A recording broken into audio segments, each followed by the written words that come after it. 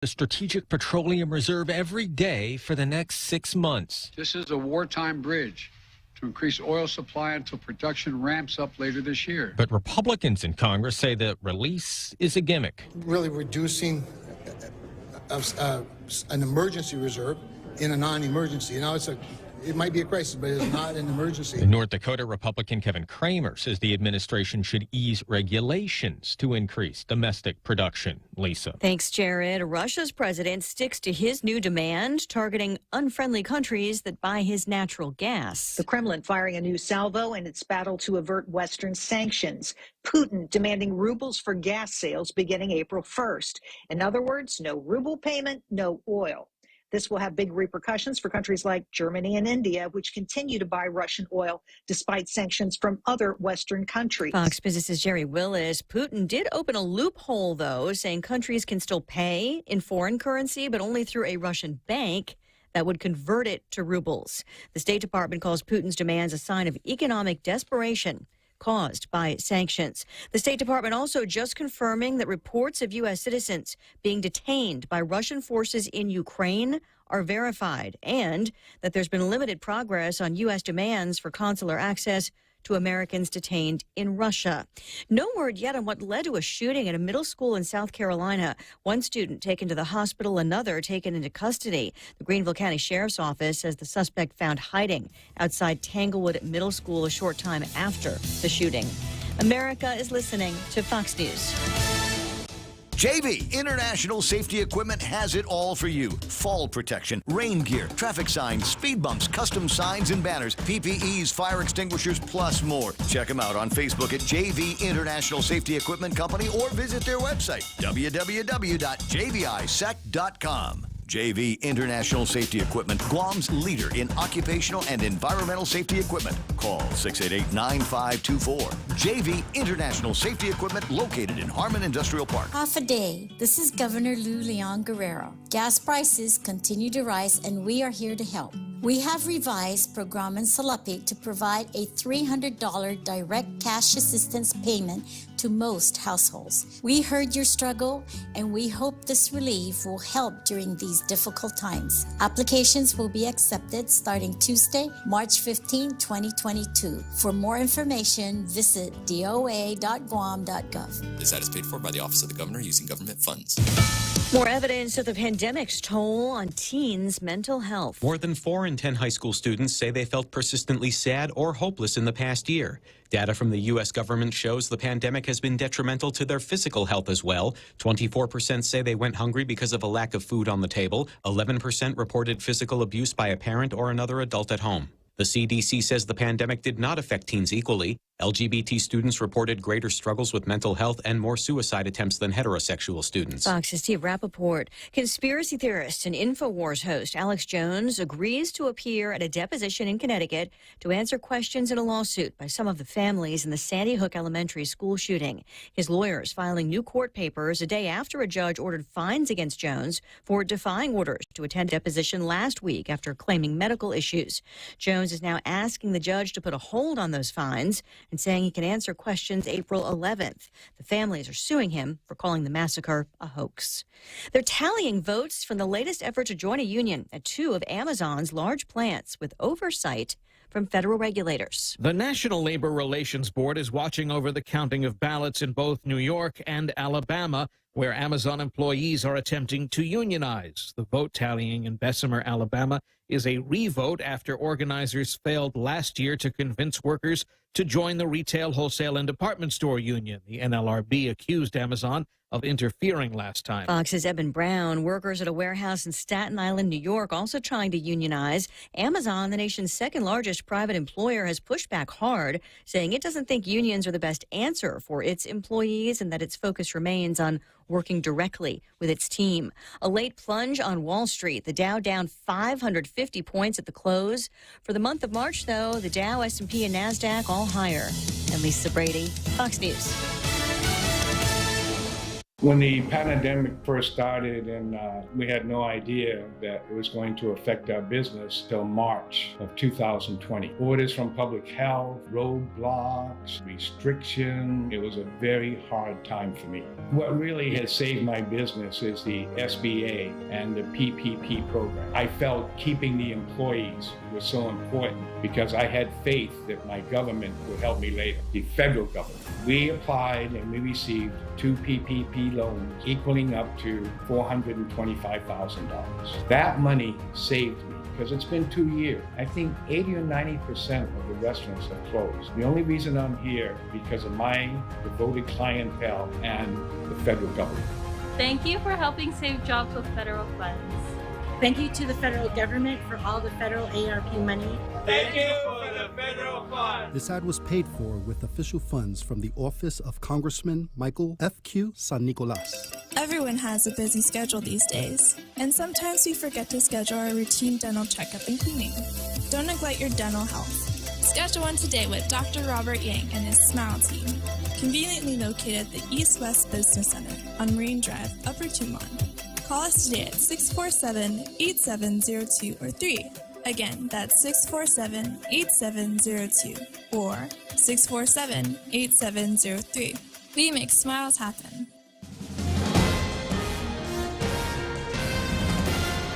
Hafaday and Good Morning Guam. It's 6:06 on Friday, April 1. I'm Donna De Jesus with a look at your local news on the point. Police are investigating the death of a 1-year-old found in a swimming pool. Medics with the Guam Fire Department responded to a residence in Dedido yesterday afternoon. The child was found unresponsive. Medics performed CPR on the way to GRMC. The child did not survive. Police Chief Stephen Ignacio says detectives with the Criminal Investigation Division have been activated to investigate. And the pedestrian who was killed in a hit-and-run reported in Agate on Tuesday night has been identified. Police say 44-year-old Johnny Joseph S. Kanga of Umatic was identified by his family. Kanga was hit by a drunk driver and pronounced dead at Naval Hospital. Police arrested 39-year-old Joquest Gabriel James for the hit-and-run. He is expected to appear in Superior Court today. Prison records show that James was arrested in 2009 for driving under the influence and leaving the scene of an accident with property damage. Kanga's death marks the island's second auto-pedestrian fatality of the year. And a man will spend 6 more years in jail after pleading guilty to raping a 13-year-old girl. Please David was first charged in January of 2020 after the girl accused him of sexual assault. A year later, documents state he threatened another girl with a pickaxe. David entered a plea of guilty to second-degree criminal sexual conduct and terrorizing in Superior Court yesterday afternoon. As part of the plea agreement, David was sentenced to 5 years for the criminal sexual conduct charge and 3 years for the terrorizing charge, which will run consecutively to make a total of 8 years. He will get credit for the 26 months he has already served, leaving about 6 more years at DOC. He will also have to register as a Level 1 sex offender. We'll have more news after this. Are you looking for a new place to hang out with your friends? Let's go along the sidelines at Sidelines Bar and Grill. Located at 154 Iriarte Road, Unit 4 and 5 in Tamuning behind Royal Bigs. Sidelines, a hidden bar and grill with nothing but great things to offer. Great atmosphere, great food, top shelf drinks, and a great team. What are we waiting for? Let the fun begin at Sidelines Bar and Grill. Open daily from 3 p.m. to 2 a.m. See you there. Guam residents are going to see an increase in their power bills. Last night, the Public Utilities Commission voted 6-1 to increase the fuel surcharge, which is the most expensive part of the power bill. The surcharge was increased from 18.08 cents per kilowatt hour to 20.95 cents. This means a customer who uses 1,000 kilowatt hours per month will pay $307.02 instead of $278.36 starting today. That's roughly a 10% increase. GPA's calculations show that increasing the surcharge will hold the agency's fuel debt to about $20 million by the end of July. But the CCU did not request an increase in the fuel surcharge, and GPA General Manager John Beneventi says any increase can wait until the beginning of May to give customers time to prepare. That would mean a larger increase to 21.8 cents per kilowatt hour starting May 1 in order to keep the fuel cost under recovery at $20 million. Senators will be voting tonight on whether to allow a new power plant to be installed near Jose Rios Middle School. Bill 213-36 would create an exemption for the installation of 41 megawatts of reserve power generation at Cabris as part of the project to construct a new power plant in Ukudu. The site would be placed in within 1,200 feet of the school.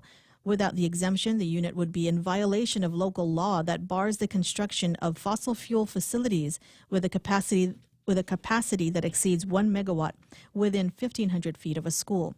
Despite several concerns against the proposal, the measure's passage is critical for GPA and the Ukudu power plant project. Utility officials have made it clear that the construction of the Ukudu plant is linked to its reserve unit. They add that the power plant project could fall apart without the exemption. The Ukudu power plant is expected to become the next main source of power for Guam. And those were your top stories on The Point. Now here's Ray with your Move the school. Just move the school. What did you take it over? Kick everybody out of loop. That used to be a school. Yeah, it was. Right, man. back in once upon a time, it was a school. So it was. Get the kids out of what's the Price? Is it? No, it's not Price. What's the name of the school? Jose Rios, right? Jose Rios. Get them out of there. Move them over to Adelup, and we'll find someplace else for the governor and her people to hang out with. It's got a spectacular view. That's the only thing. It's the only upside for Adelup. Otherwise, they're supposed to be across the old police station by the post office anyway. We were supposed to would be perfect. You're supposed to rebuild the administration building and the Palazzo and all of that stuff, so we could return the old Adelup site back into a school. I say this is the time. For heaven's sakes, we need the cheaper electricity. That was the other big story in there. But the guys over at the Public Utilities Commission are probably going to nick me for another 10% on the LEAC, and that's going to mean somewhere north of $300 some odd for basic electricity over at the house. That's the one. Well, we'll talk about this as the program continues. Hot day today. Well, let's see what we're in for weather-wise. Scattered showers mainly before noon, according to this forecast, and partly sunny with highs near 87 degrees with a heat index. It'll feel like 94. East winds 11 to 15 miles an hour. Mostly cloudy tonight. Overnight low should be about 78 degrees. Those easterly winds again blowing up to 20 miles an hour. Into the weekend we go, because tomorrow's Saturday, baby. Partly sunny skies, highs near 87 degrees. A little bit more by way of breezes, some gusts as high as 31 miles an hour. And tomorrow night, it's going to be mostly cloudy. Sunday, they're calling for isolated showers, but mostly sunny skies. So there's room in here for some grill marks if you can dodge the raindrops. Highs near 87 degrees on Sunday. Rip current and high surf advisory in effect, so careful on the reefs. Doesn't say anything about burn notices or fire, red whatever. No, there were no warnings. We have no red flags today. You wrote it. I'm just using your technical terms, young man. So does that mean I can burn? You can burn, man. I'm burning, bro. Burn it down. I'm gonna, you know what? I'll burn down the town. I will stand by with a hose, but there's going to be burning today because it's one of those. Be careful, man. Everybody says, well, you just take your paper products and cardboard and stuff like that and recycle it. And I'm going, that's an extra step. That requires gasoline. How about if I just take it into that one spot in the backyard near the composting and just start that little pyromaniac fire? Doesn't that sound like fun? And just stand there downwind. You want to come over? Yeah, let's do it, man. Just drink beer and watch stuff burn. Inhale your smoke there. It's 6:13 in the morning. All right, there's news and weather. Oh, wait. Sunrise this morning in actually 5 minutes or so at 6:17. Sunset is going to be at 6:33. Hashtag tell the others. There's news and weather together. Brought to you by Bank Pacific. Banking on the Pacific for 67 years. When one of my family members needs to be seen by a medical provider for an illness or injury that's not life-threatening but still requires immediate medical care, I go to the FHP Health Center Urgent Care. With convenient hours, no appointment needed, and medical providers I trust, I know my loved ones are receiving quality medical care. I trust the FHP Health Center Urgent Care. You can too. For more information, go to www.fhpguam.com. FHP Health Center, the island's only truly dedicated urgent The Federal Reserve is starting to increase interest rates to fight inflation, but they're still so low, making it the perfect time to refinance your home, to lower your rate, and perhaps take advantage of its increased value to put some cash in your pocket during these uncertain times. Cash that you can have the freedom to access when you want, where you want, with your Bank Pacific Visa debit card. Lower your rate, put cash in your pocket. Access your cash when you want, where you want, with your Visa debit card. Brothers put branches, we place roots, and we're rooting for you. Equal housing lender, credit conditions apply. Thank you very much. Thank you very much, Elvis. 6:14 in the morning. Portions of the program brought to you by my friends over at American President Lines APL, a global presence with a local home, and the guys over at you know what? Let me hold off on the other one because I'm not sure if the guys have got me the new copy yet, and you know it's a whole new month. Have you heard, bro? It's April on the Ray Gibson Show. The Ray Gibson Show. Morning talk that matters. Call now, 888-TALK. That's 888-8255.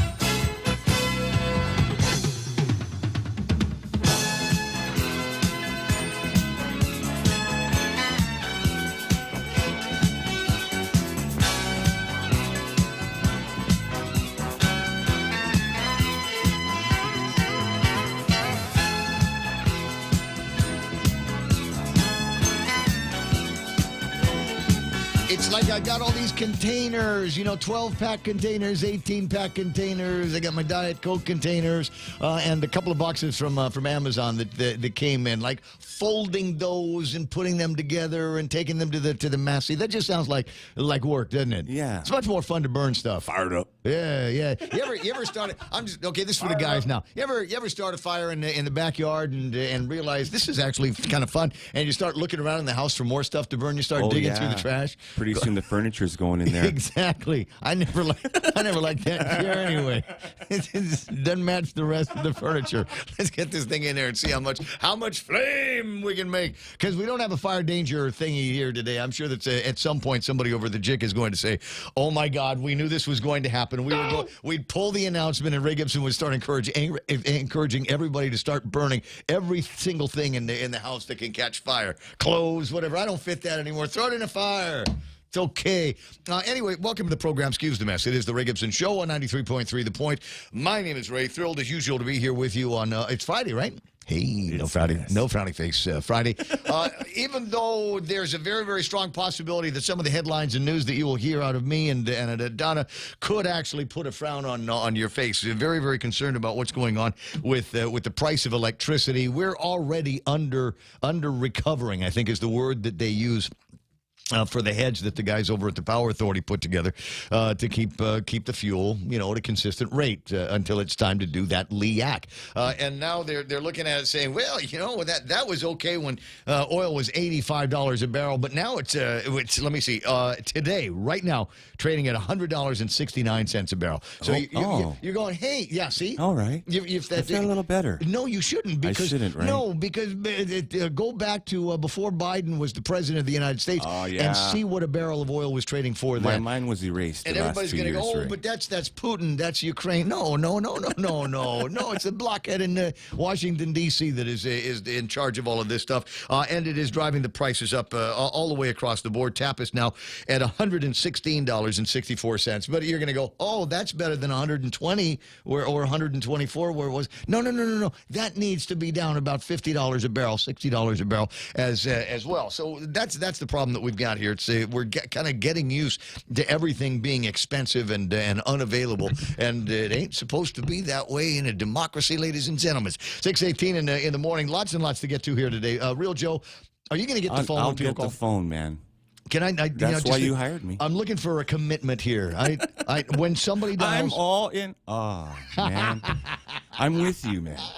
When somebody dials 671-888-8255, I need to know that you'll be there, ready, willing, and able to answer the phone for them and put them directly on the air after inserting their name and the reason for their call in the call screening software. I will welcome them softly. You're a good man. 797-8255 is the meme machine number, and that's already working. Sarita has sent in some pictures, gorgeous pictures of what sunrise is trying to look like in front of her place. But now 6:19, the sun should be up. We'll get some pictures from her and and some pictures from Jeff over at Pirates Cove as we make our way through. So that's one of the reasons that you can use the meme machine, and if you got cool videos and things like that. I've got a link on the meme machine here today, and it is a link from a story in the front page of the Guam Daily Post. And when I looked at it, I said, those crazy guys at the Guam Daily Post. You gotta watch out, because today's April 1st. It's April Fool's. And, you just never know where the April Fool's joke is going to come from. There's a story in the bottom of the newspaper. It says, petition aims to fix an error in the Guam flag. Oh, yes. And I'm going, you're kidding me, right? This is April Fool's joke, and they're going through and they're saying, well, there's something about the Sakman that is in the Guam flag, and the guy, what's his name? Guam guy. Farron Tyron. Farron Tyron. Yeah. Farron Tyron says that if you actually put a Sakman out in the ocean with the wind blowing, then it would tip over. Oh, yeah? Because the sail is on the wrong side. The sail is on the wrong side of the mast. Oh, I see. I wonder how many sailors and mariners over the years have looked at the Guam flag and just kind of gone, oh, my God, what a bunch of rubes. What do they know? And then the other one is everybody looks at the Guam seal and says, oh, it's nice. We got the Sakman, the river, and the coconut tree, and then off in the distance you can see Two Lovers Point, right? It's world-renowned. It's world-renowned. But here's the deal. According to this guy, Farron Tyron, that's actually Retidian. You can't see from where, right? God, you cannot see Two Lovers Point because you've got the hospital point in the way. And I'm looking at the thing. He's even made a video. So if this is an April Fool's prank, this is a very sophisticated April Fool's prank. And it also involves, what's his name? Peter Santos, repeat, is in the video. No. Yeah, about halfway through the video. It's a really, really interesting story. And I don't know what the heck is going to happen with it. I mean, you're going to take something that's, all these years old and just, make a change to it or an update. Does that mean that we have to bring Rates and Oreo back to redo the living Guam seal? I believe so. All right, well, that must be done. There's a couple of other projects I'd like to give him while he's here. Happening right now. 6:21 in the morning in the Ray Gibson Show, and Donna D is so did you bring the cake for Donna D? Say thank you very much for hanging out, subbing for Mona for the last couple of weeks. I did bring. I left the cake yesterday. I said, Donna, there's cake there for you, girl. Anyways, Donna D is here, and I was going to say she's in the studio for the last round of the program. Are you all sad and teary-eyed about the last morning that you'll be working with Joe and I? Yeah. Did you dance? Did you dance long into the night? Did you go? Take me with you, Donna. Anyway, so we got more news and headlines coming up from her in just a second. Now, I feel like I'm at risk here because we're about to get into the part where I start talking about the Point family and who made the top 10 list here this morning, and lately there has been some degree of disagreement. I don't want to say mutiny, because I've never considered myself that kind of leader here of the program. But, between Mark and Sarita and Rico, and I think they all believe that they should be number one. They do screen caps. Mark does a screen cap where he is number one. Rico does one where Sarita is number one. And I do one yesterday where none of them are even in the top five. So it must be notarized, Ray.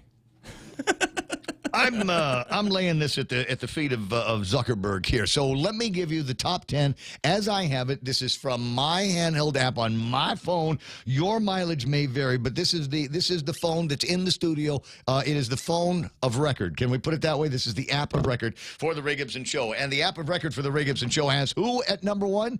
We got to sing the song first. Sometimes you wanna go where everybody knows your name. Glad you came. You wanna be where you can see our troubles are all the same. You wanna be where everybody knows your name. You wanna go where people know people are all the same. You wanna go where everybody knows your name. All right, sadly, the picture that you're looking at on screen right now, that's from Rico's phone, which is not the phone of record for the Ray Gibson Show. Sorry about that, but it does show that Pam Duvall, the mom of the show, and Sarah Lake, the hot sister of the show, are Is that the appropriate way to refer to her? Yes. Yes. Okay. Is our number one and number two on the list here. But as I said, not the phone of record. We'll give you an honorary get here. John Barcinas Nicholas JB Nicholas at number one here this morning, followed by Dennis Larson, the B Man, Auntie Bennett, Lujan Duenas. Did we get new sound effects? Or did you just find one? No. You just haven't used that one in a long time? I'm freshening it up? That's good. I got the Auntie Bennett from Family Finance at number 3, pretty Sarita Gurin, who sent in lots and lots of pictures and multiple times saying, hello, buenos, half a day. just loading it up here. There's Rico B, double tap on his screen. I got the Henry Manglotnia. Ismael Velez, who's celebrating today the 129th anniversary or birthday of Navy Chiefs. Morning, Chief. Yeah, exactly. And there's Chiefs all over the place. And an honor to the Chiefs. I had the pleasure of doing my talk radio years with Chief of the boat was Bob Gaith, who was doing the job that you were doing right now. And it was always one of those things. I'm just the host of the show. I'm just the voice. I'm just the guy that answers the phone after he has already screened it. But Bob was the driver of the ship, as you are, Chief. We got Ismail Dennis Benzer at number 8. Number 9 is Gemma Bustamante, who is splitting time between here and with on Facebook Live and on the YouTube side. I think it's just for a while it was just her and Who's Your Big Daddy 06. Morning, Gemma. Wedding bells will ring. 6:25 in the morning. Post Canteen rounds out the top 10 here this morning. And Post Canteen, always nice to hear from him. And I think there was no winner last week for the VFW Queen of Hearts drawing, which means that there is a new jackpot. It will start at somewhere north of $1,500 tonight. So and every time somebody buys a ticket, obviously the jackpot is going to be going up. Let's watch and see what happens there. I got Jerome McDonald checking in. Tony and Annette and Pinko add up. Be back. Be back. Hey, how's it done? What's going on there? Hey, dude, you have to work late tonight. My understanding is they go into session tonight at 6. Okay. Break out the barbecue pit, Ray? Brud. Okay, we'll talk about this later on. But my spidey sense begins to tingle whenever the legislature goes into session on a Friday night at 6, because it's one of those things. Everybody going to be at sunrise. Everybody going to be in happy hour, top floor of the Tsubaki Tower, doing whatever it is that they do at the top floor of the Tsubaki Tower. I've only ever been there once, and there's all kinds of possibilities for election year shenanigans over at the legislature when they go into session after 6 o'clock. So, Tony, we might want to talk about here with that this morning. Joanne Fullerton's there. Kenneth Polino. There's Peter Santos. Repeat is online here this morning. Peter. Hey, you look good in that video, bro. You look good in that video. You know what? You should have run. You should have run for office. I'm just saying, you got the bona fides, long military career, lawyer, all of that stuff. I'm just saying it would have been fun. But he's got the PAC thing going. Tony Uggan is online. I see Felix Bumba, Dennis and Dale Audette. Good to see you there. The husband of Lucia Wood, Brad Wood, is online. Good to have you here. What'd you guys end up doing last night? Did anybody, because I don't know, it's one of those things that lately there's just been random Brad and Lucia sightings. So you might walk in someplace and bang, there they are. So I'm kind of curious as to where the bang, there you are was last night, because it wasn't where I was. Sandra De Leon Guerrero is watching the program. Sarita Guerin, starting my month with my The Point Fix is the way. Absolutely. TGIF's is Dale Audette. Mark Cruz watching the program. Jay Rojas. Happy birthday, Jay. And aloha to you wherever you are. Mark Cruz doing his wave and putting a sad face on there for Paul. Theme of today's program is This Bud's for Paul. We got some bad news yesterday. Knew he was in the hospital and hoping that he'd be able to pull through, but apparently that wasn't the case. Paul Shimizu of Shimbros fame has passed away, and this guy, I've got memories. He and I knocking around in the backyard of Jeff's Pirates Cove doing Battle of the Bands this or East or whatever's, and the big old Shimbros. It didn't start big. It started small. Yeah. A couple of speakers over here for the band and this old, I want to say, Yamaha mixing console that I believe that they still have over at the Shimbros space. And Paulie was not one of those kind of guys that would let somebody else do the heavy lifting. He was in the mix with everybody else. Loved doing promotions and bringing out bands from the States. Island music, a big deal for him. And our our last conversation was at Big Sister Shelley's birthday party, backyard at Teray, and we got to talking about, when this pandemic is all done and things return to normality, what do you want? What do you want to do? He says, I want more live music. I want more live events. And he was really, really excited about the prospect and the possibilities of moving forward. So a lot of great memories. Thanks for the music. Thanks for the memories. My primo, Paulie Shimizu. Sandra, like I said, online.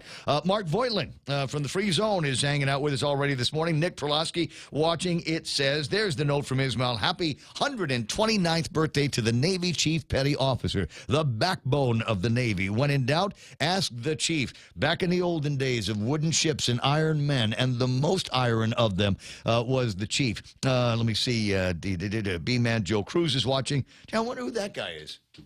Probably a fake profile because election year. You know what I mean? I see Bob and Connie Bartonico checking us out here this morning. Scott Armstrong and Rika. Right click on that, would you, Real Joe? Good morning, Rika. Good to see Senator Jesse Anderson Lohan watching the program today. Oh, Biba. There we go. Thank you very much. Got to throw that in. Got to throw that in there. You got to say the body. You absolutely in do. Between. Jesse the body or Jesse the mind? Oh, both. Let me see. Senator Neri Ishizu. Sorry, I just had to throw that in there. Jeff Pleadwell is online. I think he's got a birthday coming up.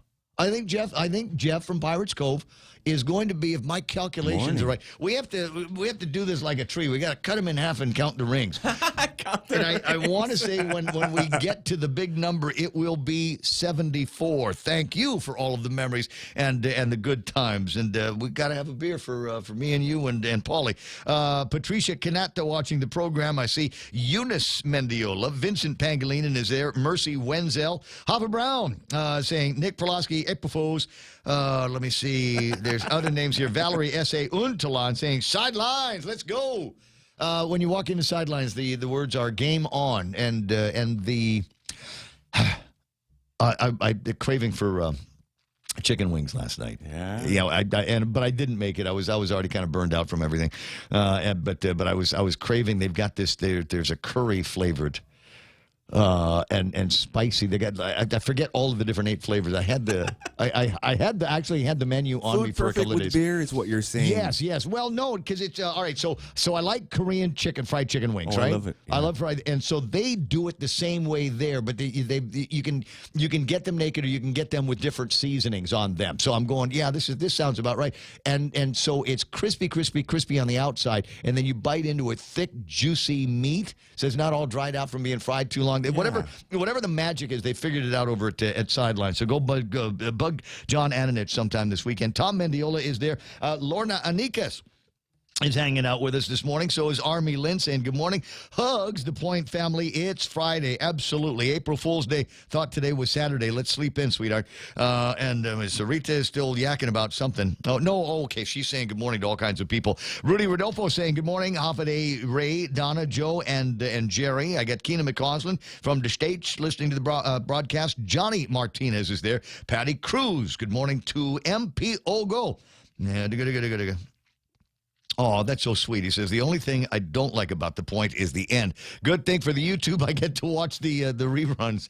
That is something interesting about it, isn't it? Every once in a while, I'll check out some of the programs that we've got on YouTube and go, I need to talk slower. Army Lynn says, yay, I want to throw mini whiskey bottles instead of flowers. Who's getting married now? What are we going to be doing? What's wrong with rice, baby? Matt Galendez is saying good morning. I see Marilu Berseman. Marilu, so good to see you. That's one of my favorite things about running in the early evenings over at Tiedzen. I run into some really, really interesting bodies, including hers. Fast people. Yeah, well, she was out there yesterday and the day before, and she saw me after my run. You had a good run, man. I'm working on it. And she's I'm sitting in the back of the truck as usual, drinking my beer, and I got my Zoris on, and she says, "You're running in Zoris today?" Yeah, baby. It's possible. It is possible. It's always nice to see you, sweetheart. Shelly Gibson says, great title for today's program, R.I.P. Primo. And who else is playing around? Sherry Iriarte is there. David Hurst. Good morning to Bandit. Edwin Vito is online. There it is. The note from Post Canteen says, Queen of Hearts tonight, 7 p.m. The jackpot, $1,537.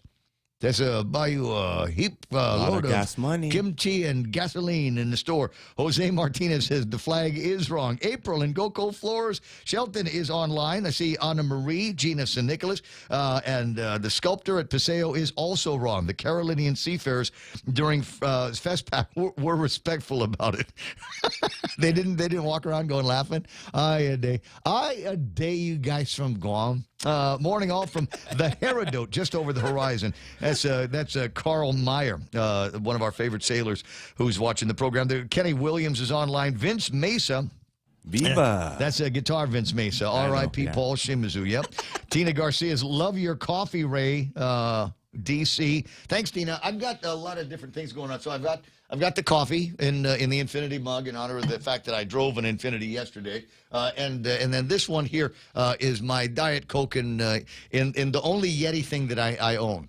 But it keeps it right? cold. Yeah. It helps. It helps. Anyway, who else is there? Leslie St. Nicholas hanging out with us. Former Governor Carl T.C. Gutierrez Is online. this bring the sunshine, man? Hey, dude, he's bringing the sunshine to Korea. Oh, nice. He's taking the sunshine to Korea. This man is single-handed. Well, I'm not going to say single-handedly because he's got Nadine and all the other great Jerry and all the other great folks over at GVB should be getting on a plane any minute now to get out to South Korea. Talk to them about bringing back the big numbers. 250,000 is what they're targeting, and I think that number is based on the airlift coming out of Korea right now. So if we can convince these guys to restore what they had before COVID, and then convince the guys over at Asiana to contribute to the airlift, that could mean big things for the hospitality industry and all the people that work for it on Guam. Kitty Cat Man Nate Horn is there. I got Margaret Estachio, Chech Uggan. And Harvey Egna, that soon-to-be senator. Hey, but Harvey Egna working on the deal. Vince Mesa says, I worked at Chimbo's Music for 7 years. Paul was a huge impact on my musical journey. You know what? Yeah. As I'm fond of saying, when somebody passes, the family is going to be going. They're going to build a library of images and memories. And there are times, Vince, that you were with him and he wasn't around his family. So make it a point to get with all of the Shimizus and tell them all of the great memories that you've got hanging out with Uncle Paul. Shauna Fujikawa Stickles. That's Tattoo Shauna online here this morning. I got good morning. I'm back, says Mary Lou and Pam Duval. He's bringing back the hot short shorts. It's my goal. It's my goal. All right, so 6:36, and I'm low-key bragging, and I don't want to make a big deal about it because it's Friday, and I know I'm going to have too many cold beers and eat irresponsibly over the weekend. But what was my goal? To get down to 170 by my birthday. It was. It is. It is. It is April the 1st. So it's all the way through April and 11 days. Countdown. I am at I was just over 190, 184 this morning. So 184 this morning, and I'm feeling good. So you look light, man. I feel light and fast. That's what I say to myself as I'm huffing and puffing around Teedson trying to break that win. 6:37 in the morning. Lots and lots to get to, as I said, on the table of contents. And if you don't know what it is yet, and you haven't gone over the newspapers, if you're going, no, Ray, we count on Donna to tell us what's going on. So here it comes, ladies and gentlemen. A look at big news and headlines with Donna De Jesus. What happened, Donna? Former DOC Deputy Director Joey Terlahi wants the case filed against him in Superior Court dismissed. Defense attorney Jay Arreola says prosecutors have provided no facts in the case. Terlahi stands accused of exposing a victim to a risk of serious bodily injury at a barbecue in 2017 and ignoring and abusing his position as a government official in relation to a crime. Investigators say that Terlahi helped the then mayor of Zotnya, Jesse Blas, who was accused of beating his girlfriend and detaining her for 3 days. Prosecutors note that Terlahi was indicted in December 2021 on charges of felonious restraint as a third-degree felony and 2 counts of official misconduct as misdemeanors. Arreola says he would be filing a motion to dismiss the case, arguing the statute of limitations for the felony expired in 2000 and in 2018 for the misdemeanors. And family members have confirmed that Guam businessman Paul Shimizu has passed away yesterday. Shimizu was the youngest son of the founder of Ambrose Inc. Paul Shimizu was best known for bringing musical artists to Guam and for his athleticism as a former Team Guam basketball player and gold medalist. He recently served as the vice chairman of the Guam Visitors Bureau Board of Directors. Meanwhile, another global bank is biting the dust. Melbourne-based ANZ has announced that they are in talks with parties to sell the bank. ANZ entered the Guam market in 2007, buying out Citizen Security Bank for $25 million. After 15 years, ANZ has acknowledged its competitive position on Guam and American Samoa is not as compelling as its core Pacific markets, and that community banking is not in line with their key strengths. Guam has seen at least 3 major bank departures over the last 2 decades. Citibank shut down its Guam office in December 2015 after 40 years on the island. HSBC exited Guam in 2002 after having been on the island since 1976. And Union Bank of California also left Guam and Saipan in 2002. And those are your local headlines on The Point. I guess that military buildup thing didn't work out as well as I think a lot of people did, because they came up around the same time as the buildup. And I remember speaking with some of the original members of their management team, and they were like, "Yeah, this is going to be good. A lot of business is going to be coming out here. Maybe some businesses from out Australia, and they're going to be able to want to do business with banks that they were familiar with and that kind of thing." And wow, it just kind of military buildup kind of fizzled on them and a few other people. Oh gosh darn. I just got a note from a friend of mine who used to work at ANZ. I sent her a copy of the story, and she said that's too bad for they do have a bunch of customers around here that are going to miss the special nature of that bank, as well as the people that work at ANZ. And I've had some good times with them as well. 6:40 in the morning in the Ray Gibson Show. We'll take a look at traffic. Are you the one that sent this? Are you the Joe that sent this? Yeah, I saw it yesterday. Okay, so this is a picture of the Chief Kipua over at the park, right? Yeah, Chief Kipua Park. Chief is Korean. A lot of people don't know that, but that's the name of it. That's the roundabout, Ray. Okay, so you got the roundabout. What's wrong with this image? It looks kind of artistic. It looks like you've done a little bit of solar burn. Yeah, a little bit of jaff going on there. Either that or he's mestizo. So he's beginning to fade, is what you're saying? Either fade. I don't know if it's bird or if no. Because that thing looked like a bronze. It looked bronze when they first put it up. Okay, but it's not bronze. That was one of the things. No, I remember. Is it like a paint? I want to say they changed it out and took the. Yeah, they swapped him. Yeah, they swapped for one in storage. I think it's like fiberglass. I think that is made out of some kind of fiberglass or carbon fiber or something like that. Yeah. And then they just paint it to look like it's bronze. Yeah, I'm just saying we got visitors coming. What's that? We got visitors coming to Guam. But just tell them. So I'm like, fix that up a little bit.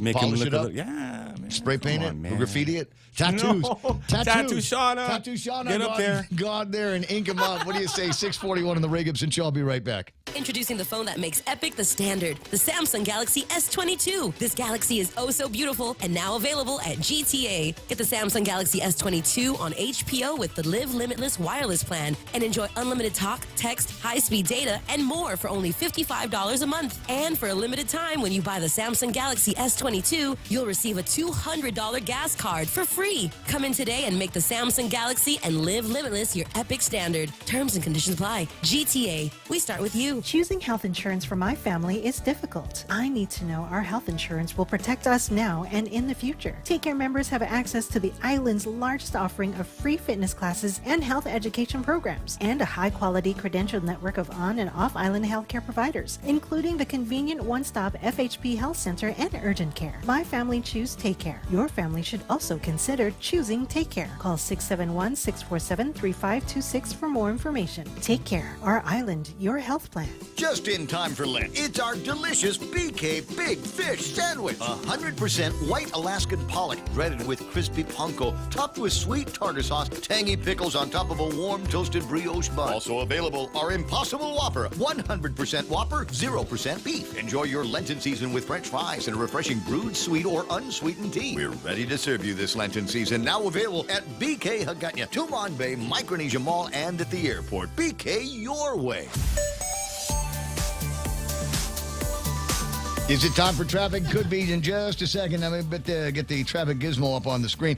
Just refresh this. So this is a reasonably recent picture of it. It doesn't look like there's a whole lot of anything that's going to be happening on the roadways just yet. Early Friday morning, not a whole lot up in Gigo as we make our way southbound. Basically, intersection traffic at all of the major intersections in Day-to-Do and into the Harmon area. Airport Road to Marine Corps Drive run fairly clear. Most of the intersections through there are fairly light as well. 8, 10, and 16, traffic non-existent. 4 and 10, 10 and 15. Yeah, not so bad at all. It looks like maybe just a little bit of traffic over at Big Navy in Sumai. So I'll keep it short. 6:44, there's your right now traffic on the point. Hafaday, this is Severina. Here at APL, our expertise and extensive network can help you grow your business and reach out to more global markets. As a responsible carrier, APL is also committed to a sustainable future, whether it's protecting the environment or investing our efforts in giving back to the community. Our dedicated teams in Guam, Saipan, and on U.S. mainland are here to support you. Call 588-4651 or visit www.apl.com. Unified Communications, UC, is the next step in a business phone system. Introducing Docomo Pacific UC, your business phone. Instant messaging, video, voicemail, fax, and more. All unified on one platform and delivered through the cloud. Merge your desk phone with your mobile device. Turn voice calls into video conference. UC reduces phone costs. UC boosts productivity. Work better together with Docomo Pacific UC. Sorry, I was writing something to somebody in the WhatsApp, and the response came back, bolero. Yeah, Frisky Friday, huh? 6:45 in the morning. Portions of the program brought to you by Subway. I want you to try their latest Eat Fresh Refresh. They've taken all your favorite sandwiches, ham and cheese, tuna, steak and cheese, and said, we're going to turn these into melts. How do they do that? They layer about 3 new layers of cheeses that go on top of that. Then they stick it into the space-age microwave/toaster that they have there over at the Subway, and out comes warm, gooey perfection. Have the ham and cheese melt, the tuna melt, steak and cheese melt. I'm a BMT guy, so I'm going to have a BMT foot-long melt when I'm at Subway next. You eat fresh. Real Talk Radio is back. Welcome to The Point, Guam's FM News Talk Superstation. It's us. 6:45, the Ray Gibson Show, Friday morning. No frowny faces.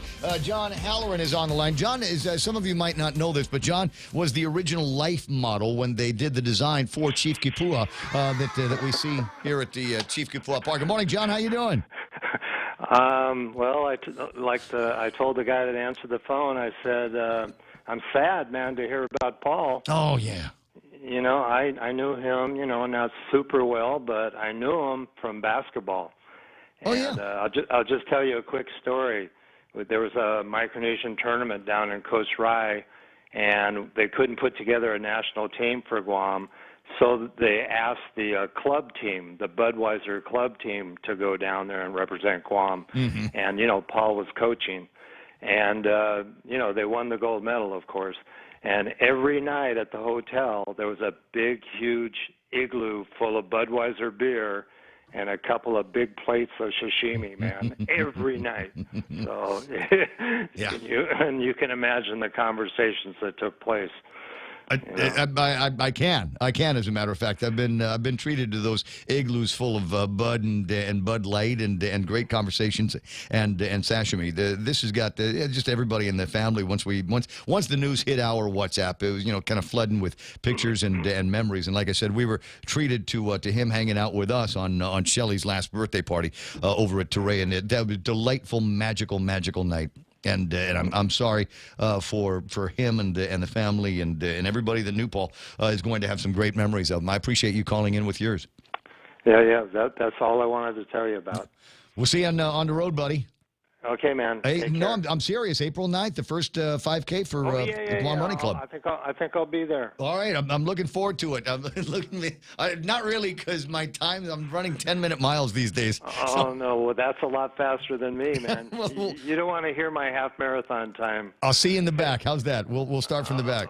Okay, we'll hang back. You know it, buddy. I'll talk to you pretty soon. John Halloran on the line. 6:48. Simon Sanchez on the line as well before we get into the business of the Public Utilities Commission, et cetera. I want to say that you and Paul were classmates, weren't you? No, he was a year ahead of me. Okay. On tonight's class, but he's such a good, sweet man, and it's very sad news. And we were in San Francisco actually the last few days, and we knew it was very close. And our hearts go out to them. I flew in with some of the family last night. Some of the family's going back out, but yeah, he was just a good man, solid citizen. Comes from the Shimizu family, and they're all good people.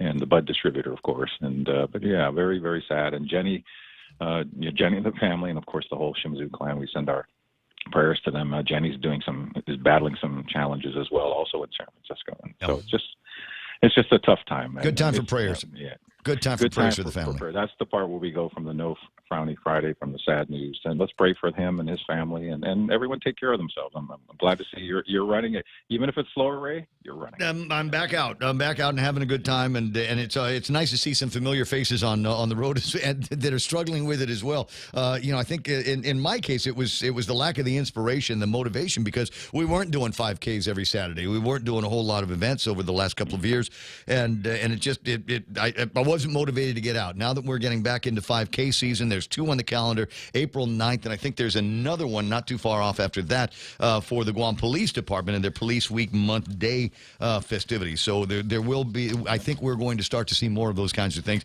And guys that are doing 10-minute miles right now, keep going. You're lapping everybody that's on the couch.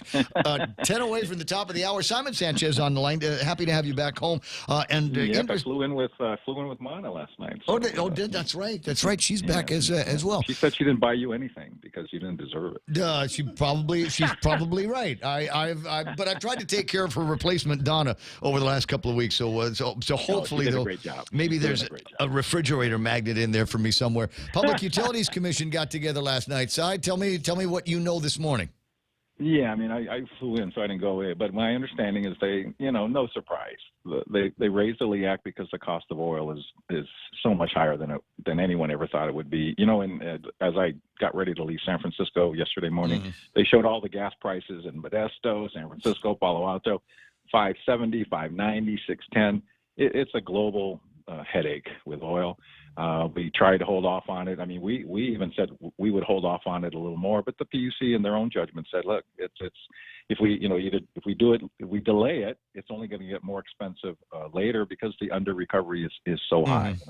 We've advanced on behalf of the ratepayers, 20, 25, and $20 million, and it could go up to $28 million. And at some point we got to get that back. And we're trying to help everybody through COVID and all the stuff we've been going through, but you just can't offset oil going from $80 to $110. I mean, that's we're not going to mislead our people. We're not going to fool anybody. And you're all pulling up to the gas station, so this is no surprise. All in it together. Well, I mean, whatever we can do for the supply side, demand side management, and any benefits that are available for ratepayers. I think that's one of the things that we need to start talking about. Well, and do the new generator. So hopefully the legislature does Bill 213. We understand it has a chance to go through today. Yes. They'll deal with it. And if they pass that allows us to move a part of that generator that's going to reduce our use of oil 1 million barrels a year, plus the solar farm up in Marbo, plus the 2 other solar farms we're now building, not under contract already.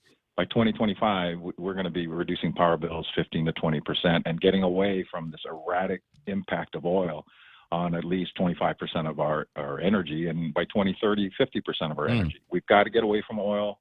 That's what we're working on. We had successful presentations, we think, to the rating agencies. So when we go and refinance the debt that we had planned to, we can save some more money for our ratepayers there. If the legislature can help us today by passing Bill 213, we can take part of that winning bidders package and put it down in Cabras. It will help the South. It will reduce costs even more because it's down in Cabras where we have all this infrastructure. It'll allow us not to use the other older peaking units from 6 to 9 at night when everyone goes home, and from 6 to 8 in the morning when everybody's getting ready. We turn them on to help the base load, right? But they all use oil. Yeah. And they're all much less efficient generators than the new one will be, and the new 40 megs, the modular one, is way more efficient than the ones we keep as backup. There's a little bit of a hysteria, though, about it's too close to the school. And I'm going, wait a second, the machines, the old machines were there before the school, weren't it? They were, and we're talking about 250 feet is what we're asking for, and that's the law we're asking to be amended and exempted from. But when the new generator is in and the smaller modular unit is in, we're going to reduce harmful emissions 99.4%. And that's why US EPA signed off on the consent decree. They said, hey, you're building that generator, you're putting in solar, you're reducing your use of oil, and that's going to clean up emissions for Cabras, for PD, for Aston.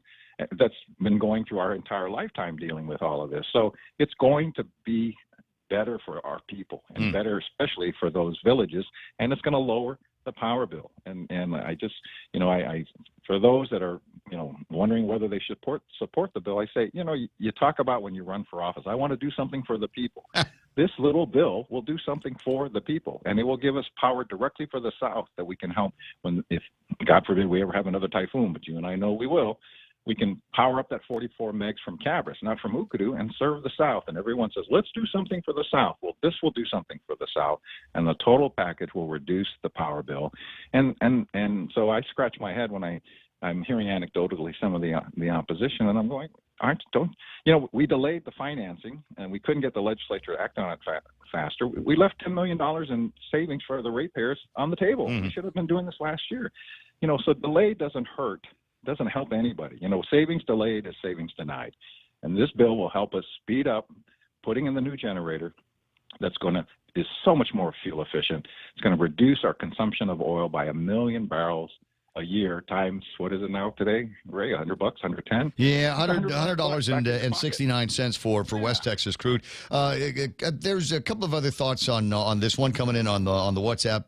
In 2025, reduced power with solar. The way they keep increasing pricing, by the time we get to 2025, it'll be flat line. We'll still be paying what we pay today. We're never going to see. Who's increasing pricing? The solar farms are fixed prices. They come in at 8 to 10 cents a kilowatt hour, and they only increase by 1% a year. So it's at 8 cents a kilowatt hour. It's 8.08 cents a kilowatt hour a year later. And in 25 years, it's 10 cents a kilowatt hour. I mean, I don't know what's happening in there, what data they're looking at, but we know. Well, I think they were still thinking about what's going to be happening with the price of oil. So it's nice that we've got all the alternatives out there. But the price of oil is going to keep going up. It's like taking somebody to $15 an hour, but inflation wipes out the effect. So the best hedge against oil is not to use it. And that's what solar farms do, and that's what a new generator that is so much more efficient than the generators it's replacing. That small generator we want to put in Cabras is so much more fuel efficient than the ones we have in Dededo and Macheche and by the school up north, and that it will burn less fuel. Guess what happens when you burn less fuel? You don't deal with the higher prices. So that's the whole strategy, is reduce the amount of oil we use. We're on our way to 25% of our energy from renewables by 2025, 50% by 2030, and we've set the goal of 100% by 2045, right? But let's get to 25, let's get to 50. The new integrated resource plan is very clear. We're going to be up to 400 megawatts of solar by 2030. We're going to be the largest producer of solar energy on Guam. We're going to work with the private sector. For those individuals that still want to put it on their house, we're going to work on a program to help you. But the fastest way to reduce power bills is utility scale solar, like at Marble, like in Dundon. Well, is there a bonus that we can do for these guys to go online faster? No, they got to build it, right? They got to build it. And one of the things that's holding up the new generator is Bill 213. We need that permission. Can we put 44 megs down there? Because, I heard one of the commentaries, hey, why didn't we do this before? We didn't know what the bid would be. You put out a bid, and then the bidder says, here's my plan to meet your goal. And when they put in the bid, we saw, hey, they've got 44 megs to put up in Ukadu, but if we move it to Cabras, where we have everything that's already there, we save even more money for ratepayers. Oh, but we've got this law from the 1990s that say that new generator is going to be within 1,250 feet. We can't be closer than 1,500 feet, even though all the other generators around it are closer than. No, I understand. 6:57 and change. Always an interesting conversation, and as usual, because I know it triggers some people. I'd like to see a serious conversation in the very near future on the subject of waste energy. I think I'm burning some trash in the backyard. That conversation with Austin Shelton last night, and he's going to take a look at it. I know the new guy from the solid waste, we're going to get together with him because we think it's still viable. I know he said he doesn't think so, but I don't know if he's factored in how we look at it, because we're not using oil. We're using a sustainable, renewable resource, our solid waste. And that's how we're going to avoid, I think it's 9 megs we can create. That's 9 megs we don't need oil from. We just use the waste we create. It's just like we're using at the new wastewater plant, instead of pulling 4 million gallons of water out of the aquifer to cool the new generator, we're going to use our wastewater that we create. We're going to send that over to GWA. They're going to GPA. They're going to cool the generator and then send it back to GWA. GWA will finish the treatment and send it out.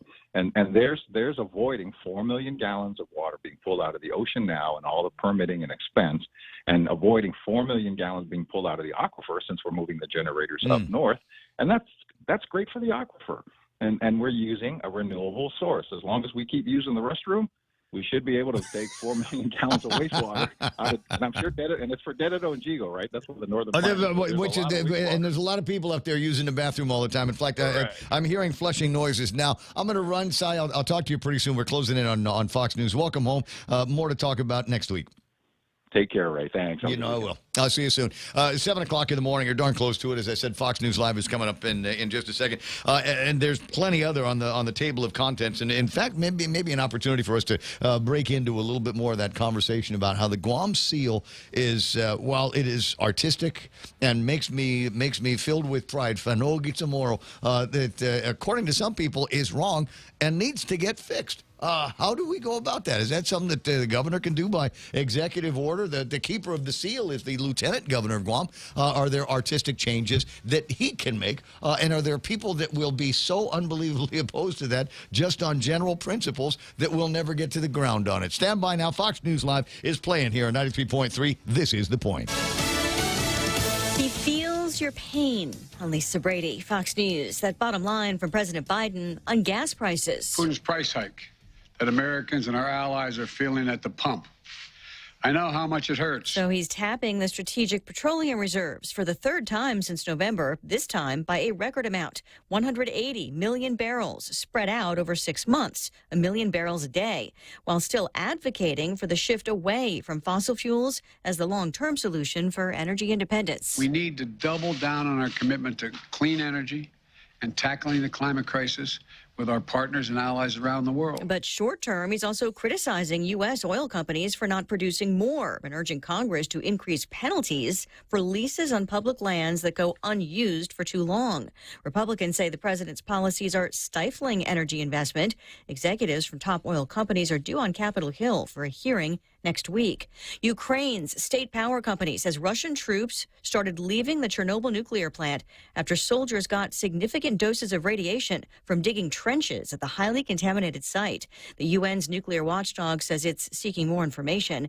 But around Ukraine's capital, the shelling has continued days after Russia's pullback claim. We haven't seen a massive withdrawal or repositioning out of Kyiv. We've seen a small number of troops begin to pull away from their defensive positions to the north and northwest of Kyiv. It's not exactly clear where they're going or for how long. Pentagon spokesman John Kirby. Meantime, the Kremlin dismissing Western intelligence about President Putin being misled by advisors, afraid to tell him how badly the war is going. The Kremlin says the U.S. doesn't understand Putin or their decision-making.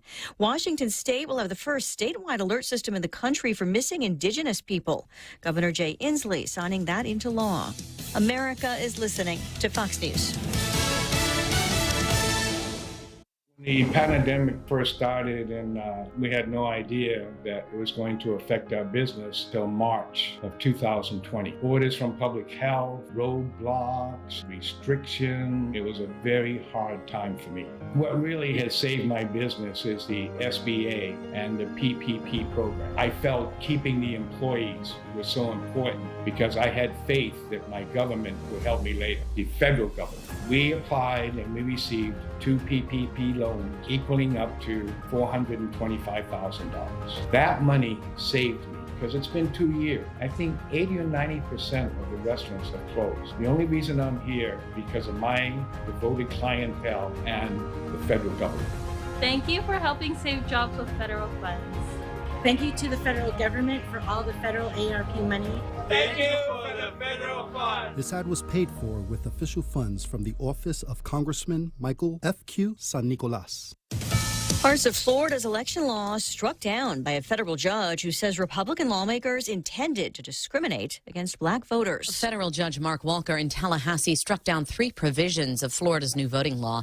One limits the use of drop boxes to early voting hours. Another makes third-party registration groups warn voters their registration may not be turned in time to vote.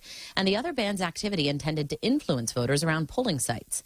Walker wrote that the right to vote was under siege, that race was a motivating factor in this law's passage, and that lawmakers cannot pass new rules regarding these provisions for 10 years without court approval. Walker, who was appointed by President Obama, also accused Republican lawmakers of engaging in a pattern of passing election laws meant to limit minority voting over the past 2 decades. Fox's Jessica Rosenthal. Florida Governor Ron DeSantis predicting victory on appeal. Closing argument set for tomorrow at the federal trial over a suspected plot to kidnap Michigan's governor. The defense resting quickly after only 1 of 4 defendants testified, telling the jury he did not agree to abduct the governor. The most popular music in America, based on searching instead of sales. Google says hip-hop is the most searched music genre in the U.S. since 2004, followed by rock and country. Rap's also sharing top trends ahead of music's biggest night. Billie Eilish and Olivia Rodrigo are tied with 7 nominations, each going into the 2022 Grammys. But Google says Billie Eilish has had over 2 times the search interest of Olivia Rodrigo in the past 90 days in the U.S. First-time Grammy nominee ABBA's most searched song of all time is Dancing Queen and is most searched in Sweden. Kristen Goodwin, Fox News. March ends with a sell-off on Wall Street. The Dow down 550 points, but higher for the month. I'm Lisa Brady. This is Fox News.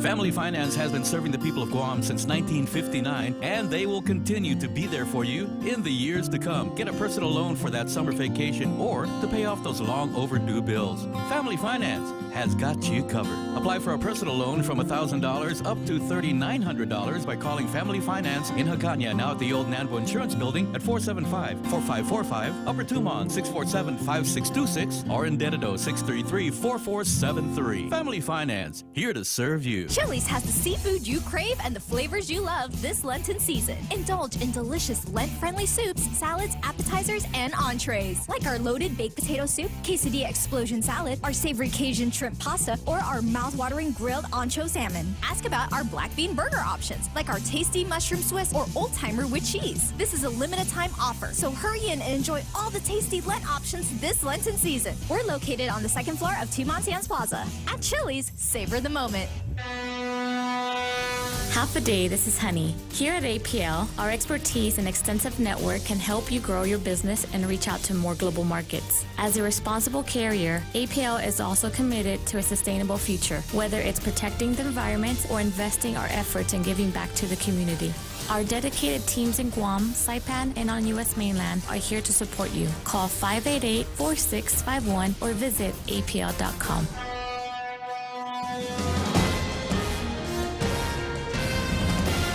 Half a day at 7:06. I'm Donna De Jesus with a look at your local news on the point. A man will spend 6 more years in jail after pleading guilty to raping a 13-year-old girl.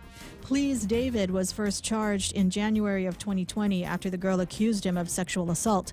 A year later, documents state he threatened another girl with a pickaxe. David entered a plea of guilty to second-degree criminal sexual conduct and terrorizing in Superior Court yesterday afternoon. As part of the plea agreement, David was sentenced to 5 years for the criminal sexual conduct charge and 3 years for the terrorizing charge, which will run consecutively to make a total of 8 years.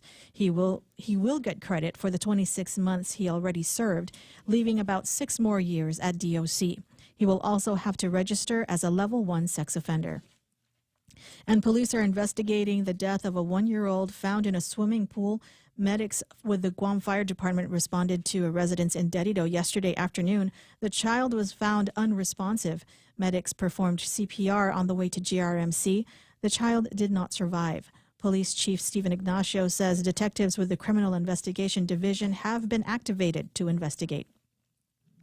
Meanwhile, former DOC Deputy Director Joey Terlahi has asserted his right to a speedy trial. He argues that there isn't enough evidence to charge him in connection with a 2017 incident at a barbecue. Terlahi's attorney, Jay Areola, says that the defense needs to be provided with more evidence from the prosecutors, saying that what they have been provided was extremely incomplete. Terlahi was indicted with felonious restraint and official misconduct, but Areola says the evidence that was given does not zero in on what crimes took place. The only details given were for the time between August and October 2017. Terlahi's name was mentioned in district court when ex-Zotnya Mayor Jesse Blas went through proceedings connected to extortion charges. Blas and Terlahi were accused of hitting Blas's then-girlfriend and holding her against her will for 3 days. Terlahi resigned from his position at DOC shortly after his name was mentioned in court. Areola says he would file a motion to dismiss the case by the end of the week based on the statute of limitations. We'll have more news after this. Hey, what did the grilled cheese sandwich say to their date? What'd they say? You make me melt. Oh, so cheesy. But not as cheesy as Subway's latest Eat Fresh Refresh menu innovation. The new Fresh Melts with 3 times the cheese. Fresh Melts are the cheese lover's holy grail. Fresh Melts combine freshly baked breads and your favorite meats topped with a triple load of cheese. All grilled to warm, toasty perfection. Try the ham and cheese melt, tuna melt, or steak and cheese melt to start. Best of all, you can make any footlong into a fresh melt. At Subway, eat fresh. Long lines at Revan Tax yesterday as residents rushed to renew driver's licenses, permits, and Guam IDs. Some were turned away for not having the correct documents after standing in line for hours. Renewal extensions were issued when GovGuam shut down due to the coronavirus pandemic. Late fees were waived provided renewals were made on or before March 31. Any other fees will apply. For other license expirations that are 1 year or more, a written exam must be taken as required by law. Revan Tax highly encourages residents to go online to myid.guam.gov to submit their renewal applications. And the application process for families filing war claims begins today at the Guam Museum. The museum serves as the Guam War Claims Processing Center. The application filing period closes on March 3 of next year. $10 million have been appropriated from the general fund to the Guam War Claims Fund to pay certified claims. Residents filing claims can pick up their paper copies of the application packets at the Guam Museum and their village mayor's offices. Online applications are available for download through the Department of Administration's website at doa.guam.gov. And those were your top stories on The Point. Here's Ray with your weather or not. Or, I don't know. I was thinking about a couple other things. Okay. What, you want me to say what they are? Yeah. No. I want you may not say what's on your mind. No, right you may now. not look in my phone. No, I'm sorry.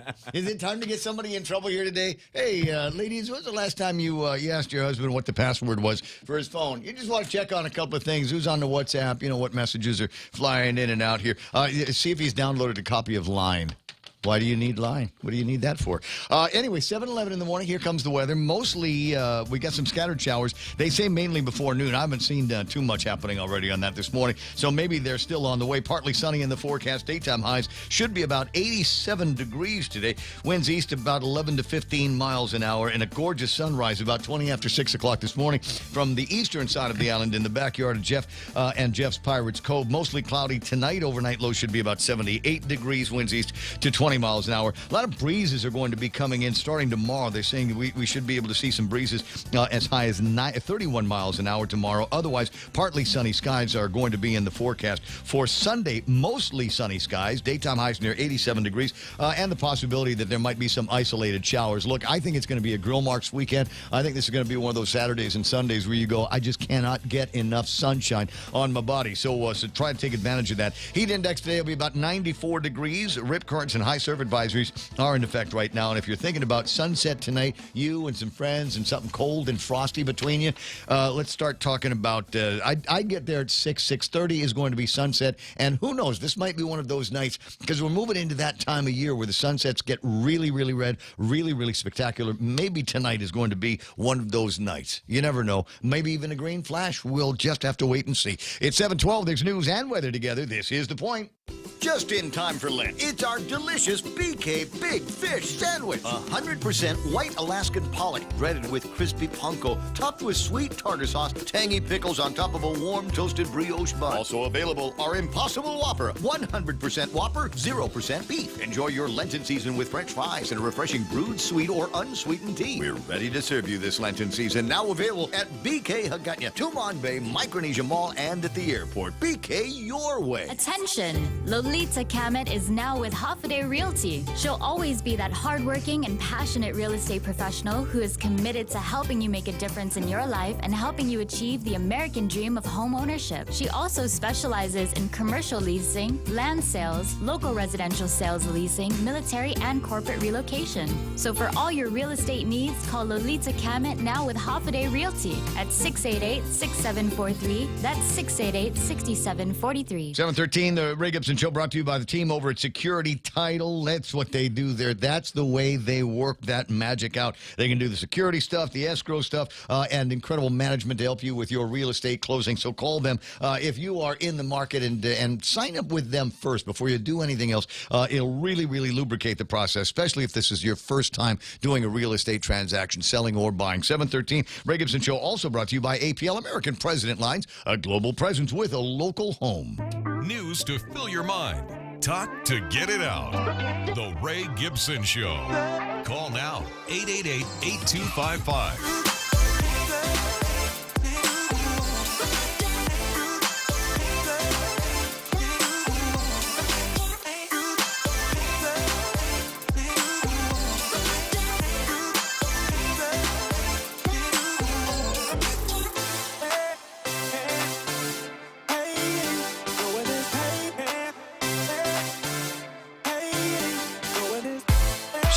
Are you the boss of the shop? I mean, I don't mean to set up an extra point, but I'm going to set up an extra point. Are you the boss of a shop? Are you getting all of the intel that you need from your people, right?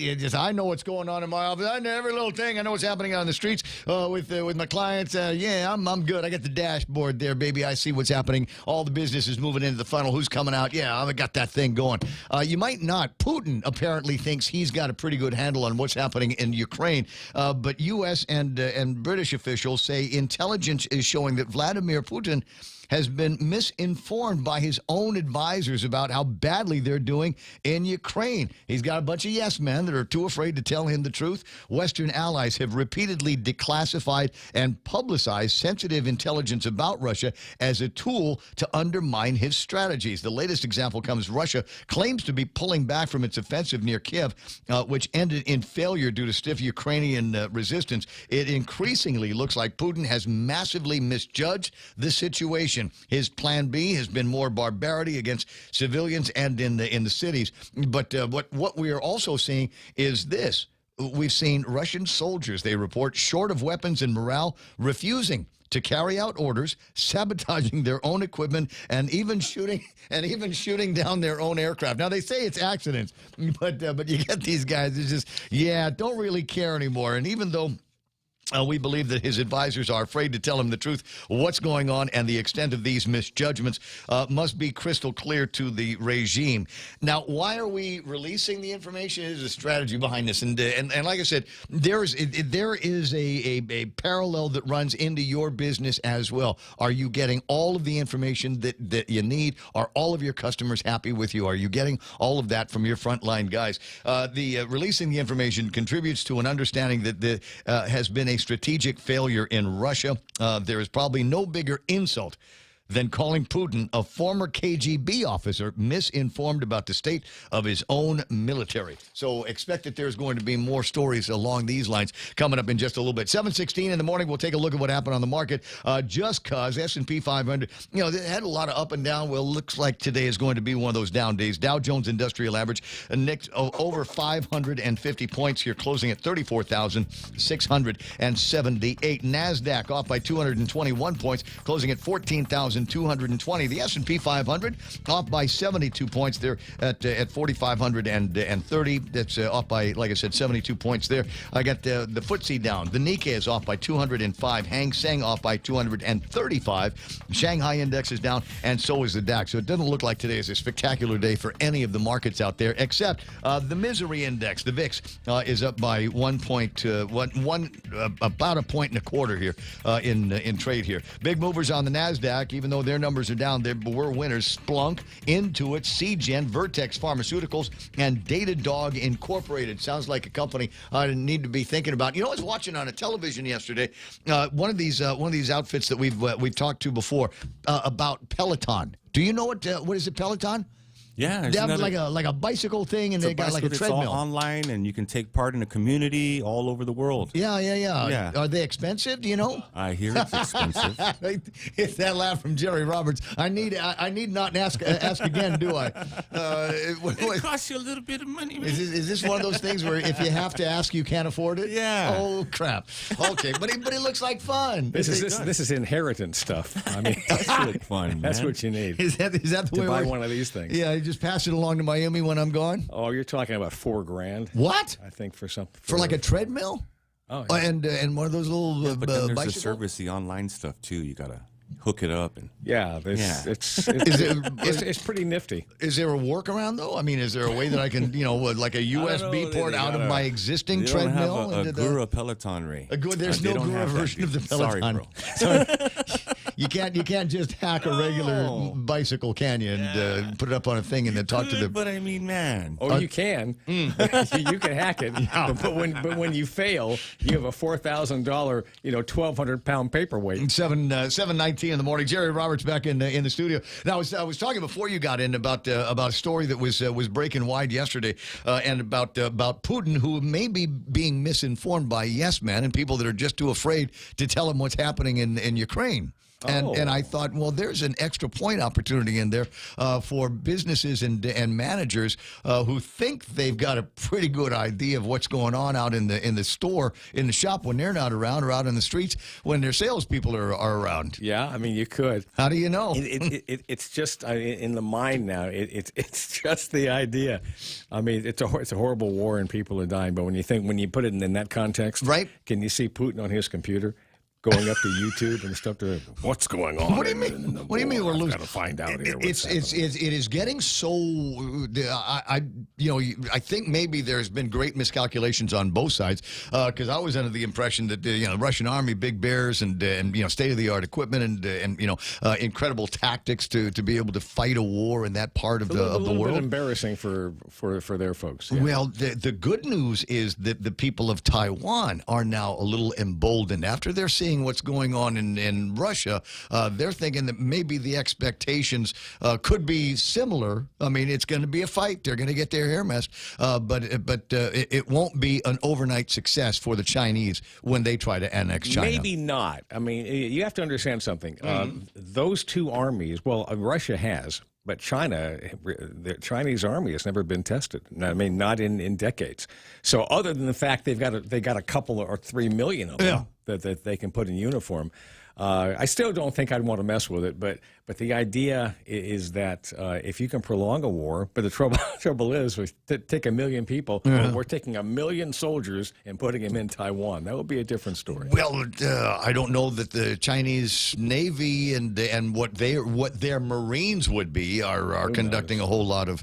I mean, it's not like Ukraine. You can't just drive in to Kiev like the Russians did. That has to be there has to be a landing of some kind or another, and that's going to factor into some of the strategies and tactics out there. 7:21 in the morning. All right, took a look at those numbers. The other numbers that we like to look at are the commodities. Oil at $101.20 right now. That's a real-time price. Real-time price for Tapas right now is $116.64. And just because I like saying Azeri Light, that's trading at $114.85. What was 121? Was at 116 for Tapas today. It was 124. I want to say this time last week. Okay, you mentioned 121 for something. What was that? Just now? Yeah, never mind. Okay, you might either I might have else. mispronounced it or you misheard it. West Texas, $101.20. Okay, that's right. Tapas at $116.64, and the Aziris at $114. Now things are moving backwards, at least downwards in the price, not as quick as I'd like to see it. And I was kind of hoping there would be a bigger bump down when Biden was talking about the reserves and releasing a whole bunch of reserves. They said there was a companion drop in the price of gasoline, but I'm not seeing a whole lot of that bump down in West Texas crude. Yeah, and also for tapas, which we use in our tanks here, it's Friday. Yeah, and the price has gone down. Anything can happen. I would think. 7:22 in the morning. Jerry Roberts is going to do the extra point. We're going to find out what the the Bitcoin number is. It was 45 today. 40. Now it's 45. It's You know why? 45. Because they're going into the oil reserves. Biden's going to be doing some stuff with the oil reserves, and that's He feels our pain, Ray. There might be a couple of things. I'd gotten my hands on something yesterday, and it was a one-pager on how to understand cyber currency, and I read that one pager, and nothing stuck in my head, and there's no way that you can link it, and maybe by design, to anything that makes any kind of sense in the world.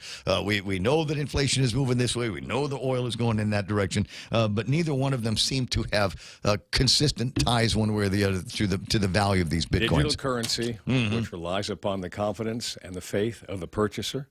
Okay, and it is decentralized, which means it's not in the hands of any government. There you go. Or it could be in the hands of any government, because governments are toying with their own cyber currencies. Well, they are. But I mean, would you buy a cyber currency from China? No, but from Russia. But would you have digital currency imposed upon you from the Fed, so they can turn your checking account on and off at will? Based on my Twitter feeds and my Facebook posts, I'd absolutely hate the idea. Well, I pondered the idea of going into the banks and into credit unions and investment houses and taking all of my money out and just putting it in cash and finding someplace in the house where nobody, maybe even me, will ever find it. You ever hide things? And think, okay, I know exactly where I put this, and then realize that I did that once with my gun. Yeah, it happens. I hid the gun, and I thought this is going to be great. And then I came home from that short trip, and it occurred to me I'd forgotten where the hell I hid that gun. Had to tear the house apart twice to find it. 7:25 in the morning. The Extra Point being brought to you by First Hawaiian Bank. Jerry, what you got today? A story about the right information in the hands of the right person who makes it available to the right audience, and you end up with the right results. Something that gets me excited, and I hope you'll feel the same. Next on the X Point. This is the sound of connecting with nature, connecting to each other, and the sound of connecting with your finances. With First Hawaiian Bank's new mobile app, you have the power to connect with your finances like never before. With real-time tracking on your financial goals and tailored updates on your accounts, First Hawaiian Bank is putting the power of connection at your fingertips. First Hawaiian Bank, Equal Housing Lender, member FDIC. When people talk about generations these days, you hear a lot of negativity toward the millennials. They're being blamed for all kinds of things, including putting Biden in office to the Great Resignation. Generation Z doesn't escape, with employers calling them flaky and disengaged. It's tough to find good news when it comes to the age group that includes workers 18 to 27. Well, I got some today. This past Tuesday, in my weekly Work Zone article in the Guam Daily Post, I discussed an 8-point plan that anyone can use to become more charismatic. A GCC instructor, Eric Chong, saw value in the article, and he presented it to his students at Simon Sanchez High School. Chong leads a class of seniors in a hospitality industry program for lodging management.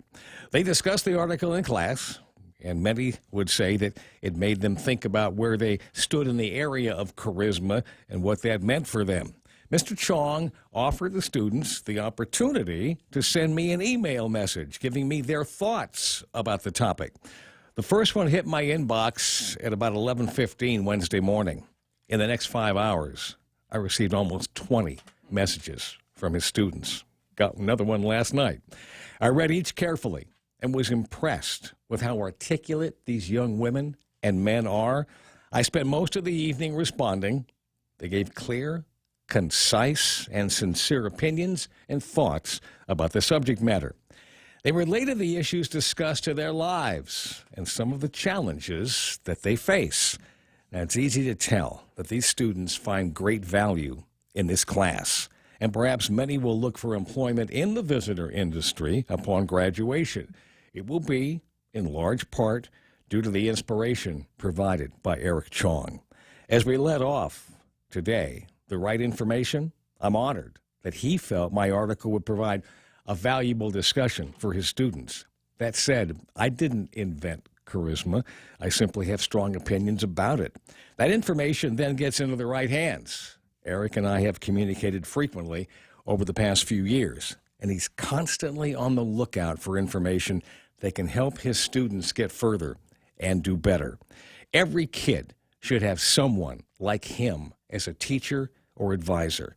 I think of him, and I've used the term before, as a DOE, a dispenser of enthusiasm. Maybe you want to add the word encouragement. There's no doubt in my mind that his students would tell you the same thing. The information is given then to the right audience, a group of young people who are preparing to make an important decision on whether to continue their formal education or enter the workforce. They're engaged, and they're definitely interested in their future, just as you and I were when we were at that age and facing the next stage of life. The right results are that these young people were turned on by the conversation and how it can be useful to their development. With all due respect to the people who decide on what curriculum to give our kids, life skills and work skills and a better understanding of what to expect beyond school is sorely needed, and we need to offer it before a child enters the high school years. We're worried that the perpetual brain drain will continue here, with smart kids like these leaving Guam for better opportunities, just as so many have done before them. If you want to give them a reason to stay, if you want to have them job ready when they walk in your door, things need to change. They need to change at the school level. We need more inspiring educators like Eric Chong, open to providing their students with the real-world lessons from the real world of work. Everybody wins. Everybody wins when that happens. I want to give my congratulations to Mr. Chong and to his students. They inspired me today. That's the extra point. Be responsible and make something good happen today. For 93.3, The Ray Gibson Show and First Hawaiian Bank, I'm Jerry Roberts. Yeah, they're going to upend everything. They'll make changes that won't make any sense to people our age. I think that's one of the other things. All of the different folks in Generation Zs and things like that entering, being in the workforce are very, very interesting. They're changing some of these things. And among the things that they're changing, along with the pandemic, is when we work. Do you have a particular time that you feel most comfortable working? Me? Yeah. We're radio guys. We're not regular 8 to 5 guys, no. And I've never been good at that. Okay. We've talked about this a few times before. Usually there's a couple of spurts during the day when you have more energy.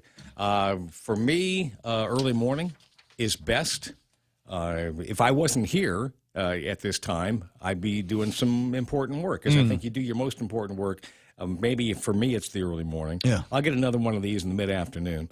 And then in the evening, usually something else pops up. It's usually maybe 2 or 3. But unless something pops up, I generally don't. I'm the same. I got, obviously the radio show after this, take care of some management responsibilities that I need to do while I'm in the building. Go home, eat lunch, take a nap, wake up, and start going through the afternoon emails and phone calls and getting other stuff done that doesn't require me to be in the office. So I've got kind of that. But I'm wondering how many people, since the pandemic has changed and different differences in whether or not they absolutely have to go to work or whether their boss needs to see them on a regular basis. I'm wondering if they're changing their hours, late night hours, early morning hours. I mean, in the middle of the night, waking up and getting stuff done, maybe because it's easier to telecommute and get your long distance stuff taken care of a little bit earlier. I might go over some of that in a little bit. That's Jerry Roberts in the Extra Point here, being brought to you by First Hawaiian Bank. Time to jump into some news and headlines with Donna D. This, of course, brought to you by Auntie Lolita Kemet over at Hoffaday Realty. Give her a jingle to get all of your real estate dreams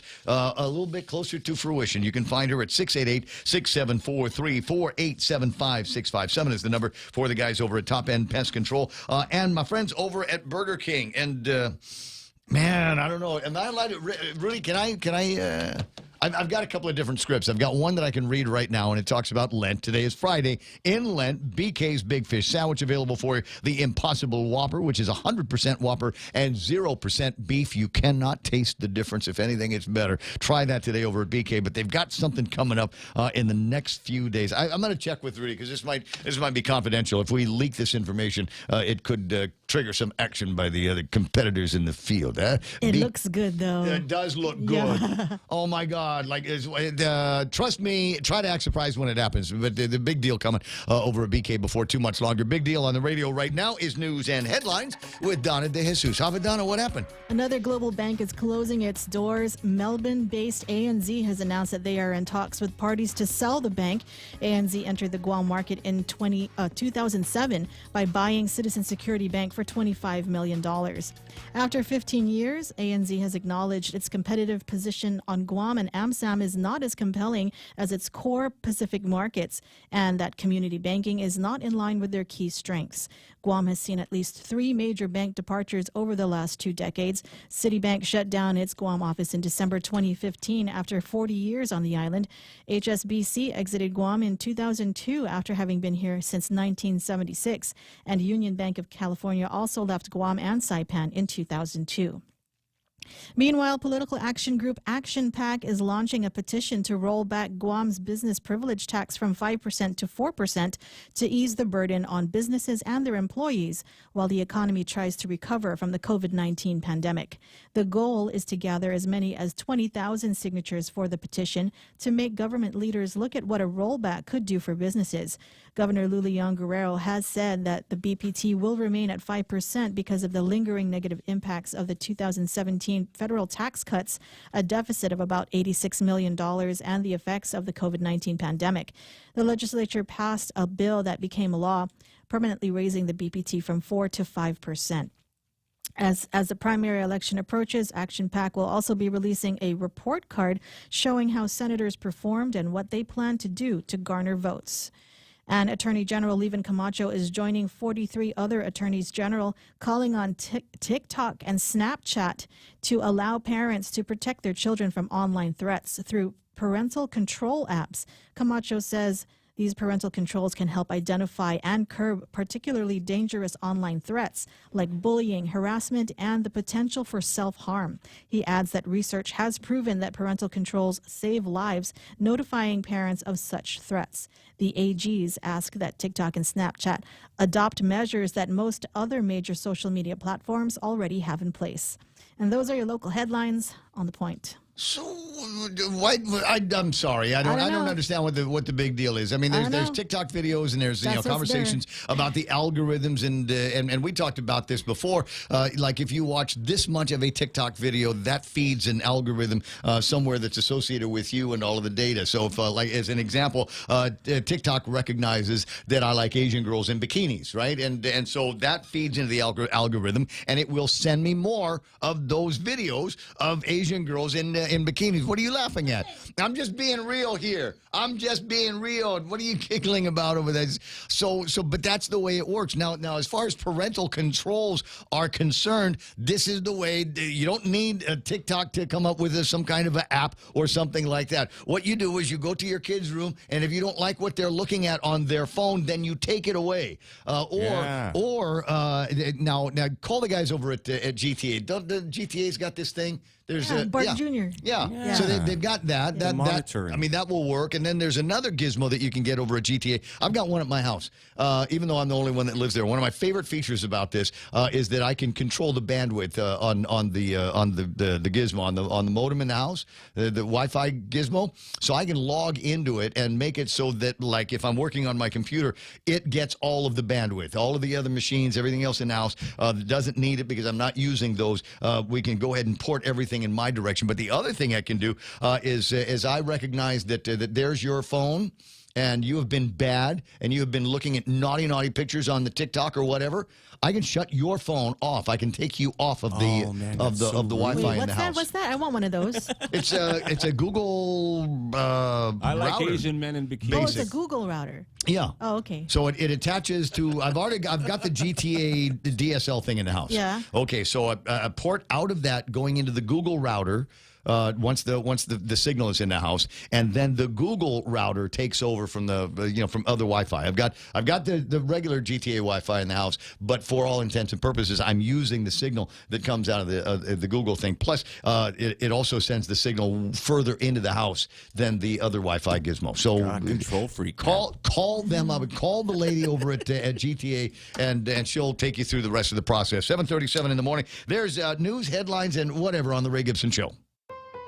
Check out the newest hydro and garden center to hit Guam, Crop King Hydro. We have a huge selection of plant nutrients, soils, hydroponic mediums, organic pest control pumps, plant support, tools, and so much more. Call 635-4769. 635-GROW. Open Monday through Saturday, 10 to 6 at the Dededo Satina Mall, right across from Payless and Paradise Fitness. For whatever you grow, think Crop King Hydro. Crop King Hydro. Knowledge is power. In just 60 seconds, the Evo 360 provides you a unique experience and a detailed report of your body composition for you to take action to improve your health. The Evo 360, turning information into inspiration to live a balanced lifestyle. Evo 360 is exclusively at the Take Care Wellness Center. Go to Simply Book Me or call 671-646-6956 extension 7260 for more information and to schedule an appointment with a member of the Take Care Wellness team. Okay, questions. There's too many questions. So she's asking me Sorry. IT. You're asking me IT Kuya questions, and maybe okay. So you're looking at the thing now. You found it? Yeah, I found it on GTA's website. It's called Google Wi-Fi Second Gen, and it says $50 for a single and $150 for a triple. Okay, so what you wanted is now. How big is your place? 1,600 square feet. Okay, so depending on where your Wi-Fi origin is in the house, you might not have a whole lot of signal when you're in the back bedroom or the far kitchen or outside. So what you do is there's a couple of satellites that you can get, the basically repeaters for the thing. And it's a very I want to say it's high-tech solution, but it's very, very easy to work with. I've got a couple of things like that in the house as well. So you can take the original Wi-Fi signal and then bounce it to these repeaters, and they will then give you the same kind of quality you've got as if you were in front of it. So they're all the same device. And just one can connect directly. Yeah. And then the others would just They're satellites of it. Okay. So like I said, they're basically range extenders, if you will. In the system, and super controllable, and you go to Google has an app called Google Home. Oh yeah, and all of the different Google Internet of Things that exist in your home, like living room speakers, like smart speakers and things like that. You can control them from the app. Very, very cool technology, and you don't have to order it from anywhere. Just go to the GTA Experience Center next to the Infusion on Marine Corps Drive, or is it go to the Infusion, which is next to the GD? I forget which one is more well known. 7:40 in the morning in the Ray Gibson Show. What was I supposed to do now? Nissan Motors. Oh, I can do that. So yesterday had the great opportunity. I posted the picture up on Facebook.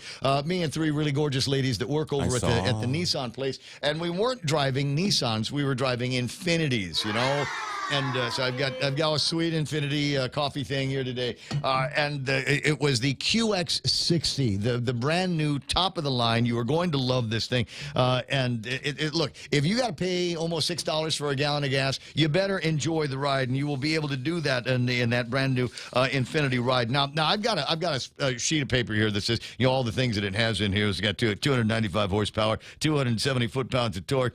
Talking about this best premium SUV at the Newsweek Auto Awards. course. I can do all of that stuff. But let me tell you about what impressed me the most about the QX60 and I really, really enjoyed. And I'm a radio guy, so there is a panel. It's a 12x3 digital touchscreen panel that you've got in front of you, and you can control virtually everything on the car with that, like the radio, and it will pull in the radio stations. And one of my favorite things is it automatically recognizes that Boss 104 is an HD radio station, and then as soon as you can listen to it in non-HD as well. You can listen to it in analog, or you can listen to it in HD, and it's got the other two radio stations underneath. But if you can listen to it in HD, you might as well. Since it has those other channels. That's right. We got Boss Island as HD number 2, and HD number 3, of course, is 93.3 The Point. So you can hear us then on that gizmo as well. It really is a significant technology that they've got in there. There's a spot in the front where I would normally put my beetle nut peels, but that's the place. That's the place where you put your phone, and it has a wireless charger there. And you're going, does it have the USB port so I can connect my phone to the radio? It doesn't need it. It does it wirelessly. As soon as it detects that your phone is there, it will attempt to make the Bluetooth connection. And if you are like me and have multiple people in the car that think my music sucks, it will connect a whole bunch of different phones to the system as well, so the kids can be able to browse in. It's got multiple air conditioning zones in the QX60. It's got one. God, I love this feature. It's got one obviously in the front, and then it's got separate air conditioning and controls in the back for your passengers. It's got three rows of seats, fronts and the middle one, and then a rear one in the back if you're not carrying golf clubs and a whole lot of groceries in there. And I'm trying to think of what my absolute favorite feature was, besides all of the different sensors, and it's got a blind spot detector, so it's like you look at the side view mirror, and it's got a little light that comes on when it says that real Joe is there. You just can't see him. Don't go into the right lane. And golly, there's two or three other things. Hot chick detector? It's got the hot chick detector. It's got cameras all the way around the car, Real Joe. Everywhere. It's got coolest feature. You ever like load up the car and you can't see out the rear view? Yeah. You turn around and there's balloons or groceries or people in there. Yes. Okay, so it's got a feature on the rear view mirror that turns on a camera that is behind all of that stuff, so you can still back out the car as safely as possible without actually having to look through all of the crap that is in the back. Trust me, it's worth a test drive. Go and check out the QX60 at NissanGuam.com today. 743.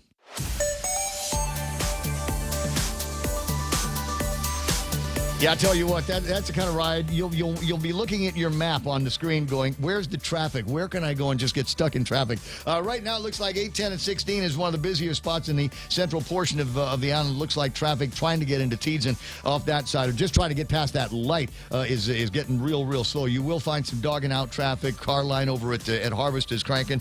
We've got a little bit of traffic up in Sinahanya, Ordot area, and looking to see where the rest of the heartbreak is for the drivers here this morning. Looks like southbound Marine Corps Drive getting into Dedido, and we've got Ukadu down to Dedido on Route 3. That looks like it's just a real pain to get out of. Now, looking at traffic from Laddie Heights on to Marine Corps Drive, expect some serious delays through that rather bumpy road here. 7:44 in the morning in the Ray Gibson Show. Be right back. Be in the know. Want to keep your family safe from high-tech trouble? Introducing Bark Jr., a new online parental control app that's free for GTA wireless and internet customers. Bark Jr. monitors apps and social media, manages online screen time, and filters websites to protect your family from inappropriate online content. Sign up for any GTA postpaid wireless or internet service and get Bark Jr. for free today. Call us at 671-644-4482 or visit us at gta.net. GTA, we start with you. The Federal Reserve is starting to increase interest rates to fight inflation, but they're still so low, making it the perfect time to refinance your home, to lower your rate, and perhaps take advantage of its increased value to put some cash in your pocket during these uncertain times.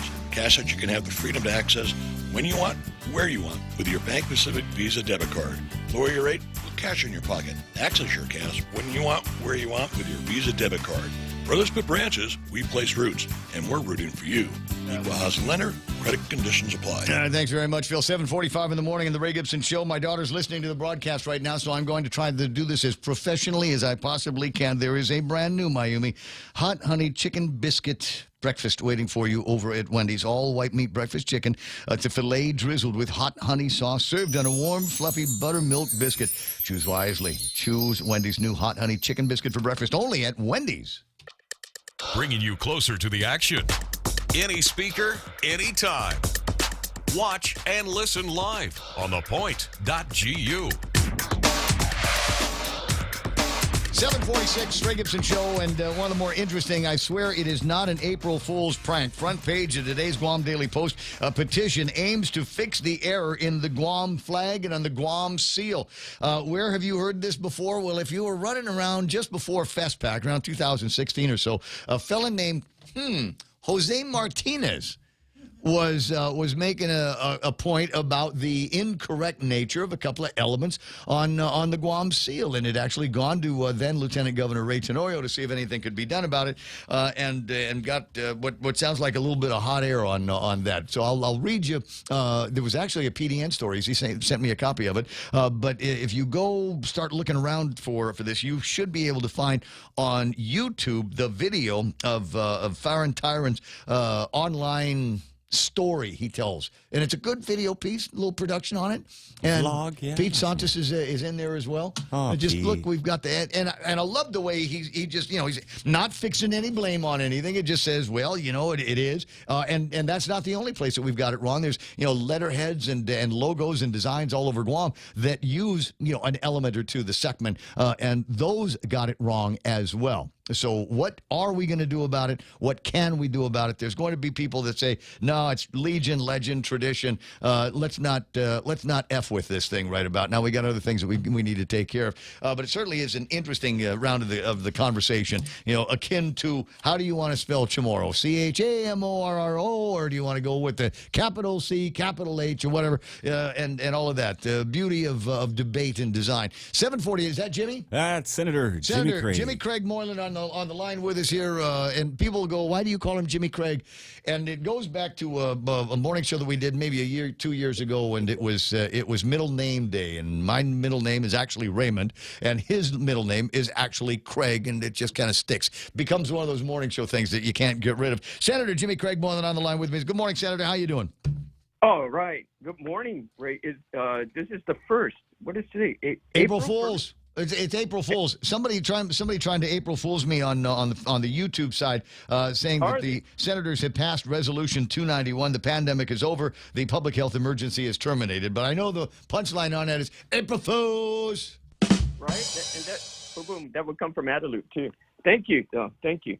Well, I did tell you what, there's a meme that somebody sent to me a little bit earlier, basically saying that April Fool's is canceled this year because there's no way any ideas that we can come up with are going to be able to compete with any of the nonsense that we've had to live with over the last couple of years. A continuous cascade of bad news and lousy ideas and things like that. We've really got to get past all of this. I'm not going to beat that with that dead horse too much. I think was categorized by somebody providing testimony the other night at the legislature. You guys are just beating a dead horse, just fall in line with the governor's orders and everything will be all right. The pandemic will eventually end. When? Right. And the fight continues. We finally had that public hearing. Thank you for the speaker for allowing that to happen, and the sponsor, Senator Duenas.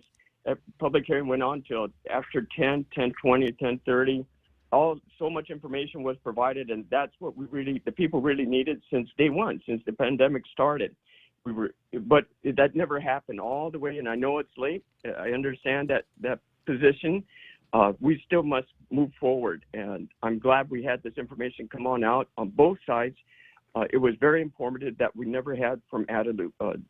All my colleagues were saying the same thing, and this is unfortunate on how we had to deal with the governor's office. We are a co-equal branch. We do not bow down to the executive department, executive agency. We are co-equal. We represent the people of Guam. It's hard to get, the challenge is making sure that we speak loud and clear from day one, and that's the difficulty. From the time they told us we were we didn't need to come into session by picketing outside to continuing on the fight to get us back into session. Oh, I remember that. I remember that. You were the guy that said, "Are we working today? Why aren't we working?" There's no reason why we can't get the job of the legislature going. I agree that with some of the steps that have been taken at the legislature.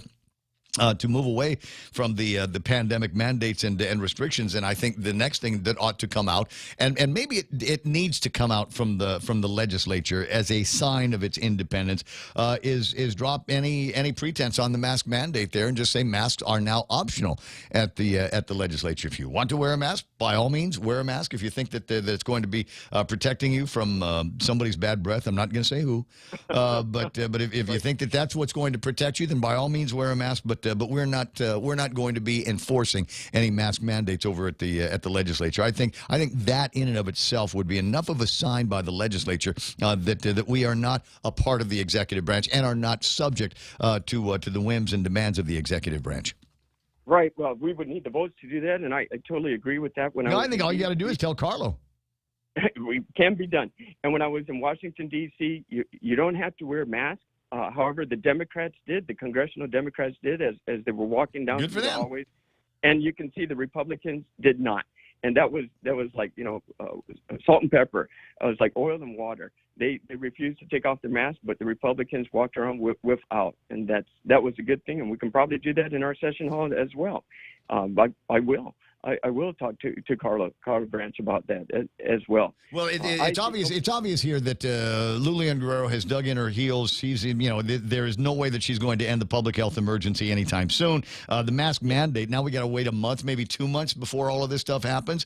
And at the same time, we got the Department of Defense here saying masks are optional at all military facilities, including Dodea. As a matter of fact, the kids right. And faculty down there, it's totally optional for them. So I keep it up in the NMI where they don't have much of a mask mandate up there either. People aren't falling down dying left and right.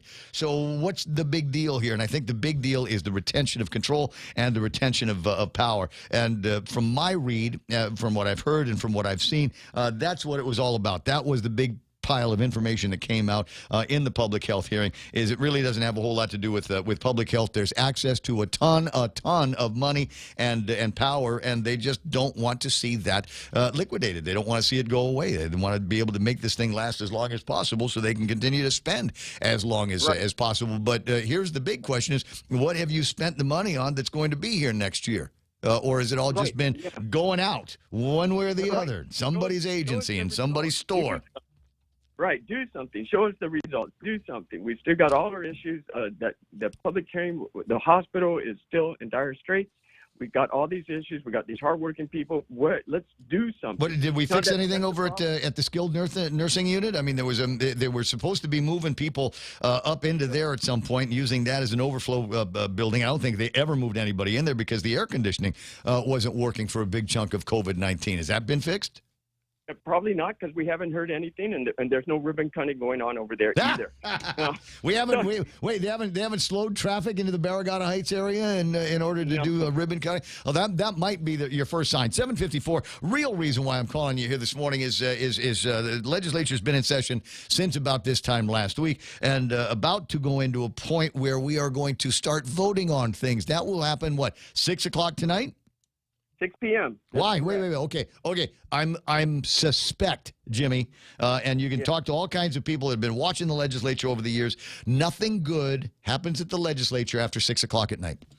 Oh, it gets dangerous every time we're in session. So it could be 9 a.m. or 6 p.m. Well, I know, but it's worse. It's worse at night and on the weekends. I mean, we're talking about the legislature going into session. All of the newsrooms are going to be closed. Nobody's going to be watching streams and anything like that because it's Friday night. We're doing a happy hour. See you at Shirley's, right? Maybe we're going to do sunset. Nobody is going to be watching the legislature. There's all kinds of shenanigans that are going to be going out there. Stuff that maybe had a public hearing 6 or 7 months ago that might still be part of rules, and that's going to sneak in there, and by the time it gets to be Monday morning, it will all be too late. I hope not. One thing I do know is that my bill is up for vote. That's Bill 24736. That's the Achieving a Better Life Experience, the ABLE Act that creates a tax-free account for those who qualify for disability benefits so they can have a savings account that doesn't affect, go negatively on receiving their disability benefits from the federal government. Well, I think that's a good idea for those of the folks that can get it, make those federal dollars go a little bit further. I'm concerned, Jim, and I would hope that you will, on my behalf and on behalf of all of the people of Guam that are sick of feel-good legislation, I'm concerned that there's a possibility that the paper bag ban extension bill is going to be voted on, and I would not only do I want it to not be voted on if that's the case, I'd like it repealed. I'd like sections of that repealed. I think that we are hanging for a dog paper bags here in this town. I was charged 50 cents for a paper bag the other night at a restaurant that shall remain nameless because they were told that they can't use plastic bags, even the biodegradable ones, so they had to at apparently great expense get their hands on paper bags for their customers, and they got to pass that along to the customers, and I think that's wrong. I think that there's nothing wrong with paper bags. They are recyclable, and many paper bags that we have here on Guam have been recycled from other paper products. So I don't understand what the big deal is about this. I know that they want to move the date of the implementation of the measure until 2023, so that there will be no reckoning in the upcoming election. And I would like you to, on my behalf, and I think a very sane listener behalf, stand in front of that and say, no, I'm not going to vote for the extension. You voted this into law. You deal with the voters and their ire when it gets to be election time. Yeah, I can't stand that law myself. It shouldn't have happened, especially when we should be focused there's an opportunity to correct it, Jim. So if it comes up for a vote, you and the other big thinkers over at the legislature get in front of it. Don't be browbeaten by the crew, right? That's right. Well, what I'll tell you is I'm not going to put the bag over my head, and I'm going to deal with it. Very good. Very good. All right, Jim, that was all I wanted to talk about. Appreciate it. All right, and I guess the other thing is, because I know Simon Sanchez is still listening, there's another piece of legislation that would seek another kind of waiver from a law and allow them to continue to use Cabras in its current form, notwithstanding a school within 250 feet of the limit. So if we can, let's get that through, because I don't want to have to pay $500 or $600 for electricity in a house that I'm the only one that lives in. That's correct. GPA. Our professional folks, they recommended this. The board looked into it. They agreed with it. The right thing for us as in the 36th legislature is to approve this so we can do it safely, that it doesn't affect the school, so we can do it properly and save money for the people of Guam. I'm all for that. Okay. And I want to move that forward. All right. Well, I figured we'd be able to count on your vote. 7:59 and change. Jim, you have a fantastic weekend. I'll see you soon, okay? And try to stay out of the police blotter. Okay. All right. Well, I guess if they're working tonight, like Chris, go find Chris Duenas. Well, don't go find Chris Duenas. We've talked to him way too much this week. But I mean, Chris will remember what was one of these nights, a Friday night or a Saturday night, and they were going to go in there and do a little bit of touch up, clarity, if you will, on certain rev and tax gaming rules. It was going to apply to cockfights, which I believe still in all did not have any rules and regulations around it. But it make it so that there's a little bit closer tie between what was happening in bingo and cockfights and the ability of rev and tax to be able to get some money. That morphed into a whole different bill that created gambling here on Guam. It led to the game houses here on Guam and tying earnings from those gaming houses to paying off bills over at Guam Memorial Hospital. It got botched. It got bullocked up in the process, and almost immediately every village on Guam had 2 or 3 game rooms associated with it, all of a sudden, because of that weird kind of late night thinking where everything looks like a good idea. It's 8 o'clock in the morning. The radio station's KUSG Agutnia. We're 93.3 The Point. Here's Fox News.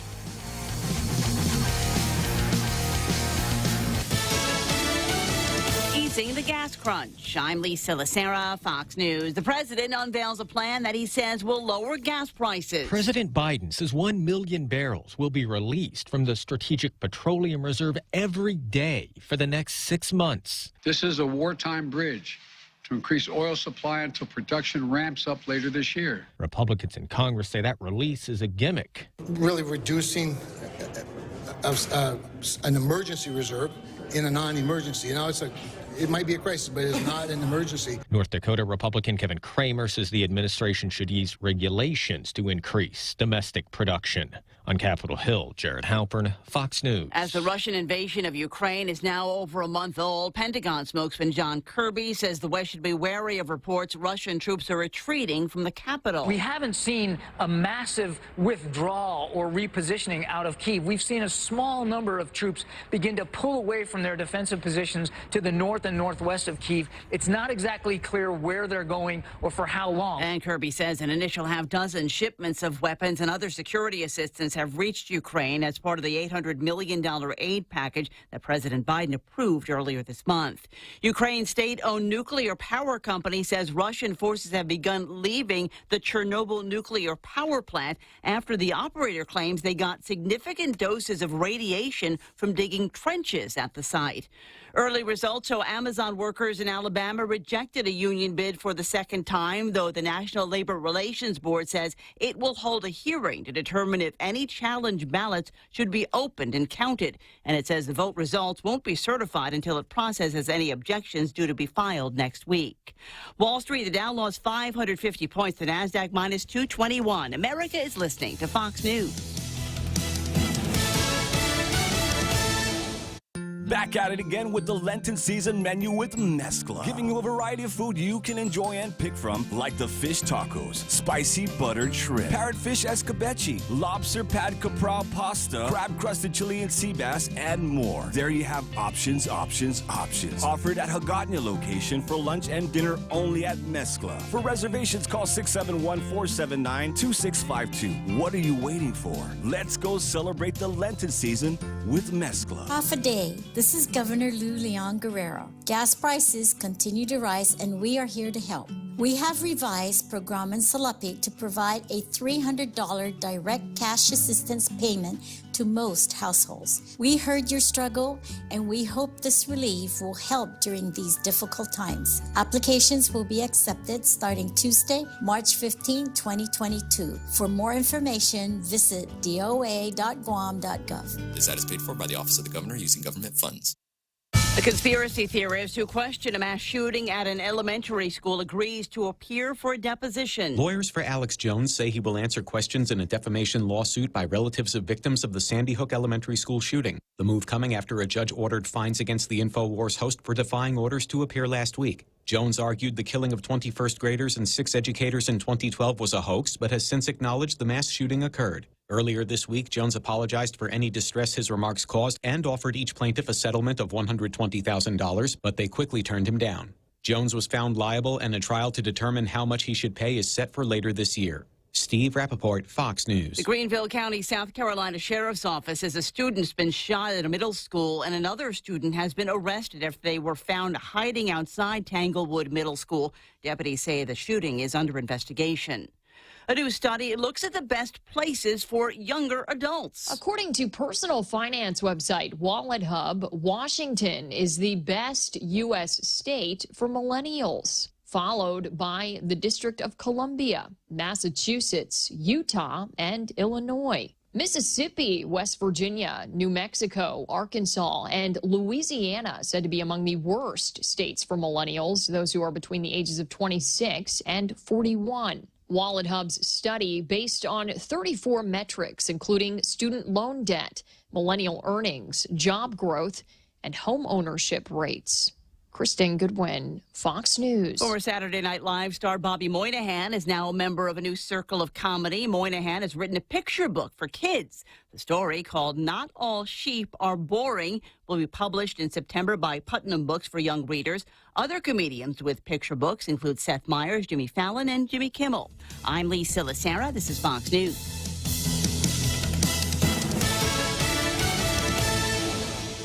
Chili's has the seafood you crave and the flavors you love this Lenten season. Indulge in delicious Lent-friendly soups, salads, appetizers, and entrees, like our loaded baked potato soup, quesadilla explosion salad, our savory Cajun shrimp pasta, or our mouth-watering grilled ancho salmon. Ask about our black bean burger options, like our tasty mushroom Swiss or old-timer with cheese. This is a limited-time offer, so hurry in and enjoy all the tasty Lent options this Lenten season. We're located on the second floor of Two Montans Plaza. At Chili's, savor the moment. Wow! Wow, nice smile. So perfect and all. Thanks. I owe it all to Dr. Robert Yang and his smile team. They do wonders for a healthy, happy mouth. Got teeth? Don't wait until they hurt. Schedule your routine checkup and cleaning with Dr. Yang and his smile team. Suite 119 in the East-West Business Center, Upper Tumon. Call 647-8702 or 3. The best thing that happened to teeth since toothpaste. Dr. Yang and his smile team. They make smiles happen. Unified Communications, UC, is the next step in a business phone system. Introducing Docomo Pacific UC, your business phone. Instant messaging, video, voicemail, fax, and more. All unified on one platform and delivered through the cloud. Merge your desk phone with your mobile device. Turn voice calls into video conference. UC reduces phone costs. UC boosts productivity. Work better together with Docomo Pacific UC. Your local news is brought to you by Nambo Insurance. Skip the line, pay online. It's fast, it's easy, and it's secure. Visit Nambo.com for more information. Half a day, it's 8:06. I'm Donna De Jesus with a look at your local news on the point. The pedestrian who was killed in a hit-and-run reported in Agate on Tuesday night has been identified. Police say 44-year-old Johnny Joseph S. Kenga of Umatic was identified by his family. Kenga was hit by a drunk driver and pronounced dead at Naval Hospital. Police arrested 39-year-old Joquest Gabriel James for the hit-and-run. He is expected to appear in Superior Court today. Prison records show that James was arrested in 2009 for driving under the influence and leaving the scene of an accident with property damage. Kenga's death marks the island's second auto-pedestrian fatality of the year. And a man will spend 6 more years in jail after pleading guilty to raping a 13-year-old girl. Please David was first charged in January of 2020 after the girl accused him of sexual assault. A year later, documents state he threatened another girl with a pickaxe. David entered a plea of guilty to second-degree criminal sexual conduct and terrorizing in Superior Court yesterday afternoon. As part of the plea agreement, David was sentenced to 5 years for the criminal sexual conduct charge and 3 years for the terrorizing charge, which will run consecutively to make a total of 8 years. He will get credit for the 26 months he already served, leaving about 6 more years at DOC. He will also have to register as a level 1 sex offender. Police are investigating the death of a 1-year-old found in a swimming pool.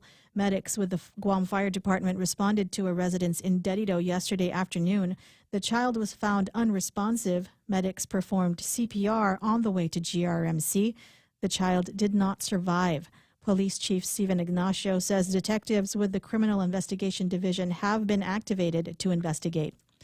More local news after this. Go green, go hybrid, go to Nanbo Insurance, and your next power bill is on us. Insure your hybrid car at Nanbo and get up to $350 towards your next power bill. That's instant savings for keeping our island clean and green. Nanbo has been providing Guam with over 50 years of reliable and affordable auto insurance. At Nanbo, it pays to go green. Terms and conditions apply. Visit nanbo.com or call 477-9754 for details. Senators will be voting tonight on whether to allow a new power plant to be installed near Jose Rios Middle School. Bill 213 would create an exemption for the installation of a 41-megawatt plant at Cabras in Pidi as part of the project to construct a new power plant in Ukadu. The site would place it within 1,200 feet of the school. Without the exemption, the unit would violate local law that bars the construction of fossil fuel facilities that exceed 1 megawatt within 1,500 feet of a school. Despite several concerns against the proposal, the measure's passage is critical for GPA and the Ukadu power plant project. Utility officials have made it clear that the construction of the Ukadu plant is linked to its reserve unit. CCU member Simon Sanchez says the new generator will reduce emissions and lower power bills. The Ukadu power plant is expected to become the next main source of power for Guam. And Guam residents are going to see an increase in their power bills. Last night, the Public Utilities Commission voted 6-1 to increase the fuel surcharge, which is the most expensive part of the power bill. The surcharge was increased from 18.08 cents per kilowatt hour to 20.95 cents. This means a customer who uses 1,000 kilowatt hours per month will pay 307.02 instead of $278.36 starting today. That's roughly a 10% increase. GPA's calculations show that the increasing the surcharge will hold the agency's fuel debt to about $20 million by the end of July. And those were your top stories. Now back to Ray with Whether or Not. What kind of short newscast is that? What do you? What? No, it felt like you just kind of glossing. Because you weren't paying attention. You were too busy wordling. You know what? Okay, that's halfway All right, take true. care, Donna, man. Have It a good one. is halfway true. It is halfway true. But I don't know. It's 5 letters. The S is in the first place. The O is in the third place. There's an N and an E. And stone is not the answer. I'll just tell you, there's no E in the letter, so I'm trying to figure it out based on those clues. And frankly, I don't know what it is. I think my bandwidth feels limited today, right? We were talking about bandwidth and the Google thing and the deal over at GTA, and I think maybe it feels like somebody is shutting my bandwidth down so that theirs will be higher. And if that's the case, knock it off, would you? 8:11 in the morning. All right, here it comes, the weather, just because you asked for it. Partly sunny. Daytime highs today near 87 degrees. Winds east 11 to 15 miles an hour. With a heat index, it'll feel like 94 hot degrees. Tonight, mostly cloudy. Overnight lows 78 degrees. Open the window because the wind's coming out of the east about 20 miles an hour. Tomorrow, be careful if you open the window. Stuff in the house is going to fall down because the gusts will be as high as 31 miles an hour. Partly sunny in the forecast for tomorrow, and then mostly sunny on Sunday. Mostly sunny on Sunday. Can you feel the grill marks on your body now? For those of you that are new to the island, come in the military or whatever, and you're just going, what does he mean by grill marks? What's that? Grill marks is that feeling that you have when you're outside laying on the beach in your own sweat, cold beer over here, hot bikini over there, and you can almost feel your skin sizzling with the rays of the sun. It is an unusual burn that you will come to love. Go get grill marks, definitely, according to this forecast, on Sunday. News and weather together here on The Point. Half a day. Patsy Gogri from Security Title here with information about what a title company does. The title side of our business determines who owns a property and guarantees your ownership with a title insurance policy. The escrow side acts as an independent third party, managing the transfer of money and documents between the buyer, seller, lenders, and others. Security Title has a management of real estate closings down to a science. Give us a call. We are here to help. The Federal Reserve is starting to increase interest rates to fight inflation, but they're still so low, making it the perfect time to refinance your home, to lower your rate, and perhaps take advantage of its increased value to put some cash in your pocket during these uncertain times. Cash that you can have the freedom to access when you want, where you want, with your Bank Pacific Visa debit card. Lower your rate with cash in your pocket. Access your cash when you want, where you want, with your Visa debit card. Brothers put branches, we place roots, and we're rooting for you. 813. Housing lender, credit conditions apply. Hey, Phil, let's go buy ANZ. Come on, let's go. Let's get him on the phone. Ask him if we can buy it. Score it up. Yeah. But yeah, because I know he's got money. I'll give him like $500 or something like that. That'll be, and then I can be managing partner of the bank. Wouldn't that be cool? It would be cool, man. And we'd have like nighttime hours. We'd have like dance music. We'd play dance music on the inside. No? You're not feeling it yet? It's a show being brought to you by the guys over at APL American President Lines. Global presence with a local home, also being brought to you by Subway with the Eat Fresh Refresh. What does that mean? You take your favorite breads, you take your favorite meats, we'll put a load of cheese, triple load of cheese, as a matter of fact. Stick it in the gizmo, and out comes gooey perfection. Ham and cheese melt, tuna melt, steak and cheese melt, BMT melt, meatball melt, whatever your favorite footlongs are can be turned into a melt at Subway. Rediscover talk radio here. Your FM News Talk Superstation. This is The Point.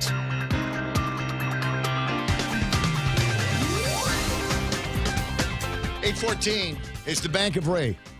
Phil can pay for it, but we'd call it the Bank of Ray. And the way it would work, and the one policy that I would have is either no return checks ever, or I know people are going to listen to why is that a concern of yours, Ray? Why would you even return a check? Do you not balance your checkbook? Do you not have access to an app that will tell you how much money you have in the bank account before you start writing checks on it, or using your ATM card like a drunk sailor? Don't judge. But I would have a policy. It's either no return checks ever, or the return check fee Wait a second. We will not charge a return. How do I want to say this? Like, you ever bounce a $4 check and then you had to pay the $30 return check fee, real Joe? Has that ever happened? Yeah, maybe. We'd make it so that, you know what, it's not a bounce check unless it's higher than the return check fee, because then you just feel like an idiot paying $34 for something that originally cost $4 because you were too dumb and didn't realize that you were going to be writing a rubber check. I'm just saying. So, Well, you missed PayPal this. does that a lot. PayPal, they take really long to take out money from your account.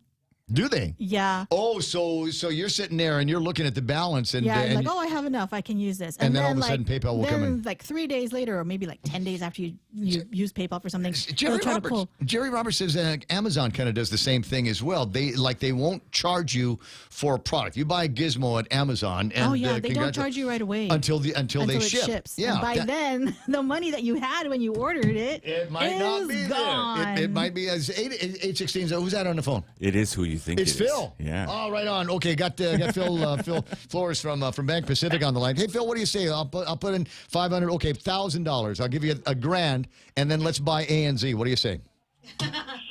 Oh man, we're overpaying. And but I will say this about the FDIC banks in Guam.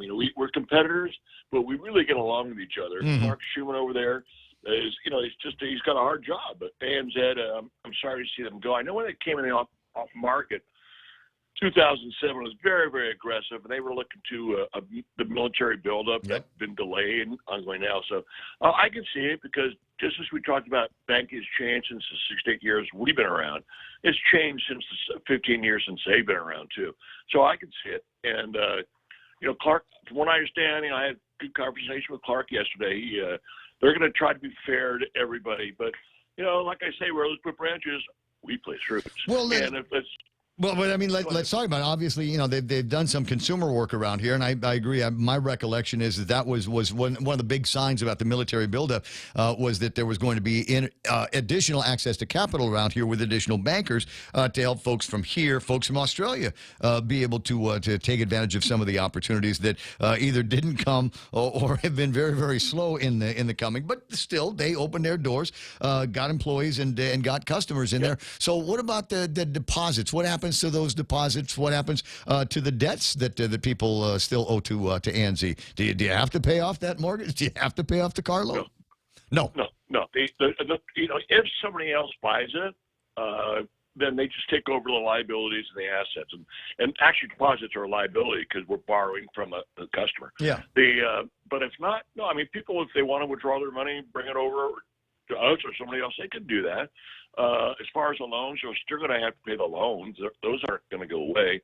And if nobody buys the bank and they close it down, it'll be like Citibank did, where they have a little office that stay back and service the loans, or somebody will service the loans for them.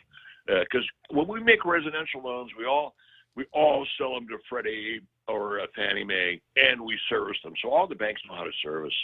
So it would not necessarily be a big problem for them to do this. Now, in the news story, Donna was reading, not the first time we've seen banks leave the market before, and anybody that's been around for an awful long time will remember there was once upon a time across from where the Sizzlers and the Shakey's was for a long time. You'd be able to go and take care of your deposits over at the Bank of America, which used to be. Yeah, it used to be a feature. Yeah. In fact, I think their vault is still rusting away in the parking lot there, across the street from your bank. I'll take a drink over at a place called the Carabao, and that used to be what was the name? American Savings and Loan, and then it failed, and the government stepped in and became First Savings Loan, I think it was, and then that was sold to Bank of Hawaii, and.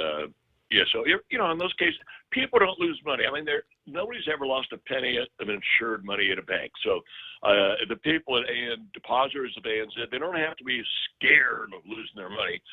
They might, if they want some assurance to do business, somebody's going to stick around. I mean, that's something else. But no, if you got deposits at ANZ, you're okay. All right. If you have a loan there, you still owe it, and. That's how it is. Yeah, somebody will call after 35 days of not hearing from you. Somebody will be on the phone one way or the other. And obviously, I'd like to encourage anybody that's doing business right now with ANZ, one way or the other. And if you're going to be looking for a great financial institution to work with, I can highly recommend Phil Flores and Bank Pacific.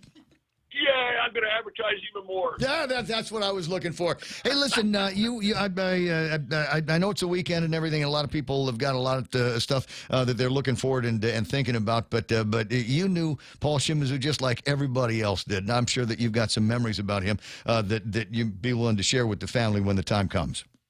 Yeah, I knew Paul. You know, his brother Frank served on our bank board for almost 30 years.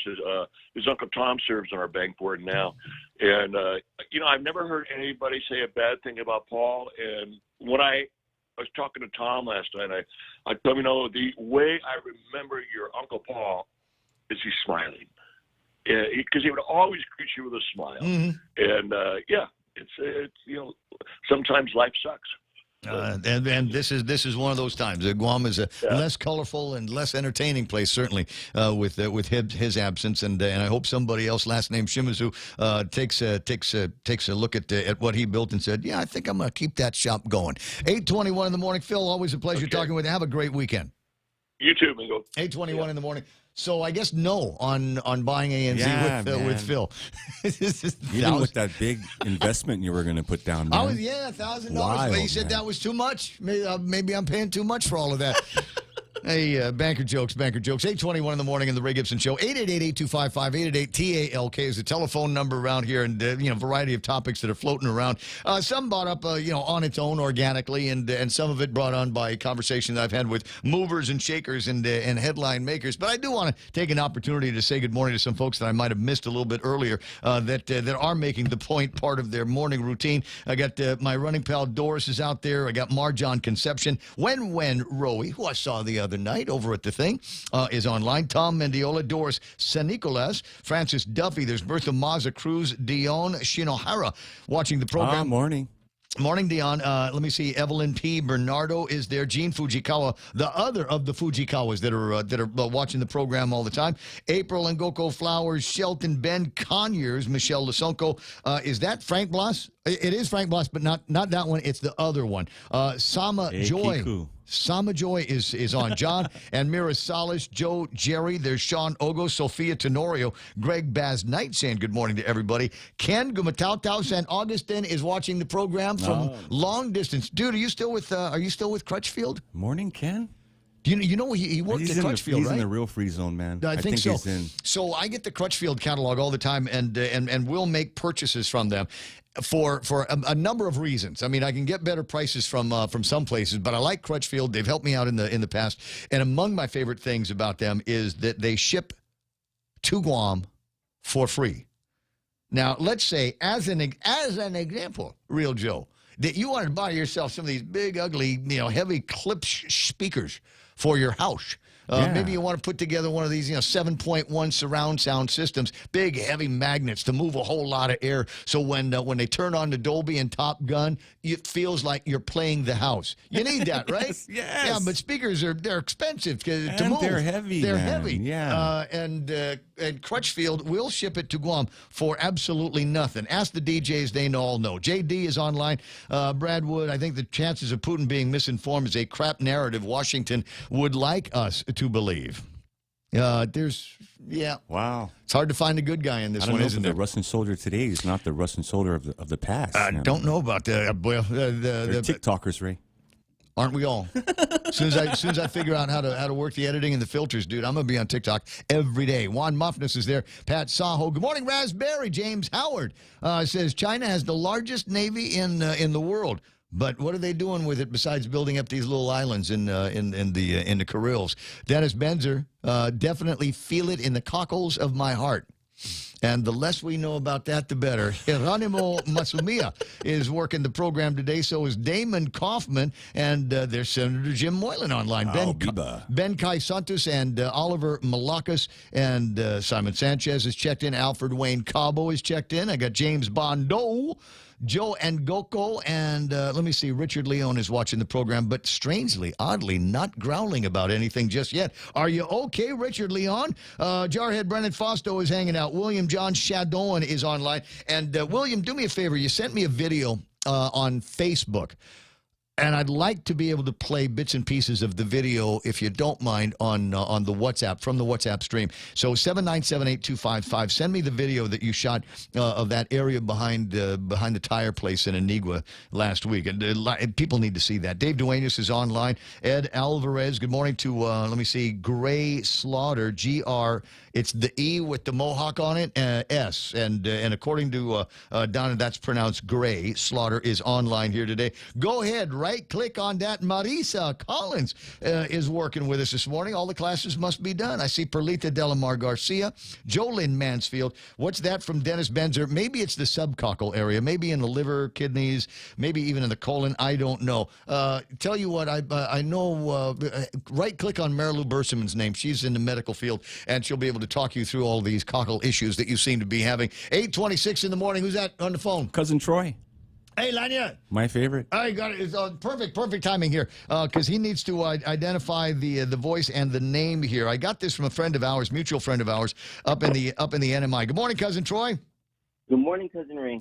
So to give you an idea, just how kind of Wild West things are in the CNMI when it comes to politics out there, I'm going to play this video and the audio and see if you can identify the guy that's doing the speaking and the kind of alarming. If I was a taxpayer in the NMI, I would be kind of alarmed by what he's got to say. So listen carefully to this. Thank you, Mr. Speaker. I recognize Representative Lipon.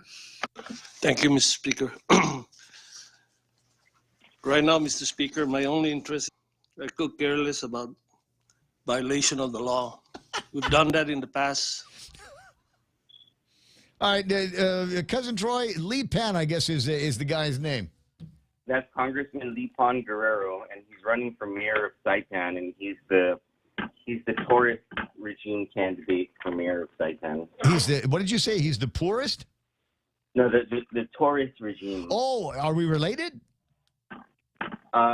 So, I've been told all my life that all tourists on Guam and in the CNMI are related. So Yeah. Yes, so.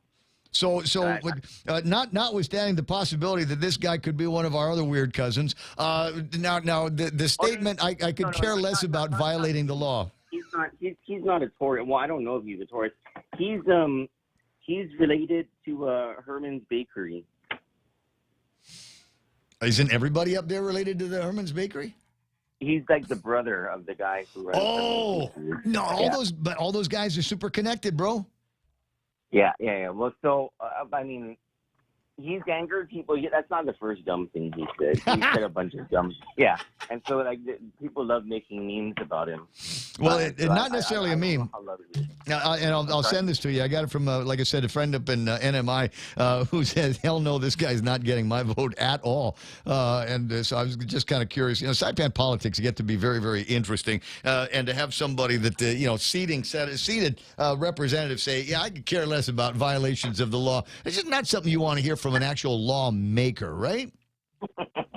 At least he's honest about it. I suppose so. 8:28 in the morning. We haven't really had a chance to talk. I had Simon Sanchez on the line a little bit earlier, but we were talking mostly about the price of oil. PUC, the Public Utilities Commission, giving a nod now on an increase, about a 20% increase in the LEAC rate coming in early, as opposed to waiting until May because of the ridiculous nature and the unpredictability on oil. At any rate, so I did not get a chance to talk to him and ask him if he's read Candid and read some of the paperwork that's being put together by you and Pete Scrove. I doubt it. I don't think they like Candid, but all they're going to read is bad stuff about themselves. Why would they want to read that? Yeah. Well, but again, I think it's kind of interesting, some of the things that you have been writing about, and I don't know that you've had a chance to talk to Shelley, because I think some of those easement issues, utility easements in particular, are things that might have happened once upon a time, either without the landowner's knowledge or without any kind of compensation. I don't know that my mother ever got a check from the water people when they decided that the front yard of the property down next to your grandpa's place is a utility easement. Yeah, I want to ask Shelley about that too. No, I haven't had the chance to. I'm eating cereal. No, I haven't had the chance to. But yeah, I want to know. I want to know GWA was owes me money. I think there are a lot of people who should want to know whether GWA, GPA, or Government of Guam, meaning Department of Public Works, owes them money.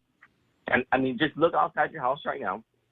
If your house, and more than likely your house, there's a road right in front of your house, whether it's a highway, a secondary road, or a tertiary road, you know, you've got to wonder, when was that road put in? Was it ever expanded? And who has the paperwork to show who owns that road? Because, I mean, what Governor Gutierrez said when I interviewed him about it. And that's another thing is there's an interview with former governor just before he left to Korea, I assume, and there were questions about improprieties even going back to his administration that he tried to correct. Prior to his administration, he was trying to correct it in his administration. There's a 1992 letter from the U.S. Department of the Interior about how they were concerned that Gov Guam had unconstitutionally and inorganically taken properties from people without going through eminent domain proceedings and without, you know, paying just compensation. It's straight up stealing of land all throughout the island for roads and utilities. And this was prior to the establishment of GWA. So at the time, you know, the utilities were in, or at least the water utilities were in the name of the Government of Guam.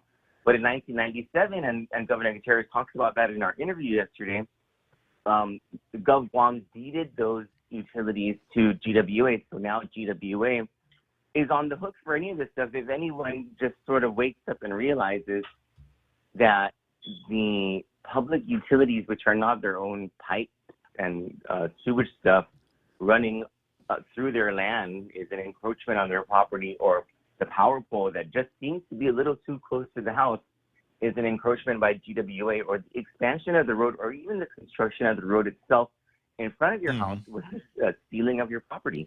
Well, I know in some cases, I mean, it's not that long ago that we were in the business of building bigger and wider roads here on Guam. It's, you know, people might not remember back in the day when there were fewer roads on the island, but the roads that had been bought, and there are stories of guys writing checks on the scene to landowners so that they could use that you know, extra yard of property by the road for a sidewalk or for a power pole or whatever. And it might not be in a lot of people's memories, but it is in my memory that there were those steps that were taken once upon a time. And maybe it was only then, but never before and never since.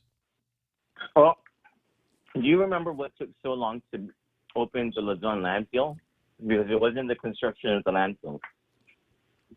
There was a question about $1 billion road that needed to get widened and built that eventually got tossed out.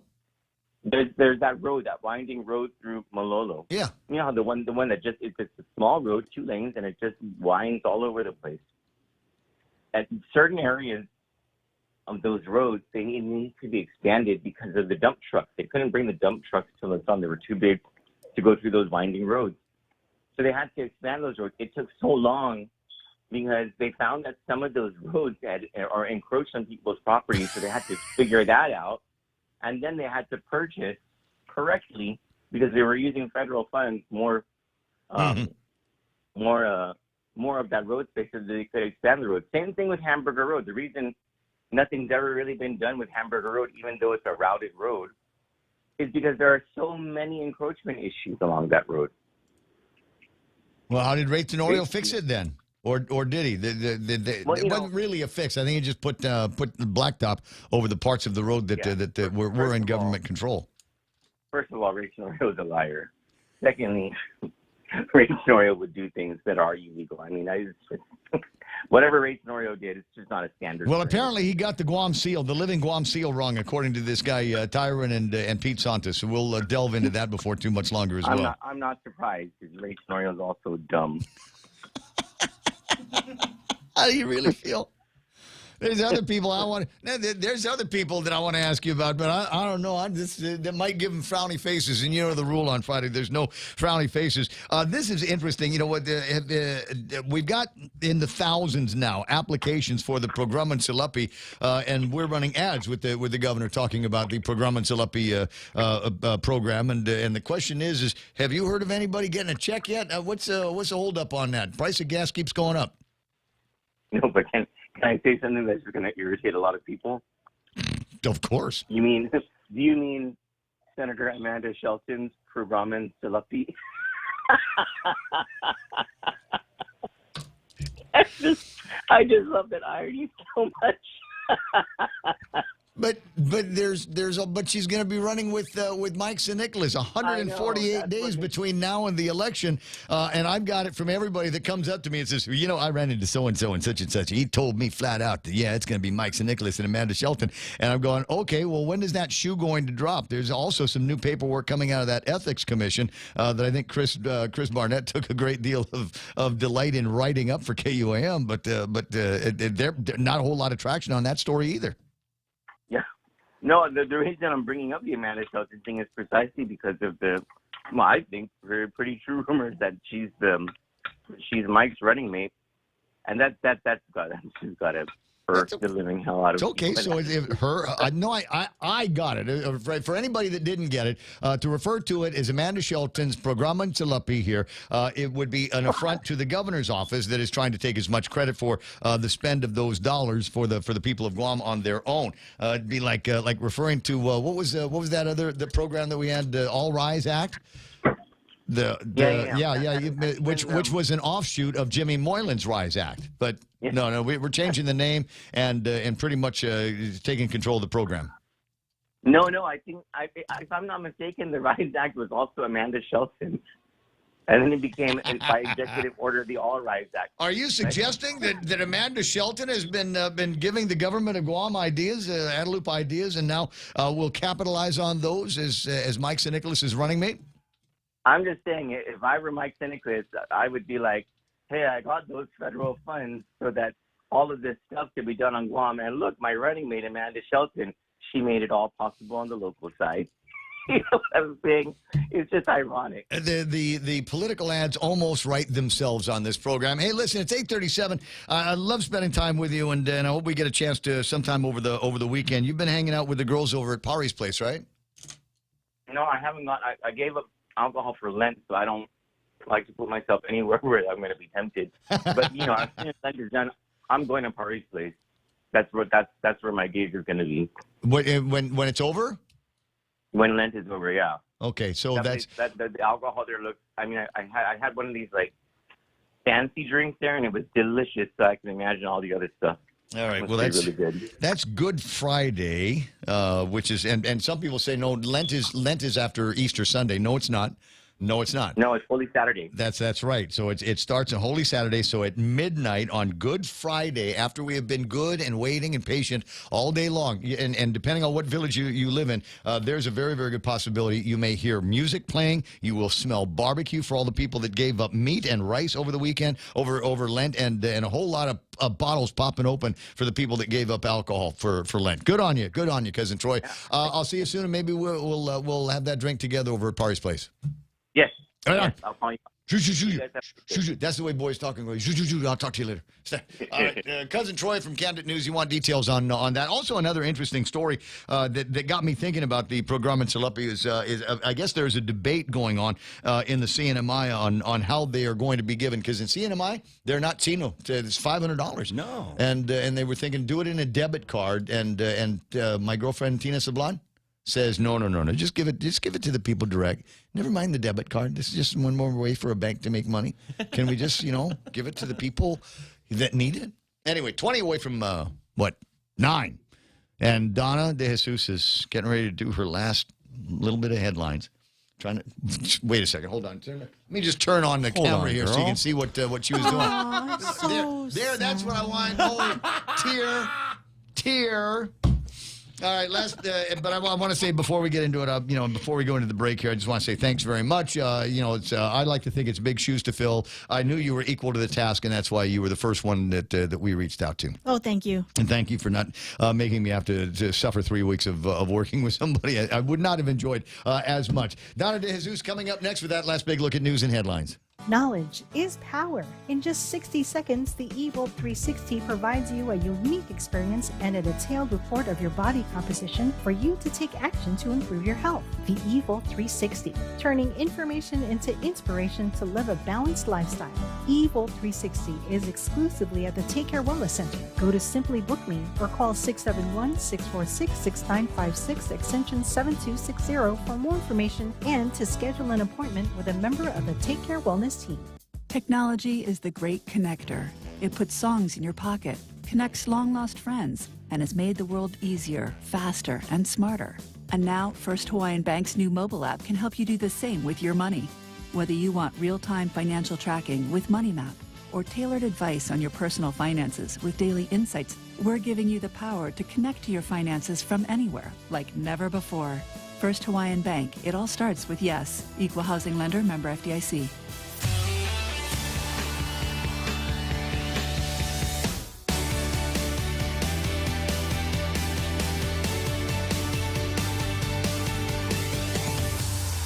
Studio time, 8:40. Ray Gibson Show, Friday on The Point. Lots and lots to talk about. And maybe you're just tuning in. There's listenership goes like this on the radio station. A huge chunk of people that are right there at 6 o'clock. That's the first string guys. And then later in the morning, usually after about 7:45, 8 o'clock, we run into a kind of a second string set of listeners. And not second string like the B team, but I mean second string as in there's a bunch of other people that are joining the streams and joining the broadcast. So I'd like to welcome you to the program. If you missed any of the news and headlines, we'll get our last look now with the retiring from this job, Donna De Jesus. Donna, what happened today?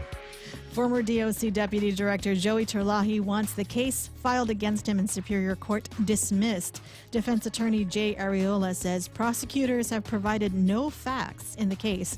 Terlahi stands accused of exposing a victim to a risk of serious bodily injury at a barbecue in 2017 and ignoring and abusing his position as a government official in relation to a crime. Investigators say that Terlahi helped the then mayor of Zotnya, Jesse Blas, who was accused of beating his girlfriend and detaining her for 3 days. Prosecutors note that Terlahi was indicted in December 2021 on charges of felonious restraint as a third-degree felony and 2 counts of official misconduct as misdemeanors. Arreola says he would be filing a motion to dismiss the case, arguing the statute of limitations for the felony expired in the year 2000 and in 2018 for the misdemeanors. Meanwhile, the application process for families filing war claims begins today at the Guam Museum. The museum serves as the Guam War Claims Processing Center. The application filing period closes on March 3 of next year. $10 million have been appropriated from the general fund to the Guam War Claims Fund to pay certified claims. Residents filing claims can pick up paper copies of the application packets at the Guam Museum and their village mayor's offices. Online applications are available for download through the Department of Administration's website at doa.guam.gov. And an online petition has been set up to fix the Guam flag and the Guam seal. Resident Farron Tyron says the mistake is in the image of the flying proa. He says it is depicted as having either the wind blowing the sail directly into the mast or blowing both the mast and the sail down. Tyron's petition asks Guam's elected leaders to correct or improve the image of the sailing canoe in the Great Seal of Guam, the flag of Guam, and all GovGuam media. If Guam does decide to review and confirm the mistake that Tyron pointed out, it won't be the first time the Guam flag will have been changed. The red border was added in 1948 to commemorate the suffering the people of Guam endured under the Japanese occupation during World War II. The petition is online at change.org/p/fixtheflagofguam. And that was your last look at headlines. No, it was your last look at That was my last headlines. look Mana at should headlines. be back in town already, and should be back in the chair on some Monday morning about 6 o'clock. And that doesn't end your time here in this building. No, I got to cover for people. Yeah, still. you're covering for Daryl Lozama. Yeah, I'm covering for Daryl next week. Uh-huh. And I'm still doing Right. traffic. Yeah, the office admin Yeah. stuff. Well, I'm glad that you're here, and like I said, nobody else that I can see being able to do all of the different things that you do at the radio stations. Thank you very much for taking care of news and information for our listeners over the last couple of weeks. It's 8:44, and what about this guy and the flag? Might play some video for you in a couple of minutes. When the pandemic first started, and we had no idea that it was going to affect our business till March of 2020. Orders from public health, roadblocks, restriction. It was a very hard time for me. What really has saved my business is the SBA and the PPP program. I felt keeping the employees was so important because I had faith that my government would help me later, the federal government. We applied and we received 2 PPP loans equaling up to $425,000. That money saved me because it's been 2 years. I think 80 or 90% of the restaurants have closed. The only reason I'm here because of my devoted clientele and the federal government. Thank you for helping save jobs with federal funds. Thank you to the federal government for all the federal ARP money. Thank you for the federal funds. This ad was paid for with official funds from the office of Congressman Michael F.Q. San Nicolas. 8:45 in the morning, Ray Gibson Show brought to you by Chili's with the $15 meal deal. Mix and match 3-course meals with soup, salad, chips, and salsa to start. Ranchero chicken tacos, honey chipotle crispers with rice, bacon ranch quesadillas, or personal fajitas for your main course. Put your own deal together at Chili's, second floor of the Tumon Sands Plaza. Great value happens there.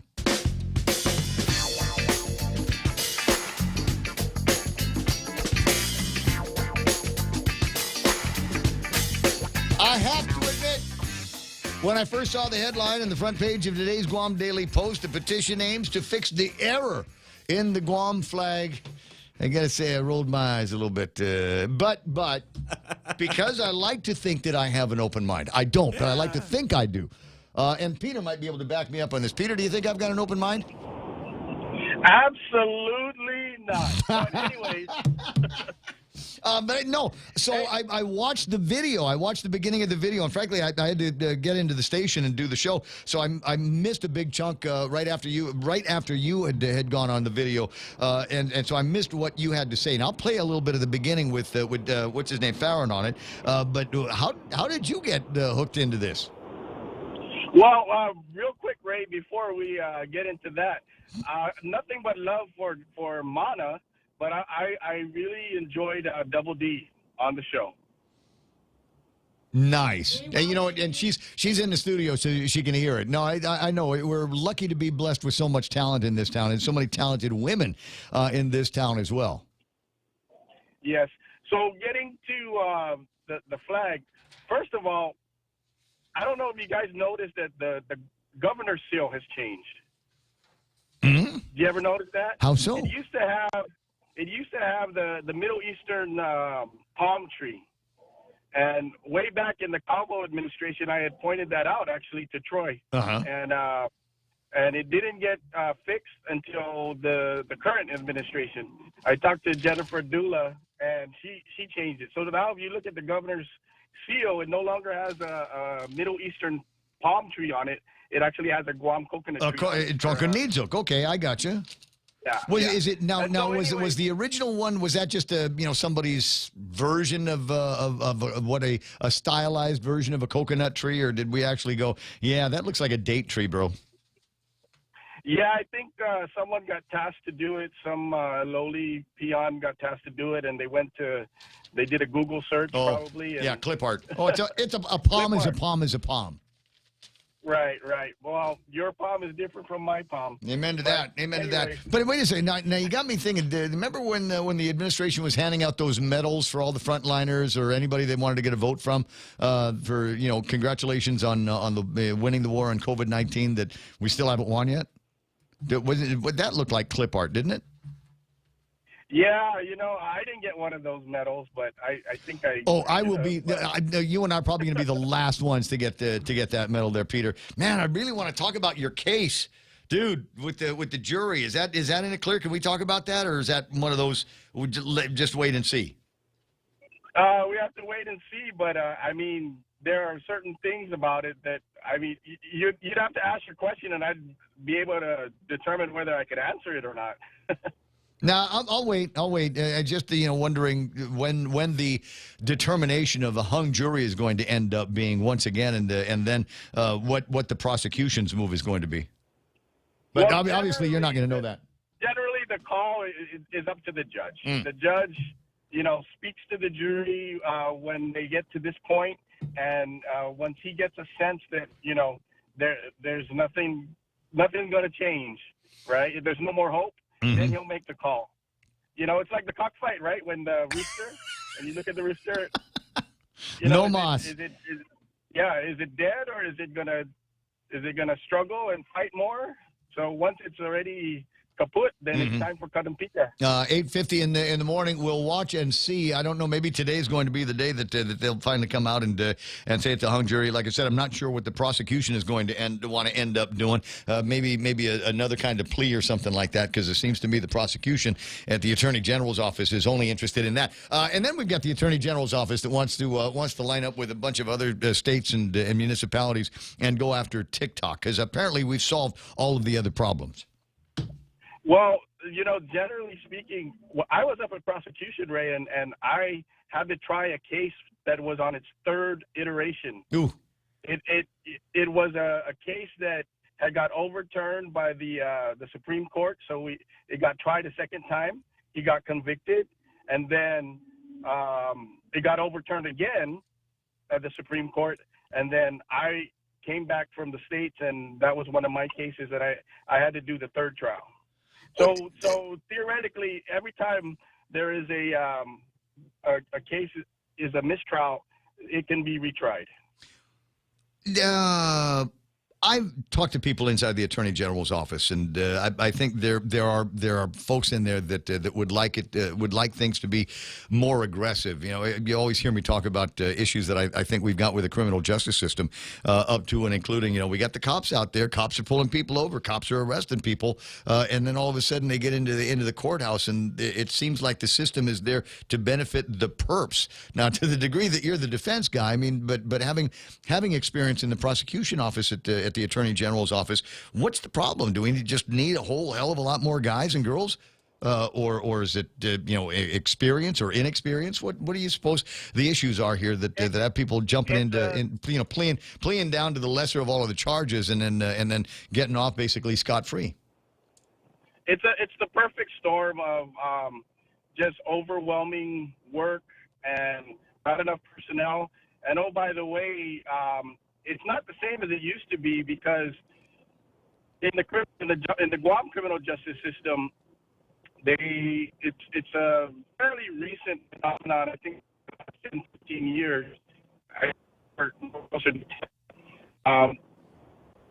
Cases didn't used to go to trial a lot on Guam, and there was a couple of cases that got challenged by the defense bar, and then so speedy trial kicked in, and so now we're seeing where you used to have probably 10 cases go to trial a year. Now we're seeing like 70 cases go to trial a year, and so that's just comes with the territory. Comes with the territory. But there were a couple of cases that established that the government couldn't just keep kicking the can down the road. You'd have to either, what they say, either have to take a crap or get off the pot. Right. And so that exacerbated it. Lack of guys with robes to be able to hear all these cases. Yeah, and they're the ones that are now, making sure that the timelines are followed. But the secondary effects is that prosecution has to now spin up all these cases. Like I said, it used to be probably 10 cases a year go to trial. Now we're looking at 70 cases a year that go to trial. Right, and we've got to hurry through them. So that might be the issue. Fewer people doing a lot more paperwork and trying to cut through as many of these cases as possible and see them to their final disposition. I can understand that. I wish that weren't the case, and if it is the case, and we need to get more people in the same way we hire traveling nurses at Guam Memorial Hospital, maybe we got to find some traveling lawyers to sit down and make it through, punch through as many of these cases and go for real criminals perpetrating real crimes and then putting them in the real jail for a long time. Yeah, and I would just say that the recruiting efforts have been a little bit lacking. I myself am getting ready to go and recruit for my agency in May. So I'm going to go and hit the West Coast and recruit for my agency. I might even just, out of pity, just also try to recruit for the AG's office.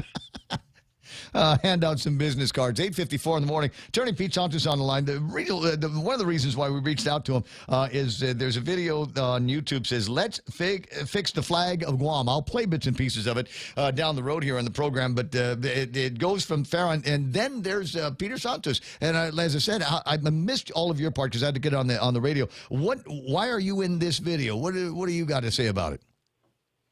Well, Farron reached out to me. Some people recommended that he reach out to me. He just wanted someone who was a combat veteran who has fought for the flag to lend their voice to the petition. Mm-hmm. And he asked me first how I felt about it and whether I felt for it or against it. He was still going to include me. It didn't have to be that I had to be for it. Right. So I happened to be for it. So he wants to, give everybody's perspective. And he does acknowledge that there are going to be some people that are going to be against it, but he tries to make his case. And he just asked me to bring a veteran perspective to it. That's all. Yeah.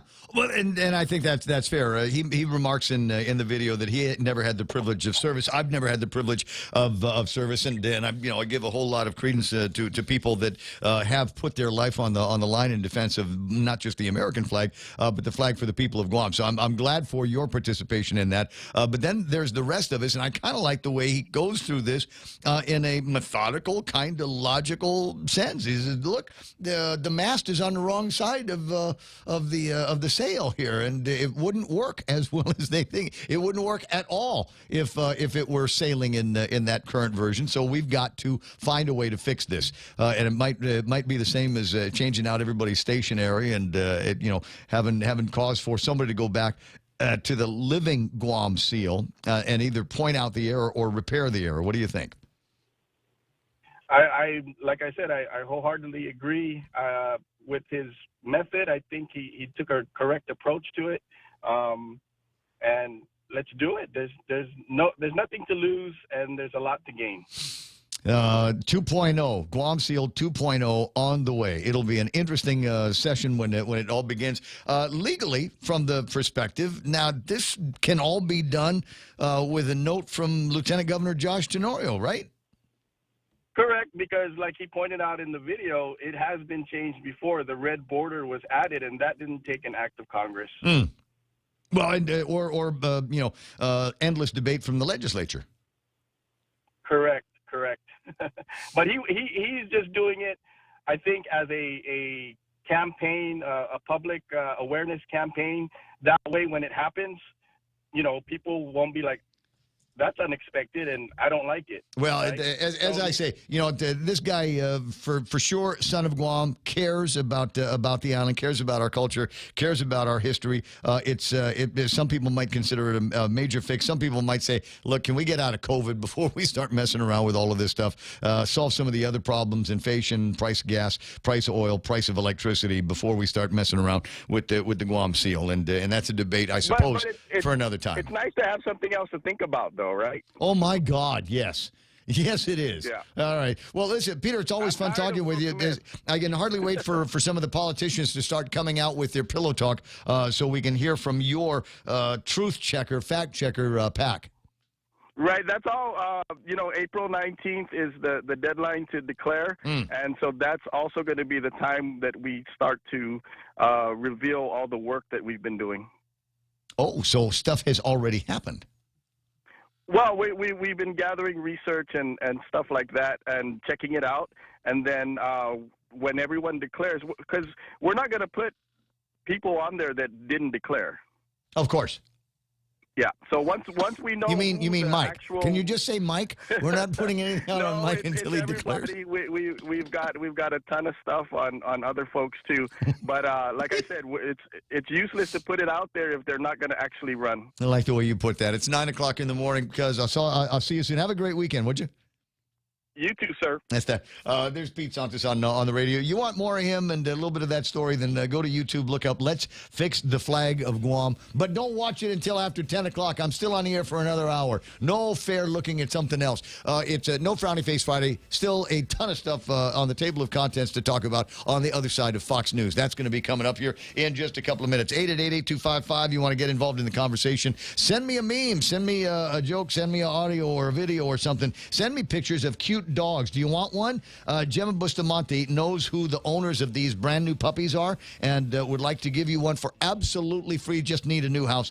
Click on the image and see what it says. Here's Fox News. Sarah, Fox News. Russia seems to be ramping up attacks on Ukraine even as another round of peace talks continue. Over the past 24 hours, U.S. defense officials say airstrikes here within Ukraine have doubled compared to previous days. And it's a sign that any of these promises that are being made by Russian negotiators are considered broken, and it is dimming the light in progress towards peace.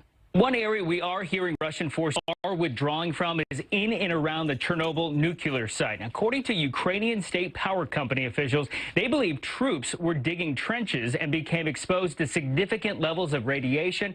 So far, no word from the Kremlin. Fox's Jeff Paul in Lviv. The Pentagon says an initial half-dozen shipments of weapons and other security assistance has reached Ukraine. The part of the $800 million in aid to Ukraine President Biden signed off on earlier this month.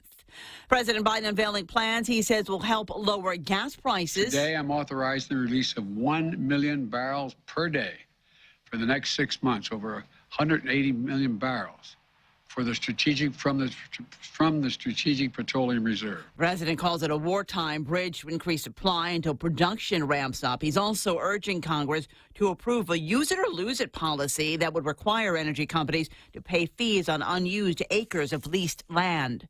The White House says it's preparing in case the CDC makes changes to Title 42, an order put in place by the CDC during the pandemic, which allowed migrants to be expelled to prevent the spread of COVID-19. Our goal is going to be to process migrants in a safe and orderly manner. White House Communications Director Kate Bedingfield, the White House has said the migration system will be built up to ensure order and the humane treatment of migrants. America is listening to Fox News.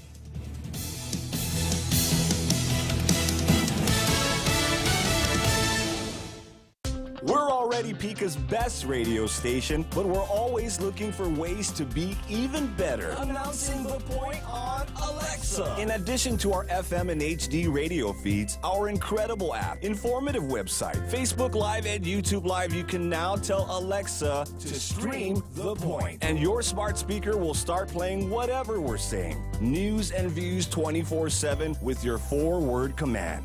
Alexa, stream The Point. Technology is the great connector.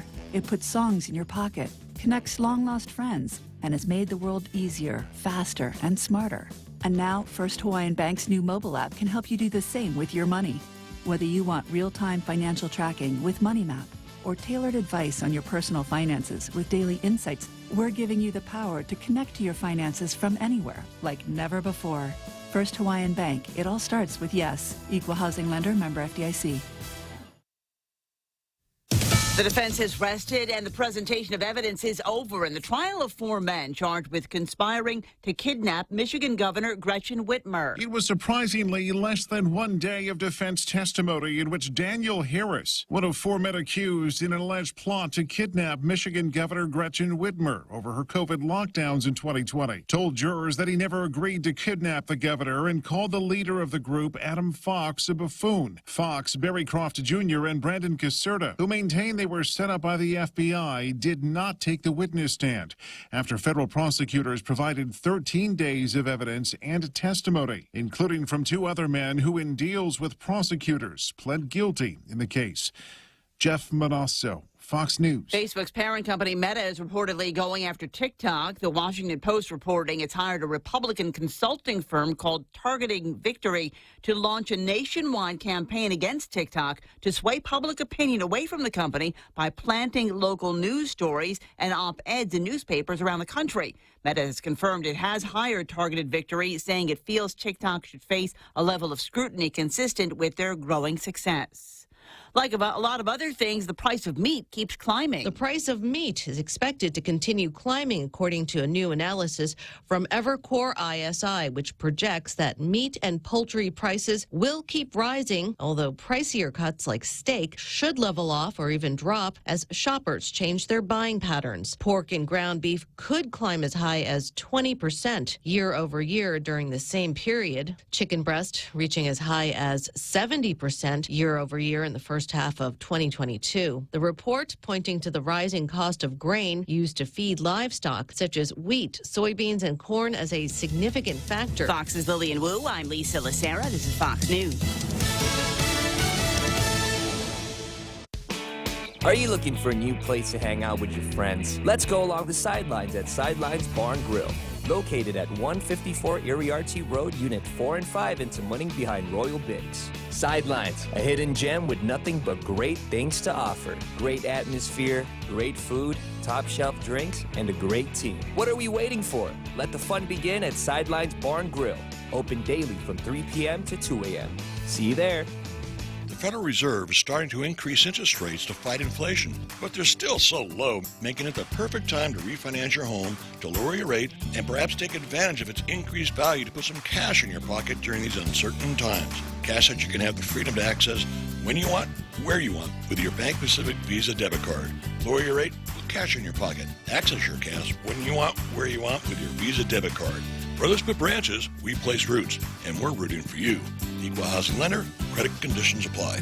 Back at it again with the Lenten season menu with Mezcla, giving you a variety of food you can enjoy and pick from, like the fish tacos, spicy buttered shrimp, parrotfish escabeche, lobster pad capral pasta, crab crusted Chilean sea bass, and more. There you have options. Offered at Hagåtña location for lunch and dinner only at Mezcla. For reservations, call 671-479-2652. What are you waiting for? Let's go celebrate the Lenten season with Mezcla. Okay, let's go do that. Portions of the program brought to you by the guys over at, where is this? APL American President Lines, global presence with a local home. Also brought to you by the team over at Nissan, where they have the Infiniti QX60.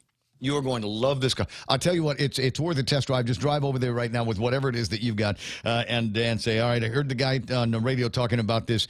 Show me the magic, if you will. And they will. And there's magic all the way around all of this thing. The automatic everything. You know what one of my favorite features of many of my favorite features, because they'll give you, the chapter and the verse and all the stuff that comes out of, Auto Trend magazines and things like that. But, we're guys, and we want to be able to sit in a car and go, okay, impress me. All right, I'll give you the impression right now. Sunroof. Every single model comes with a sunroof. It just does. It's like remember going to Shirley's and you sit down and they give you water and they give you soup. Oh, I don't want soup. No, everybody gets soup. You have to have the soup. And it's the same way. You get QX60 and they all come with sunroofs. And then you get inside the car and you start the engines and hopefully it pops up on one of my music stations or this one. But hopefully it's a music station because we sound incredible. Boss 104, Star 101 sound absolutely incredible in the Bose sound system that is inside. In fact, it's one of the first things when you open the door,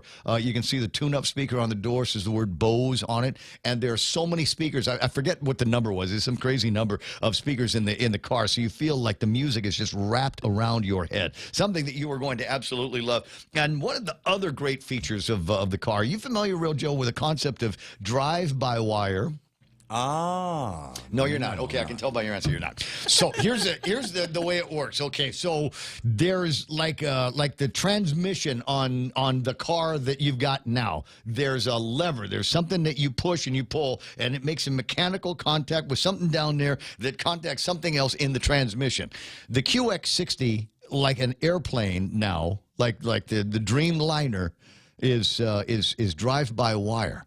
So it's a control but it talks to the computer, and the computer talks to the transmission. So all of that space in the hump, if you will, between you and the passenger is now usable space. That's where we put the case logic, bro. Oh, wait a second.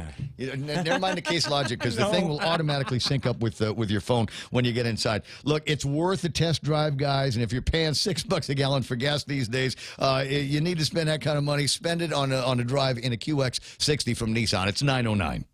News to fill your mind. Talk to get it out. The Ray Gibson Show. Call now, 888-8255.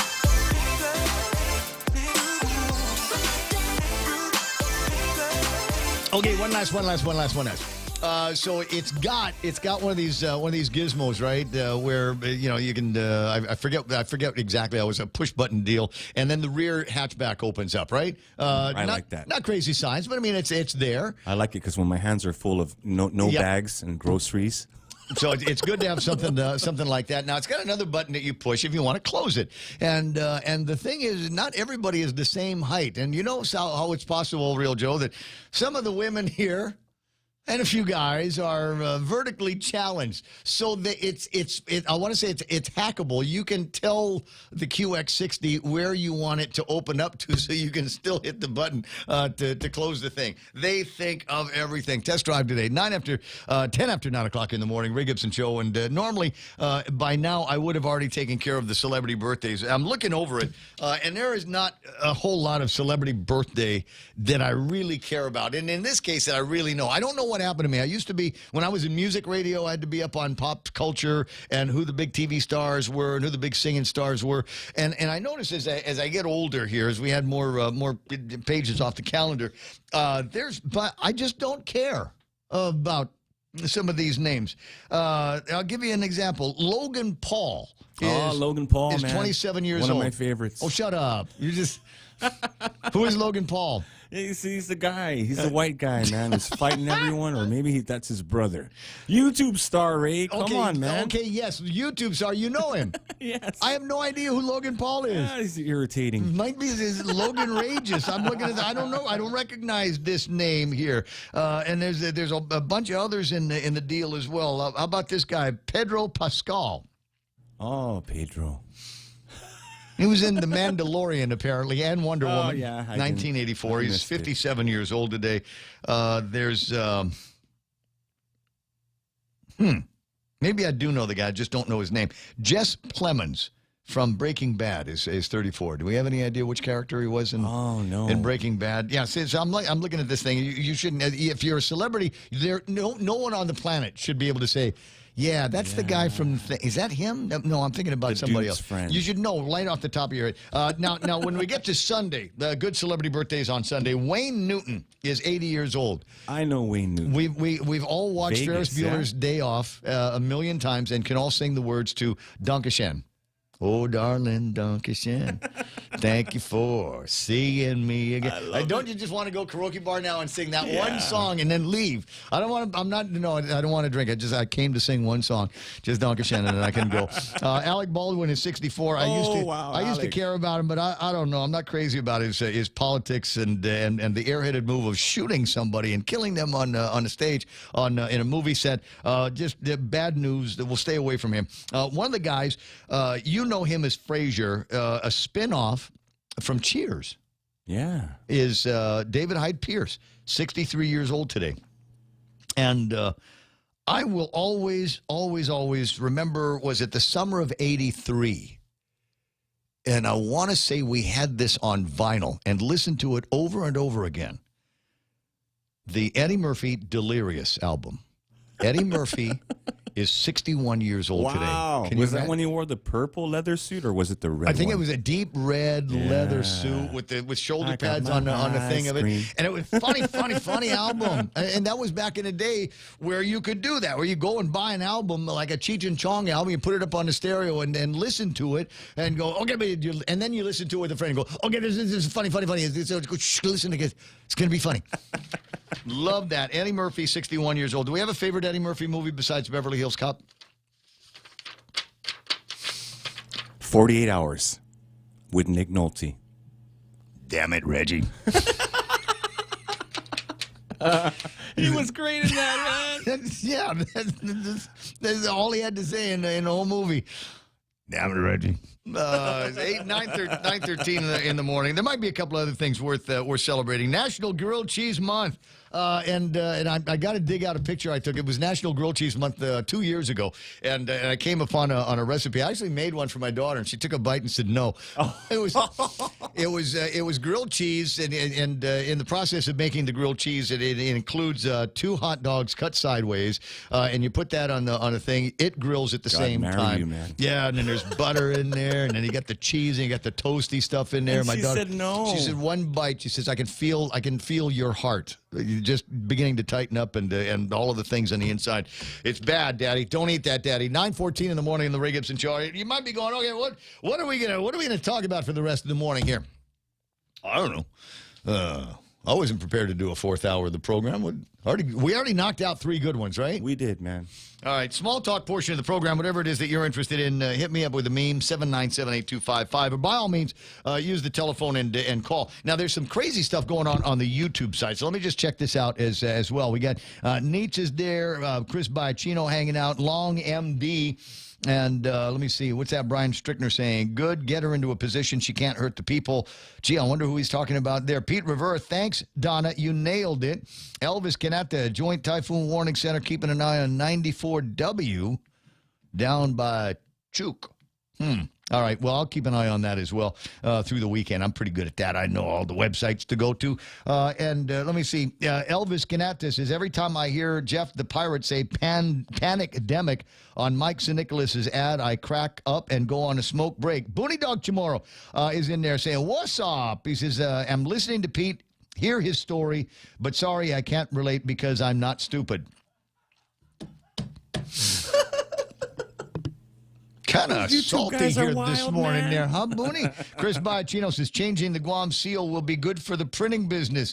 Big smile. Chris Biacchino happens to be in the printing business. And what does it say here? Booney Dog says, if Guam doesn't have, wait a second. Hold on, wait a minute. I'm scrolling here. If Guam doesn't have a... Oh, I can't read. Booney Dog is getting rid of the thing. Says, get rid of the seal. No need for it. Let the notary public use adhesive stamps laced with CBD oil and 3D Ridge and scratch and sniff cannabis that Howard approves. He says, I saw a political sign yesterday. I've seen the political signs yesterday as well. The Canata sign, the guy, was it Canata, right? Yeah. But they're still laying down. There's one right by the Guam main facility. Where the big stage is at, but it's laying down. What's Booney Dog is about to get into? He's about to rip into me for something. I'm not sure.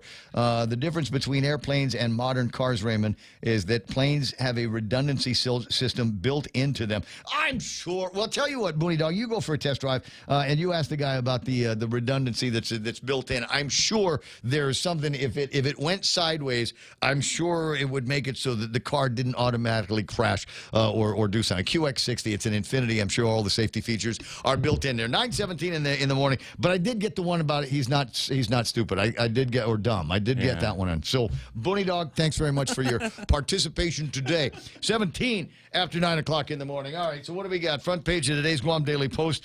Some stuff in here that will make you go crazy. And this non-frowny face Friday. PUC mulls raising the fuel surcharge for power. Says here, officially known as the Levelized Energy Adjustment Clause, or LEAC, the recommendation by Administrative Law Judge Fred Harecki was to increase the fuel surcharge to about 20.9 cents per kilowatt hour. That's just a fuel surcharge. What's it going to be when we blend it with the rest of the weight? And he wants to make that effective today. That represents a 10.3 increase in the total power bill, $28.69 more a month for the average residential customer. But what I'm looking for is what the blended rate would end up being after we add the LEAC and the actual power rate that is charged by the utility here. Those are the numbers that make a difference. And then what I want you to do is go to the GPA website and sign up for the My GPA feature. And it is a gizmo that allows you put in your meter number, your account number, and it will keep track. It will help you keep track. It gives you a dashboard. You can log in every day if you want to be that anal compulsive about it, and it will show you what your consumption has been over the last several days, right up until yesterday. And depending on what time you check in, it will give you a little bit of what you've already consumed for today. And that way you can see where your peaks are in your daily consumption. So obviously when you're sleeping, it's just a couple of air conditioners maybe going. Maybe in my house it's just one air conditioner going, and you can see how many kilowatt hours you're generating from that time zone. I'll wake up in the morning, turn on the hot water, and then you can see the spike there. Come home in the afternoon, and I got the living room air conditioner on, and it begins to spike up there. But it gives you an idea of how you might be able to control some of those expenses once you've identified where those spikes are and what you're doing at the time. And for some people, it might come down to, I guess I'm only going to be doing one load of laundry. Now, a washing machine hardly costs me anything in terms of electricity, but when I put all of the wet clothes into the dryer, and that thing starts running, high amperage device starts pulling a lot of load from the Guam Power Authority, and you can see those things on your machine as well. Now, some will say, Ray, you know, your mother used to hang her clothes outside to dry. And my answer is, God bless her. God bless my mother for hanging our dirty clothes out there in the laundry. One of the first things that I did when I moved back into that house, took the old the line down. Yeah, took the line. Well, what didn't have a line on it anymore. The typhoons or whatever knocked all the stuff down. So I took it down as opposed to repairing it because oil was cheap. Trump was the president, and we were around the dryer all day. Yeah. Oh yeah.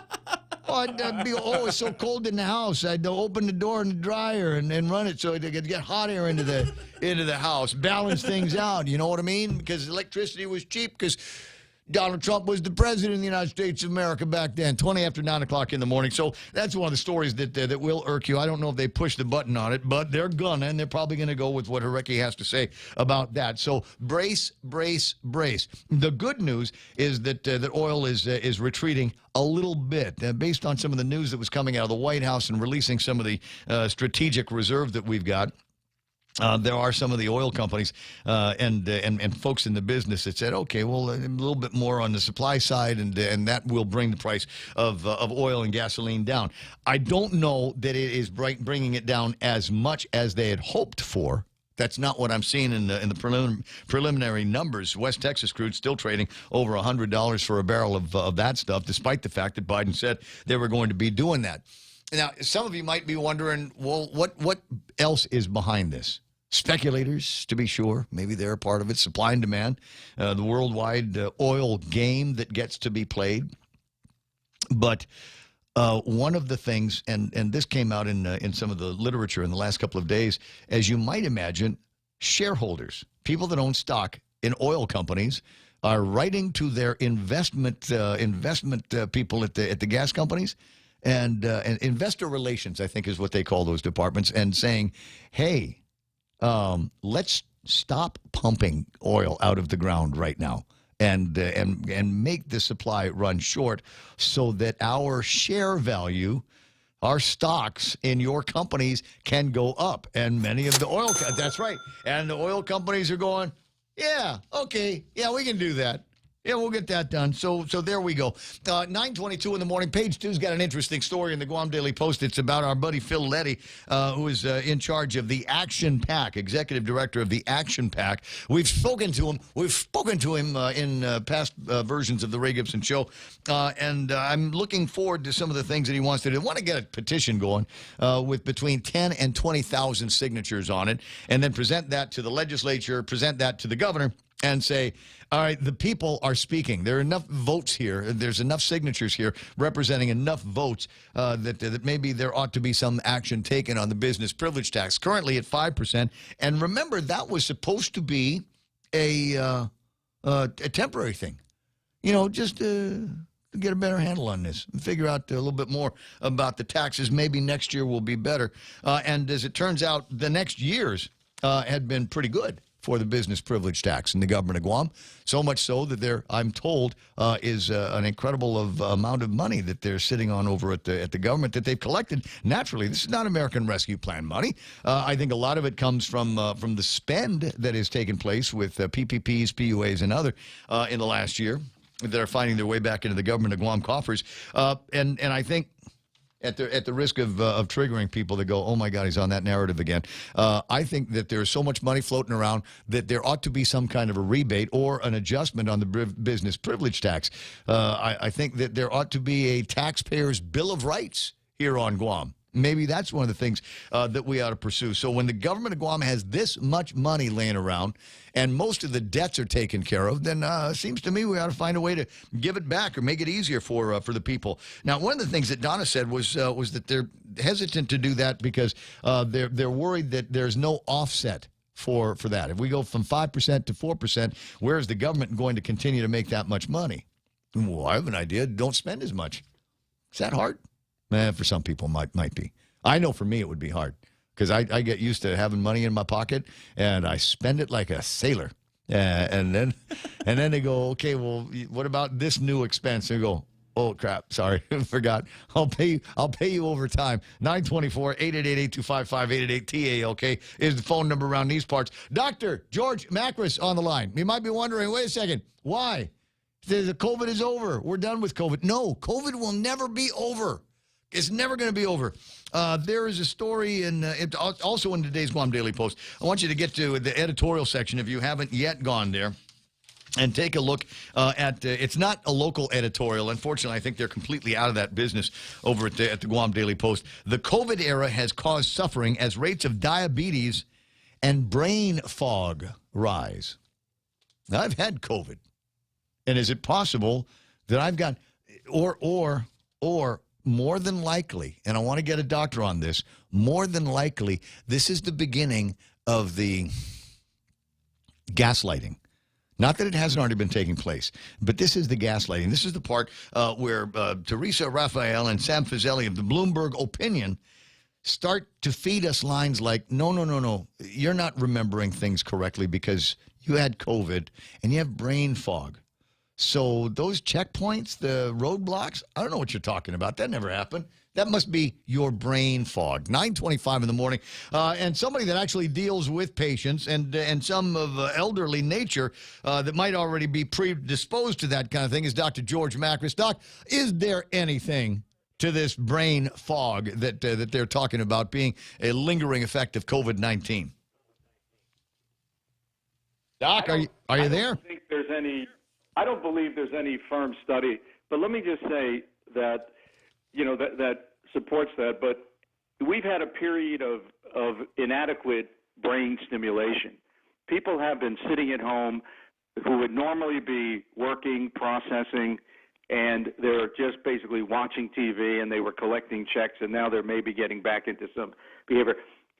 Honestly, I think this is just going to be another one of the Agent Orange endless reasons to get disability. But what? I'm not seeing.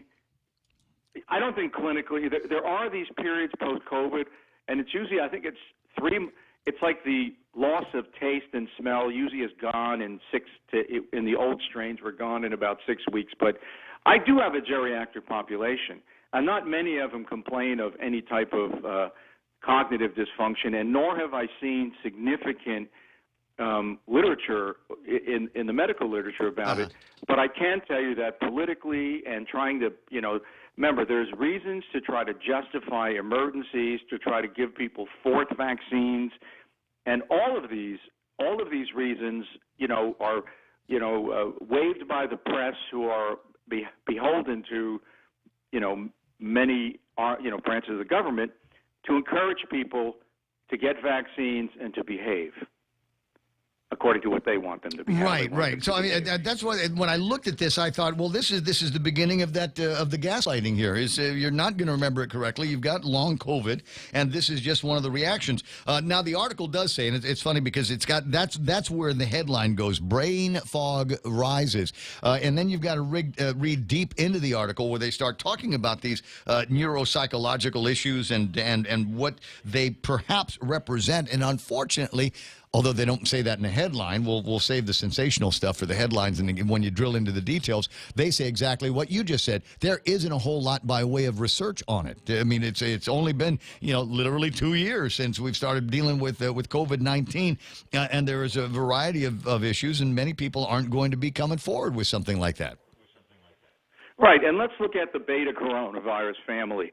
I mean, we are now we're getting to go into the seasonal cycling of the herd of coronaviruses, which we're going to probably peter out, and then they're going to surge up again in September, which is when we get a wave of winter cold, as it were. And this is where you see Dr. Fauci and others beginning to prepare the battlefield for the surge and going back to possible restrictive measures. Because I mean, I personally believe, as I've seen other doctors who are much smarter than I, that this is all part of the let's create another healthcare emergency so that people can, as long as there's a healthcare emergency based on an infection, the laws that allowed for, mail-in voting or absentee voting can stay on the books. See, now we're delving into conspiracy level altitude stuff right about here with that kind of thing. But it would not surprise me. And you're right. We've got complicit media that will help drive that narrative and stay home. And we'll mail you a ballot, and then we'll harvest those things a little bit later on. I hear what you're saying. But in my mind, the first level of the conspiracy theory is this is a great opportunity for Pfizer members of the Pfizer family and their shareholders to continue to make just an incredible amount of money on this. Now that and while we're in emergent time, we can have emergency authorization for things like that fourth shot. Well, that could be possible, but once again, why would you Guam is probably virtually entirely infected once at least. But you have a virus which is mutating in a way viruses do. It's becoming spreads more, less lethal, and is actually becoming, almost like it's a very kinder, gentler virus. Why would they be rapidly pushing vaccines on people, many of which have already been infected, if or not for financial gain, which is actually the reason most of this happened. And of course, they realize how much people will be controlled, how it would control their spending, and then obviously how it would control it. They had a great impact on leadership in the U.S. and probably even other countries. Mm-hmm.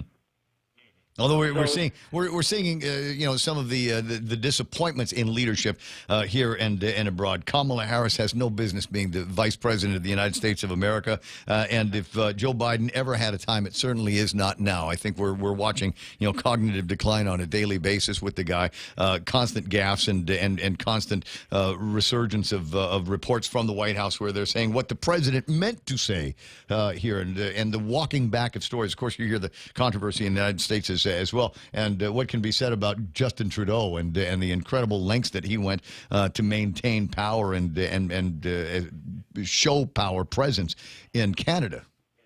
Oh my God, in Australia! Yeah. Let's not forget Australia. Jeez. Yeah. Right, but yes, let's see what happens if Biden actually got a real fourth COVID shot. Let's see what happens to his COVID his function. But honestly, you're looking at a vaccine that has marginal, if any, effect on the current strains of coronavirus. Why would you drive people to have a fourth shot?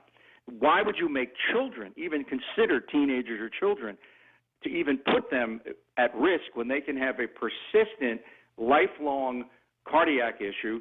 And once again, as the data is released at 50 to 85,000 pages a month, I think what the early message is, under 65, no risk factors, the vaccine is worse than the disease. Over 65, the vaccine is probably less severe than the consequences of coronavirus. But even that isn't clear because we don't have truthful data on, who actually died from coronavirus or something else. Just like on Guam, I'm hearing people recur. We lost 330 or 340 souls. We don't know what those souls died of, right? We already have discussed the fact that, if they actually had a coronavirus infection, how much did that contribute to their demise? So the jury is not back. Neither is the true safety of this vaccine for the long haul. And, I think that I just think that people need to talk to their doctors and really look them in the eye and say, do I need a fourth vaccine? And also do my children need to even get a vaccine? Well, I mean, and like anything else that important, get a second opinion. So I mean, if your guy, because your guy might be heavy into the COVID kabuki. Right, but we have a geriatric population, and we have very few, and you figure the older patients would be more impacted. We have very few, if you want to call long COVID, and I mean truly long COVID. You see, retired people already have their retirement money, and they don't, how do I say this? They're not looking to get themselves disabled or to sue anybody. Younger people who have coronavirus, younger people who have not been productive or have done nothing, or maybe don't want to work anymore, they have a reason to kind of, for lack of another, dramatize, just like people who hurt their back at work. Yeah. They want to get some type of compensation, and they see the opportunity to collect a check every month by saying they have some, ill-defined post-COVID neurological syndrome that the government would be happy to pay for, maybe to get, I don't know, more. I'm going to say there may be a political gain by it. We all believe that there is. On screen right now are three lovely ladies. This looks like it's a little bit late for St. Patrick's Day, but James Howard sent this to me in I don't know, an attempt to brighten up the program. And it reminds me it's been a while for you in Costa Rica, my friend. It has, and there's been reasons for it, and but right now the biggest reason is I got to get through taxes and get through, get people back from vacation. But yeah, it's my boss just came by today and he said, "When are we going there?" And I said, "As soon as we can find bodies to cover our operation." There's 8 clinics we have, but it's I'm clearly I have to go whenever I go anywhere. My state of mind has to be on a vacation, and that means all my work is done, and I deserve it. And I try to deserve it every month. I know exactly what you mean. It's the same thing with the weekends, and here it's Friday already here on Guam.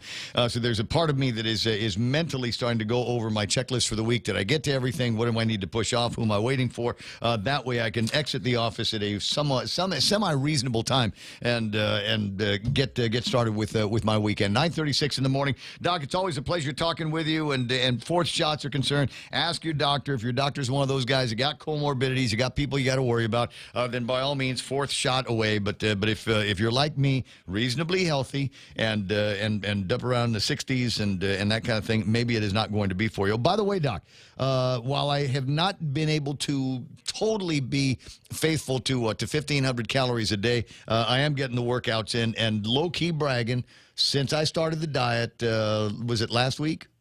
It's just last week. God, you look good, Ray. Thank you so much. Can you see my cheeks are beginning to hollow out? You feeling that? I started up around 190 and I'm down around 184 now. Wow, but remember, you need that. You're working out, so you need that 1.25 to 1.5 grams of protein per day, so that your muscles don't waste and that you can keep everything else going. Okay, approximately how many chicken wings is that? Yes, I don't know. I don't know the answer to that question. But just remember, we lived on meat. Well, we lived on grass-fed meat, leafy grains, and then healthy fatty fruit. Yep. And once in a while we ate carbs. Just keep that in mind. So you can eat all the chicken wings you want, provided you have some salad with it. Exactly, the chicken wings or bacon, and yeah, every once in a while I'll have some. There's the little piece of salad they put in cheeseburgers. That counts, right? Oh my my God. Okay. Yeah. 9:37. This is my doctor. This is my doctor online saying, God, how did you manage to live that long? I was married twice. They took care of me. I'm kind of on my own now. I'll talk to you pretty soon, Doc. You have a great weekend, my friend. And you all have a great weekend on Guam yourself. It's 9:37 on the Ray Gibson Show. I'll be right back. JV International Safety Equipment has it all for you. Fall protection, rain gear, traffic signs, speed bumps, custom signs and banners, PPEs, fire extinguishers, plus more. Check them out on Facebook at JV International Safety Equipment Company or visit their website, www.jvisec.com. JV International Safety Equipment, Guam's leader in occupational and environmental safety equipment. Call 688-9524. JV International Safety Equipment, located in Harmon Industrial Park. Wow, nice smile. So perfect and all. Thanks. I owe it all to Dr. Robert Yang and his Smile team. They do wonders for a healthy, happy mouth. Got teeth? Don't wait until they hurt. Schedule your routine checkup and cleaning with Dr. Yang and his Smile team. Suite 119 in the East West Business Center, Upper Tumon. Call 647-870-02 or 3. The best thing that happened to teeth since toothpaste. Dr. Yang and his Smile team. They make smiles happen. Hey, it's the Ray Gibson Show. Hey, it's the Ray Gibson Show. You want to do it? DJ voice. I can do the DJ voice anytime you want to.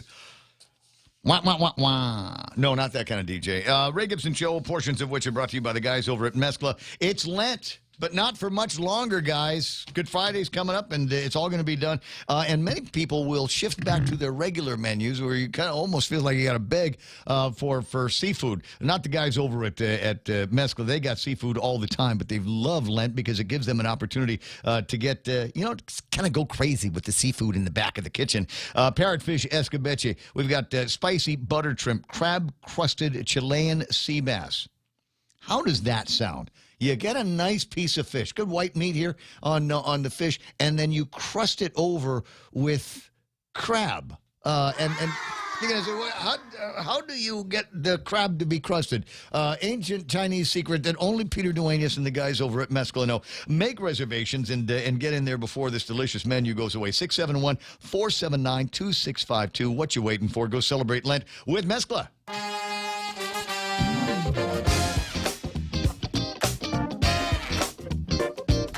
That's sweet. 20 away from 10 o'clock in the morning, as we've been talking about all morning long, is the story. And I thought it was an April Fool's thing, right? And then I read into it and said, well, maybe it's not. Maybe it's just one of those where we got these kind of pseudo-activists, same people that want to get rid of the what is it, the putitanabu, which is supposed to be Guam's flower, right? Yeah. And replace it with one that only grows on cliffs and feeds deer. And I remember when that was kind of a big youth Congress thing, and I kind of rolled my eyes at that. And I after watching the video, I was not rolling my eyes anymore. I've got to say, Farron Tyron, the Guam guy, is online with me this morning. Hey, Farron, welcome to the program.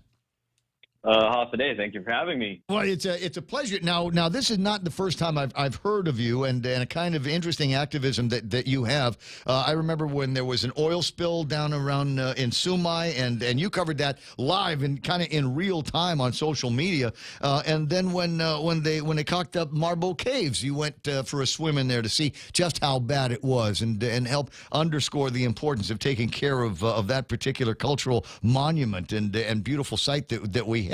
So it's not the first time, and I think you being a part of this lends a great deal of credibility to the idea that when they came up with the drawing on the Guam seal, they didn't quite get it 100% right, and you think maybe it is, as Jose Martinez pointed out in 2017, beyond high time to repair those errors.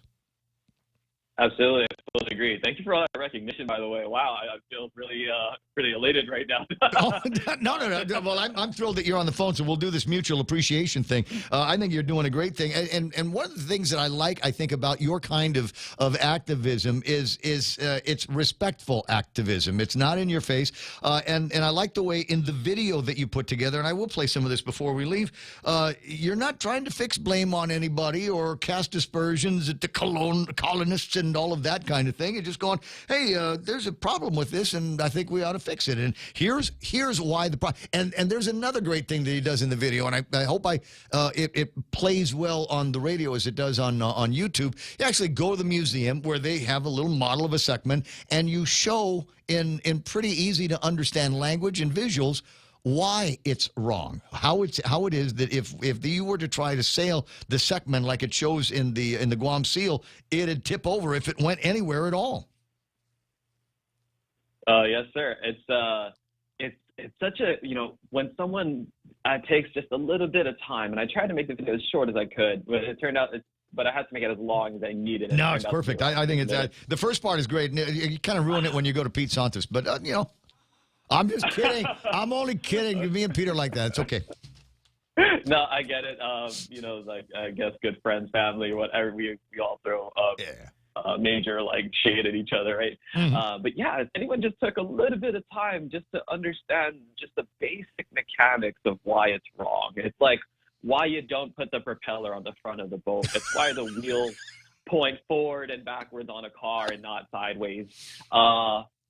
Then I think everybody would agree if they just took a little bit of time to watch the video. And I guess I just made this claim, not quite in the video, but in text. But if someone is proud to be Chamorro or proud to be Guamanian or just a general lover of Guam and our history and our culture, then I would think that we would want to correct the image, maybe the most singular image that represents us and our people and our history to the rest of the world, our flag.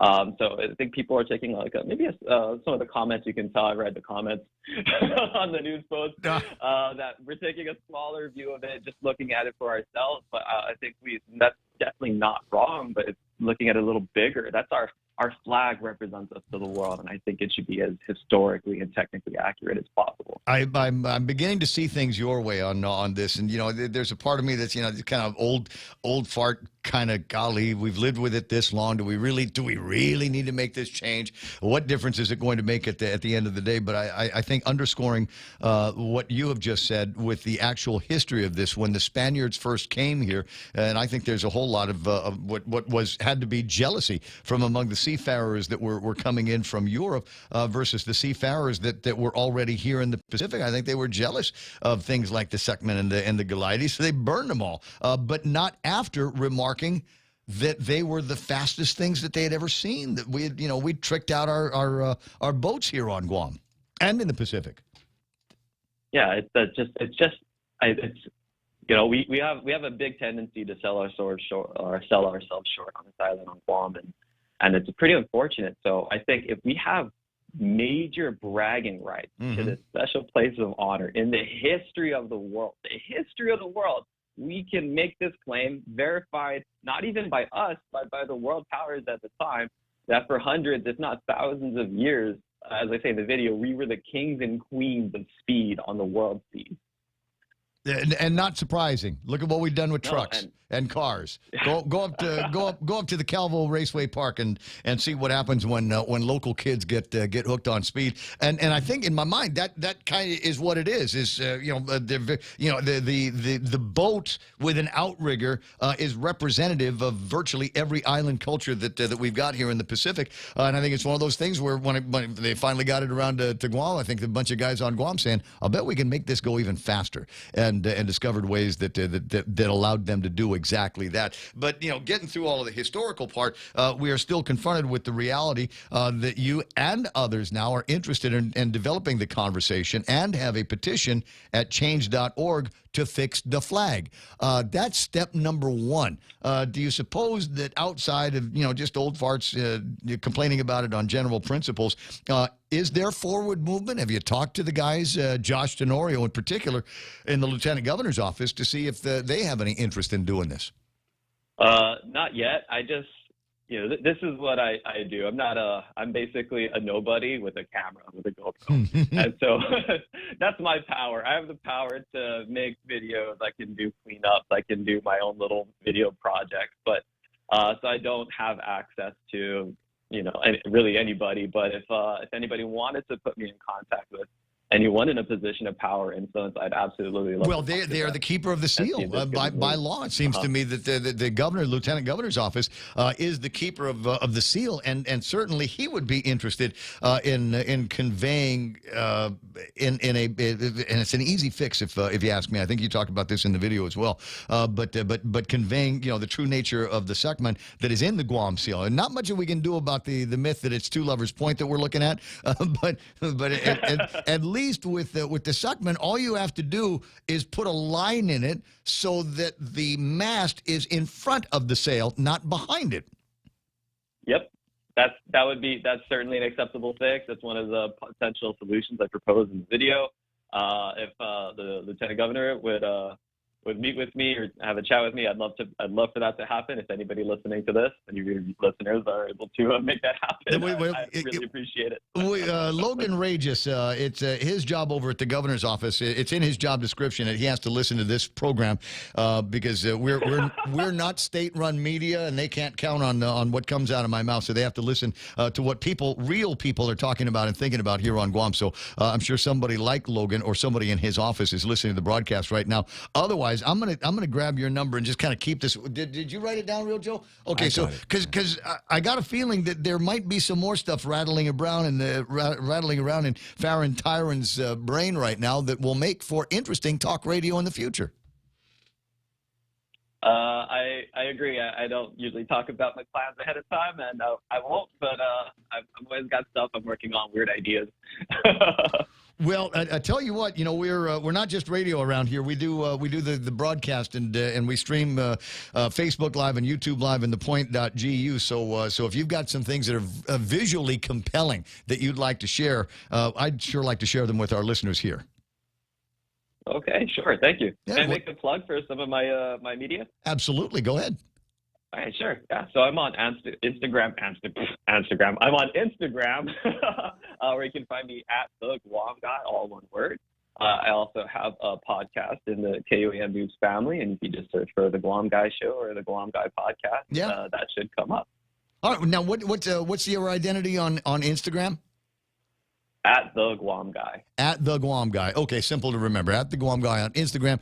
Definitely check out what he's got to say on YouTube. It's not difficult to find. It's just go to YouTube and search for "Fix the Guam Flag" and the video will come up. Take a look at it. Make some comments. Let him know what you think about the idea. And then what you want to do is if you're crazy about the idea, and there's no reason why you couldn't do it yourself. All right, we got the Guam seal, but maybe if that's part of your corporate identity, also in the video is the idea that we've got it wrong on the flag, but there are other places in the commercial world where we've adopted the Sackman as an element in there and got it wrong on those as well. So if you want to fix it, get a hold of Farron Tyron and he'll show you the easy ways to get this stuff done. In the meantime, once you've already decided on your new design, Chris Biacchino is the guy that you're going to want to talk to, and he's already on the YouTube side. Farron, I hope you have a great weekend. I'm so glad that we had a chance to talk. All right, thank you. Thank you for having me. This is great. All right. Well, I'm sure we'll be together again soon. If you want to come in and do a podcast on me, I'm sure the guys over at KUAM would be crazy about that too. Sure. All right, Brad. I'll talk to you later. Have a good weekend. 888-825-5888-TAALK. 10 away from the top of the hour on the program. And tell you what, let me get some of this on. We don't need to play the whole thing, but I think there's enough of it that is compelling that will give you a sense of what the error is and maybe a little bit of an explanation of how we fix it. Here is the Let's Fix the Guam Flag video, and it'll play great on the YouTubes and the Facebooks and anything that you can look at. Hopefully it works on the radio as well. Hafide Guam, thank you for joining me. We're here to talk about the mistake on the flag of Guam and what that means. So what better place to begin than here at the Great Seal of Guam Park? First of all, this is not a galaiti. A galaiti is a paddling canoe which does not have a sail. This is called a sackman. Also, this isn't or shouldn't be Two Lovers Point. It's Ritidian Point. You can't actually see Two Lovers Point from here because Oka area / Hospital Point is in the way. Anyway, long story short, the way this sackman is set up and the way it's drawn on the flag will not sail. Here's why. Our kind of sailing canoe is oriented so that the outrigger is always on the windward side. When set up correctly, the sail is blown away from the outrigger and away from the mast. The way it's drawn on the flag, however, like so, shows the sail being blown directly into the mast, which is obviously a bad idea. Or it could be that the wind is coming from the other direction, which is an even worse idea, which I'll come right back to. When set up correctly, the outrigger serves two basic purposes.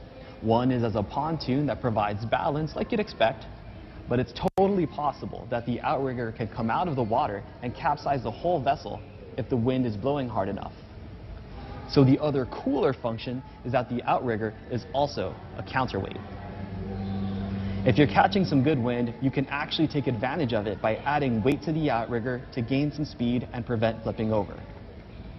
Back to the worst idea, let's say the sail is set up like this, and again, this is how it is on the official flag of Guam, and the wind is blowing from the other side.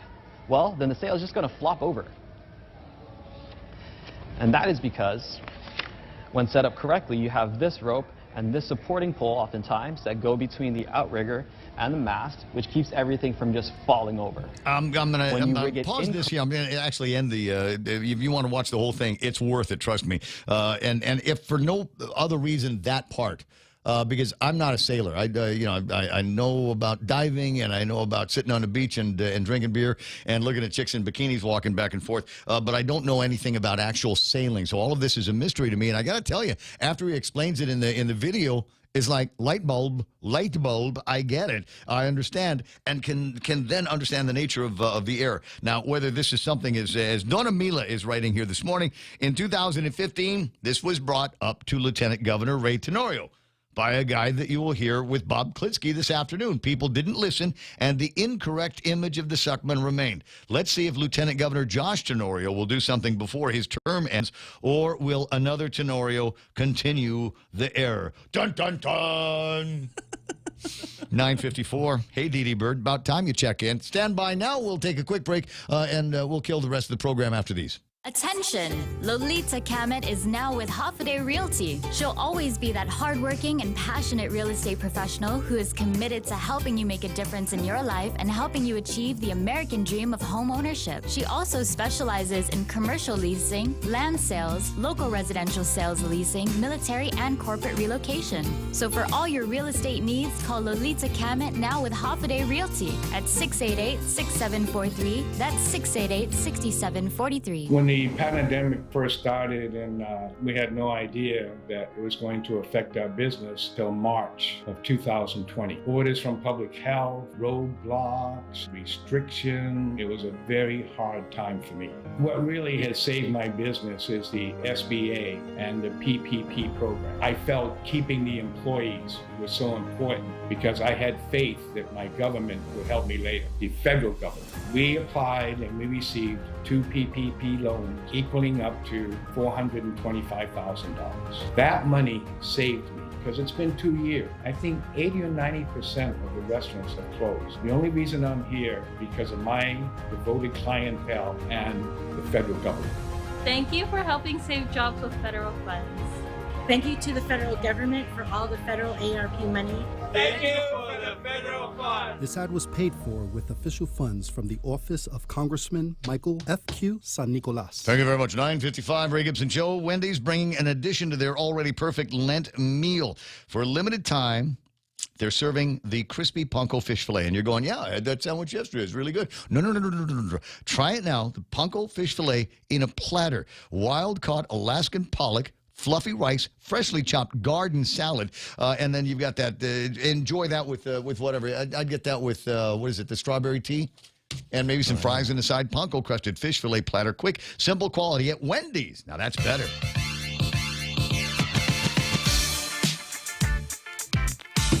$9:56 and change. Ray Gibson Show for just a few more minutes, and you might be thinking, "Oh, did I miss all the good parts?" No. This is the best part of the show. At least in my weekend, I can look at it, I can smell it. Ooh, you know what? This is a flirty weekend. I got a feeling this is going to be a flirty weekend, dude. Anyway, so and you're probably wondering, okay, Mr. Brilliant Broadcaster, Warm and Intelligent, how are you going to conclude the show today? I think they're writing about me in the sense and sensitivity lifestyle section. You know, they don't have Dear Abby anymore. Oh yeah. There's a lady, it's Dear Harriet. Oh, Harriet. Says here, one of my regulars at work is a little creepy, but he tips me well. He comes in every Wednesday and requests me as his server every time. He refuses to have any other server in the restaurant. He has told the other waitstaff that the reason that he always requests me is because he has a crush on me. This man is an older gentleman. See? It's like they're talking about me. And he's usually respectful enough, but he won't stop asking me personal questions and making flirty remarks while I'm simply trying to do my job. The only reason why I keep accepting him as a regular customer is because he tips well and I need the money. Should I continue to serve this man? Signed, need the cash. Yes, you should. Yeah. That guy needs somebody. Yeah, I do. I'm just, you know, I'm looking at the thing. You know how I know they're not talking about me? No. It says he tips well. Oh, yeah. That's how I know. But what would you do? What would you do? You're Dear Harry, you're giving this woman advice, and I kind of like, I don't normally go for all of these, newspaper advice columns, but I like her response. You work in the service industry, which requires you to be friendly and cordial to guests. She could have stopped there. She could have just stopped there. Take care of the old man, indulge his fantasies. On the kindness. Yeah, exactly. As long as this man doesn't cross the line to make you feel unsafe or violated in some way, you should be able to safely serve him. You don't need to answer all of his questions, and a way to avoid the barrage of questions is to turn it back to him. As far as the flirty comments go, let them roll off your back. As long as they aren't inappropriate, there's an art to doing your job, keeping the customer happy and maintaining your integrity. You can do it. And you get the things. Here's I never understand things like this. Flirty comments and things like that. And I always try to look. I get it. Maybe it comes off creepy sometimes. But otherwise, who else are you getting this from? Who else is trying to shower you with compliments and telling you what a great job you're doing at work and how pretty you are? And I'd just like to know a little bit more about your life before I die. Thank you, Harriet, for the reality check to Miss Thang there, who's concerned that she's getting a little bit too much unwanted attention from a customer. We're closing. Oh my God, we're already there. It's almost 10 in the morning, so I don't know what you've got planned for the weekend. Weather is going to be hit or miss for grill marks this weekend, but it doesn't matter whether it's raining or sunshiny. You still look good in that green one piece. 888. I'm sorry, was that a little too specific? No. Might have been. Just make sure you tip big, Ray. Exactly. Because that will get you everything. Doesn't say what profession she was in though. Where exactly is this? Wednesday night at Club Foreplay? Because then maybe it is kind of I don't know. You can think about that as well. I still believe in the customer service ethic that is at play here. For Real Joe, Jerry Roberts, and Donna De Jesus, soon to be Montesilva Tyrant. My name is Ray Gibson. You have a fantastic weekend, and remember the deal. Nothing good happens after 10 o'clock at night. So if you see me somewhere after 10, send me home. If you're really hot, take me home. Stand by now. It's time for Fox News on the Point. Dropping. I'm Lisa Lacera, Fox News. The White House hints Russia